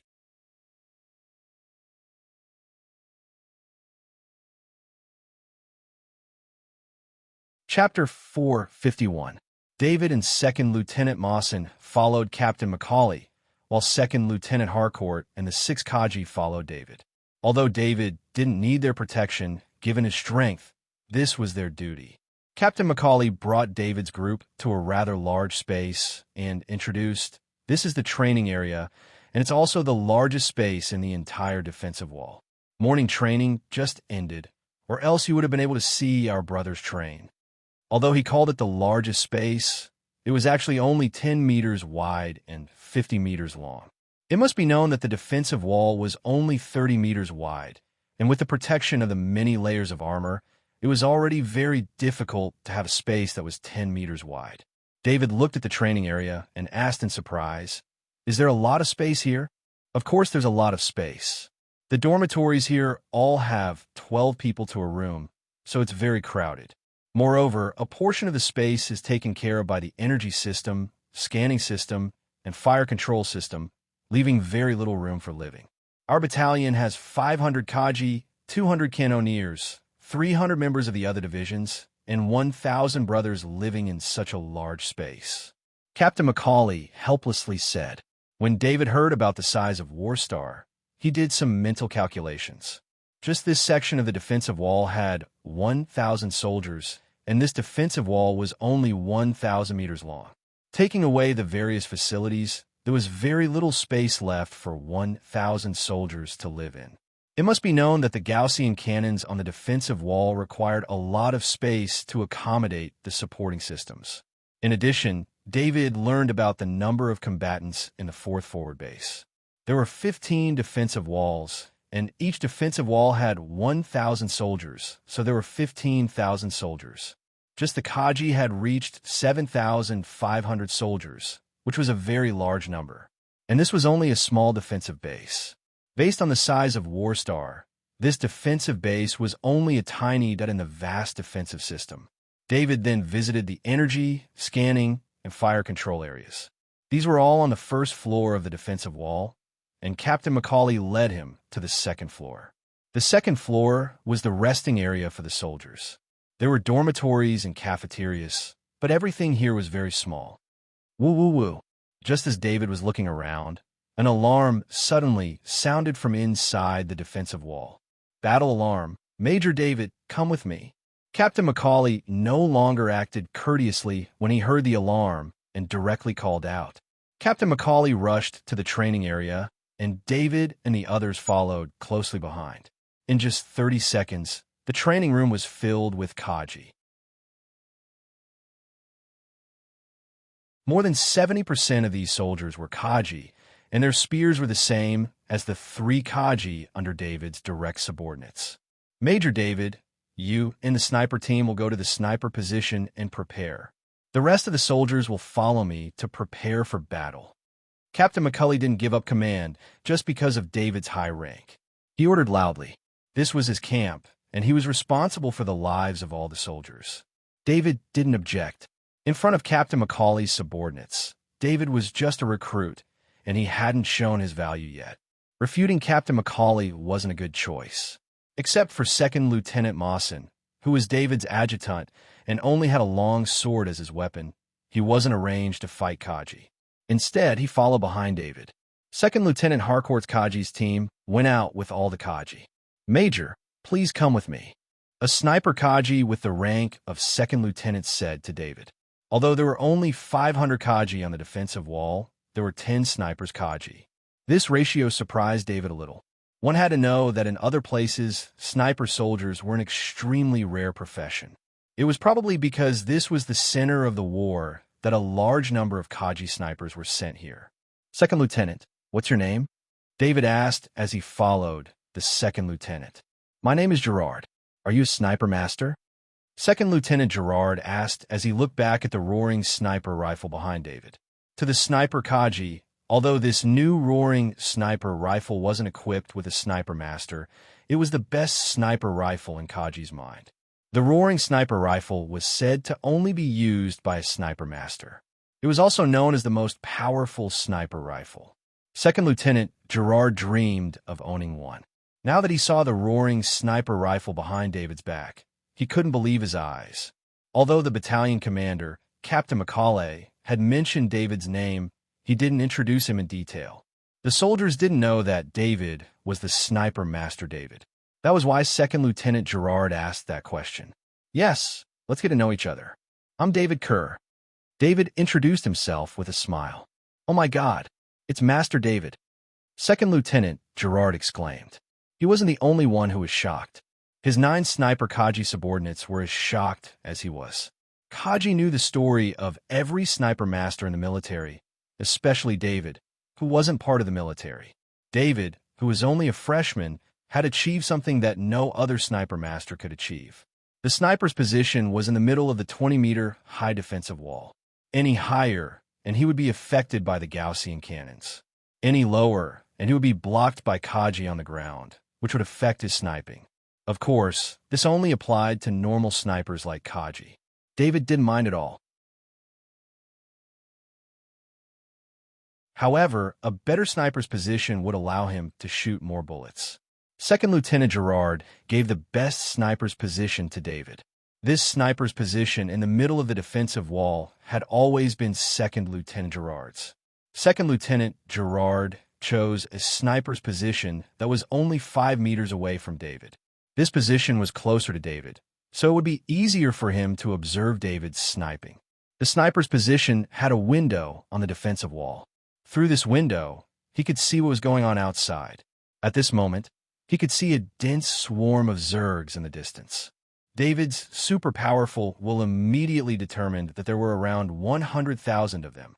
100,000 Zergs. This scale was definitely a disaster on the Monolith planet and the Guardian planet. Major, this is just a normal Zerg attack. It used to be once a week, but recently it's changed to once a day. Don't worry, the Zergs won't be able to break through our defensive line. Second Lieutenant Gerard didn't want David to worry, so he whispered to David. David couldn't help but be shocked when he heard that this was just a normal Zerg attack.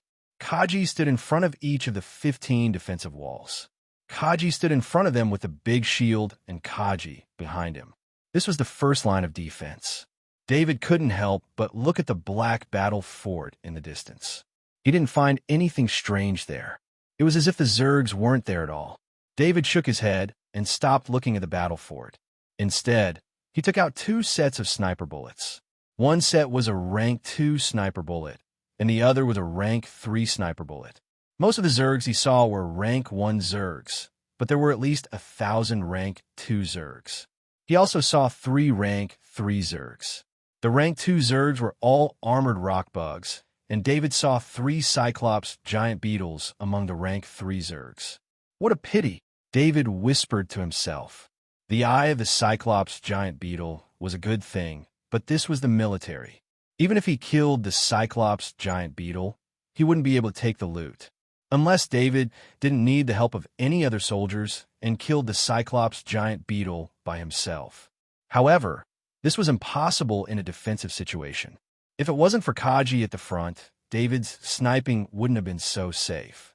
Even if the 3 Cyclops giant beetles hadn't been killed yet, David had already treated them as dead objects. This was the change in his mentality. With the long-range attack ability of the Sniper Master and the close combat ability of the Heavy Axe Grandmaster, he no longer had any shortcomings. This reduced his fear of the level 3 insectoids to an extremely low level. This mentality allowed David to unleash his full potential. Perhaps this was the mentality of the strong. Without waiting for Kaji to make his move, the 15 Gaussian cannons on the walls started firing first. The loud sound of cannons came one after another, continuously ringing out. David could see that every time the Gaussian cannons fired, they would take the lives of 1 or more Zergs. There were too many Zergs, so the Gaussian cannons only needed to aim at a certain spot to take down a Zerg. David estimated the distance between the rank 2 and rank 3 Zergs and noticed that the rank 3 Cyclops giant beetles were at the back of the swarm. Therefore, he loaded a second-grade sniper bullet into the chamber. His Howler sniper rifle had an effective range of 5,000 meters, which was even further than the custom-made super-caliber sniper rifle he used before. Therefore, he attacked first before the other sniper soldiers could attack. Seeing David start sniping, Second Lieutenant Gerard immediately used his scope to find David's target. An armored rockworm was running. Suddenly, a bloody hole appeared in the middle of its head. A grade 2 sniper bullet had pierced through its head and rolled around in its brain, completely destroying its brain. The armored rock beetle fell to the ground and was trampled by countless Zergs. David felt the recoil of the roaring sniper rifle. He was very satisfied with this sniper rifle. At a distance of 5,000 meters, its accuracy was much higher than the sniper rifles he used before. He grabbed a second-grade sniper bullet from the box beside him and pulled the bolt. The shell of the previous sniper bullet flew out, and he inserted a second-grade sniper bullet into the gun. The whole process took exactly 1 second. During this process, David was able to dissipate the recoil of the sniper rifle into the wall below him and took aim again. Just as the second-grade sniper bullet was about to enter his body, he fired again. Second Lieutenant Gerard felt that his eyes were not enough. He saw the whole process of David reloading the sniper rifle. To be honest, David's process was not fast, but it was as smooth as flowing water. However, Second Lieutenant Gerard, who was also sniping Kaji, knew that David was trying to maintain a rhythm. 1 shot per second was the maximum firing speed of the roaring sniper rifle. As long as David could maintain this speed, he did not need to speed up. What Second Lieutenant Gerard wanted to know was the accuracy of David's second shot. The second shot was different from the first. It was a distance of 5,000 meters, and the target was running at high speed. The aiming time was less than a second, and during this time, one had to reload the bullet. It was very difficult to snipe. As expected, another armored rockworm that was 5,000 meters away fell. It was also shot in the middle of its head. It was killed in 1 shot. After that, David maintained the speed of 1 shot per second. After killing 12 armored rockworms in a row, he took out a rank 3 sniper bullet and loaded it into the chamber. At this time, the rest of the Kaji snipers began to snipe. Their targets were the rank 2 armored rockworms. This was also the reason for the existence of the sniper soldiers. Even though the number of armored rockworms had reached 1,000, which sounded like an extremely terrifying number, the sniper soldiers did not dare to underestimate them. However, after the Gaussian cannons killed a batch of them, and after a few rounds of sniping by the 150 Kaji snipers on the 15 walls, the number of armored rockworms was reduced to 100. With the addition of Kaji snipers in the war, the battle became relatively simple. David realized that the 15 walls were arranged very carefully.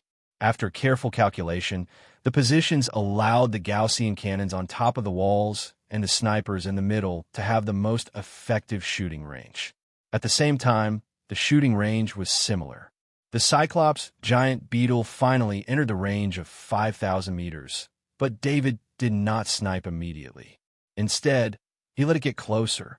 When it was 4,000 meters away, David locked onto a Cyclops giant beetle. Due to the sniper master's ability to hide his presence and killing intent, the Cyclops giant beetle did not sense any danger at all. Without hesitation, David fired the roaring sniper rifle. With a shake of the gun, the rank 3 sniper bullet flew toward the Cyclops giant beetle. This time, David did not aim at the center of the Cyclops giant beetle's head. This was because that was where the Cyclops giant beetle's eye was located. Although the eye of the Cyclops giant beetle would not be given to him, he still subconsciously wanted to keep the important material. The level 3 sniper bullet flew over 4,000 meters. When the Cyclops giant beetle sensed the danger, the level 3 sniper bullet was already close to the Cyclops giant beetle's mouth. At this moment, the Cyclops giant beetle opened its mouth and let out a loud cry. The rank 3 sniper bullet entered the Cyclops giant beetle's mouth. First, it severed its respiratory system, then its spine. The Cyclops giant beetle fell to the ground.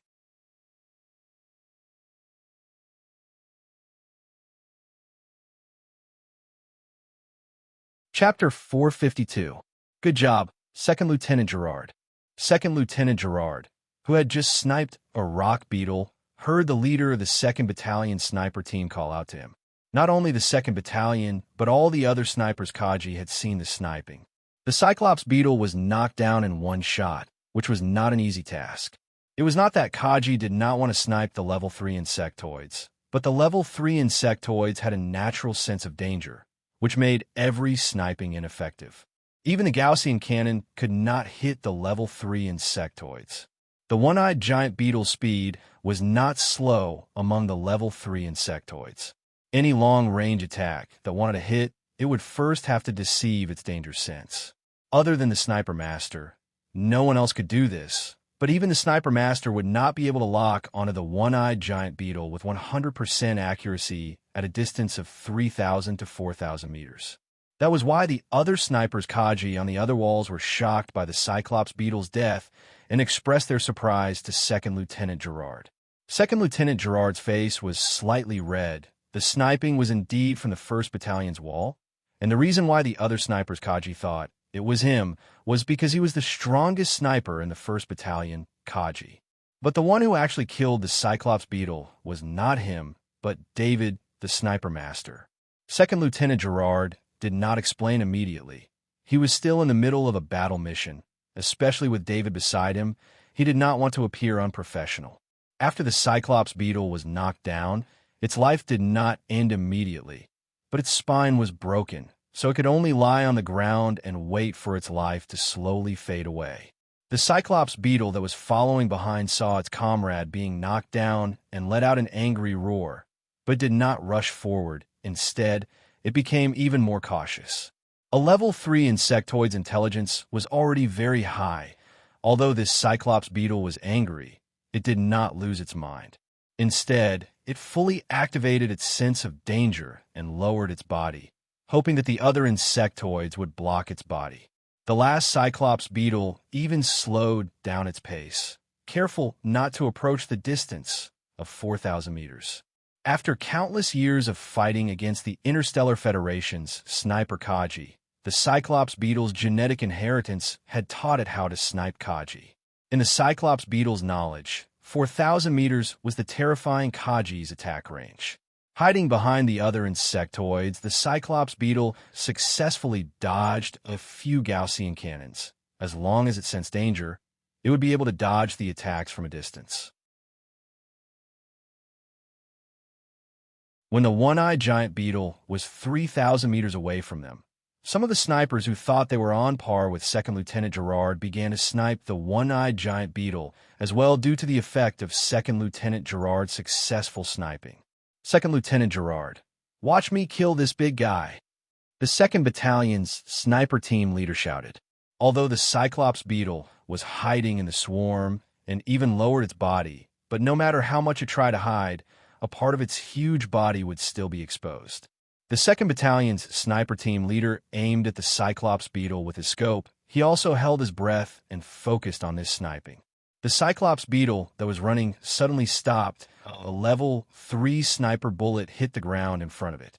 Due to the one-eyed giant beetle's pause, the Zergs in front of it rushed forward, while the Zergs behind it were blocked by it. As a result, the sniper of the 2nd Battalion's sniper team missed his target. Just as the 2nd Battalion's sniper team leader was feeling disappointed, he saw blood spurting out of the Cyclops beetle's mouth through his scope, and then the Cyclops beetle fell heavily to the ground. Second Lieutenant Gerard, you made a move? The 2nd Battalion's sniper team leader asked in disbelief. This scene was all too familiar to him. The process of the previous one-eyed giant beetle falling to the ground was exactly the same as this one-eyed giant beetle. There was no difference at all. The location of the shot was at the mouth. As a Kaji sniper, he knew very well what would happen if the shot went in from there. The trachea and spine would be broken with the Cyclops beetle's life force. Although it wouldn't die immediately, at most an hour, it would die from the loss of life force. You think too highly of me. Second Lieutenant Gerard finally couldn't hold it in. He looked at David, who had just shot a level 3 sniper bullet, and smiled bitterly in the channel. Who else could it be if not you? If your men have such sniping skills, I'll eat my sniper rifle. The 2nd Battalion's sniper team leader said in a low voice. The two of you are occupying the channel. Write a 5,000-word self-reflection later. A serious voice said. Almost immediately, 2nd Lieutenant Gerard and the 2nd Battalion's sniper team leader went silent. David also heard their conversation. He was on the battlefield, so he automatically connected to the unified battle channel, but his mind was completely focused on sniping. After sniping the 2nd one-eyed giant beetle, the 3rd one-eyed giant beetle did not hesitate and immediately turned around to flee. However, it was already too late for the Cyclops beetle to escape. The reason David let the first Cyclops beetle reach 4,000 meters was for this moment. When the 3rd Cyclops beetle turned to run, it was 4,200 meters away from David, but David's roaring sniper rifle had a range of 5,000 meters. A large caliber level 3 sniper bullet was manually loaded into the chamber and fired without a moment's pause. Since the Cyclops giant beetle had turned around and fled, it probably thought that 4,200 meters was still a safe distance, so its back was completely exposed. The super large caliber level 3 sniper bullet flew over 4,000 meters and accurately hit the back of the Cyclops beetle's neck, penetrating its skin and breaking its spine. David was very satisfied with the roaring sniper rifle in his hands. If it was the custom-made super large caliber sniper rifle from before, even if it could hit at this distance, the power would be greatly reduced. It would be good if it could break through the Cyclops beetle's skin. It would not be able to cause such damage. 3 level 3 Cyclops beetles were all taken down. There were no more level 3 insectoids in the swarm. This greatly reduced the pressure on the army. David saw the swarm of insectoids rushing to the front of the defensive wall. There were only a few level 2 insectoids. Most of them were level 1 insectoids. These insectoids violently crashed into the Big Shield Kaji's shield. A few Big Shield Kaji spat out blood from the impact, but they did not take a step back because behind them were the Spear Kaji in formation.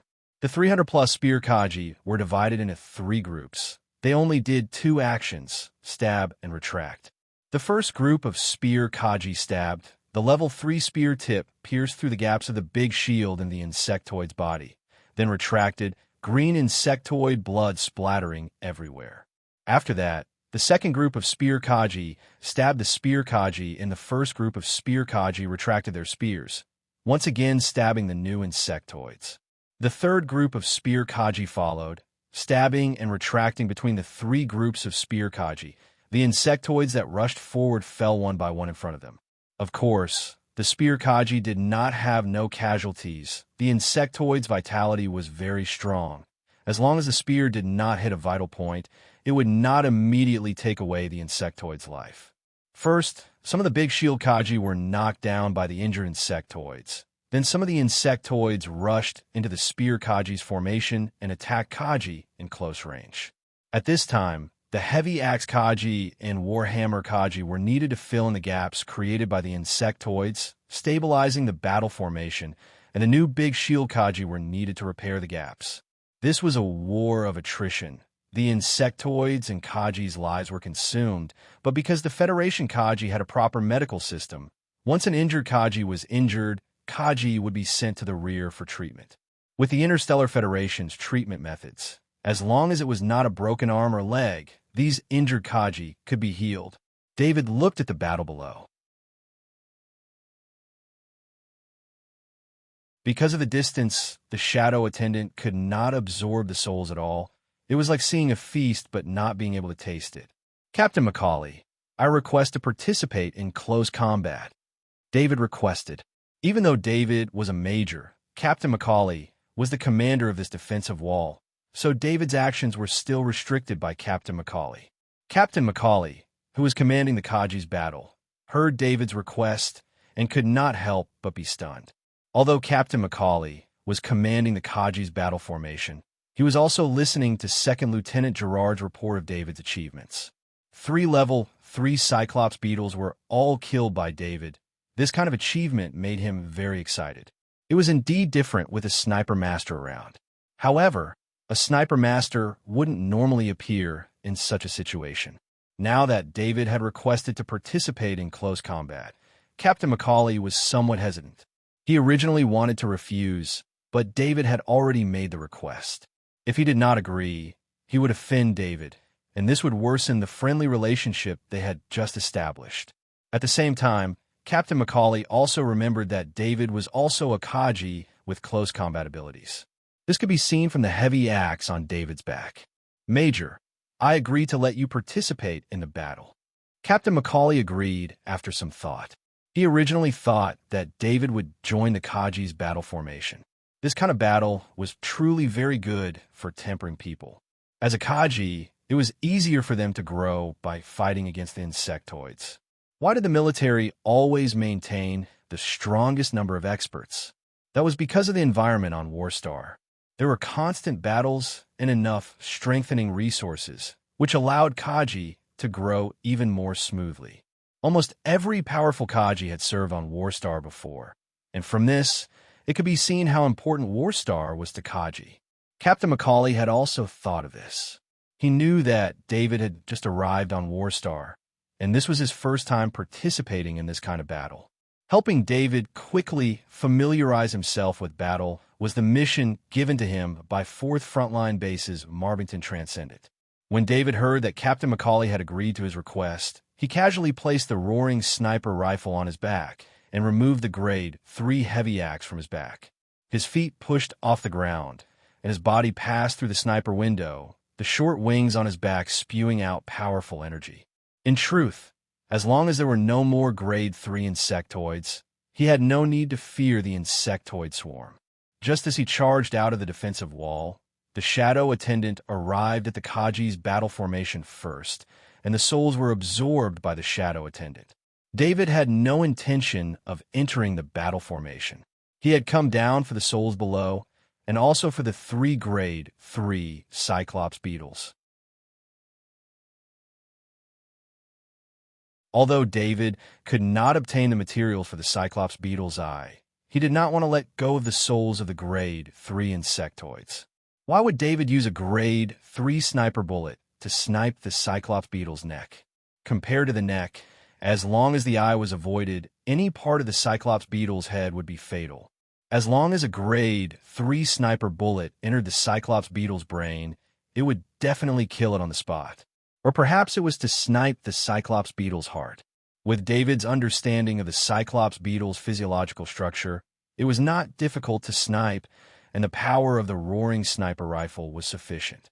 David purposely did this, as compared to the Grade 1 and Grade 2 insectoid souls. The Grade 3 insectoid souls were more beneficial to him.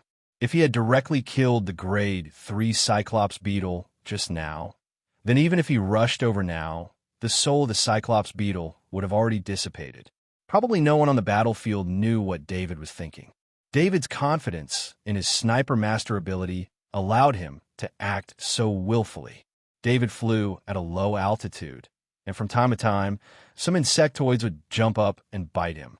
With the ability of the Heavy Axe Grandmaster, as long as these insectoids were within 5 meters of David, they would be killed with a casual swing of his axe. Under Captain Macaulay's horrified gaze, David flew towards the back of the insectoid swarm, and the insectoids would constantly pounce on him and be cut in half.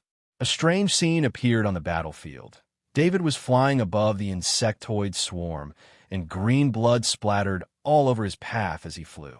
Whether it was a Grade 1 or a Grade 2 insectoid, David just swung his axe casually, and that kind of relaxed look did not look like he was on the battlefield, nor did it look like he was facing a crazy insectoid swarm.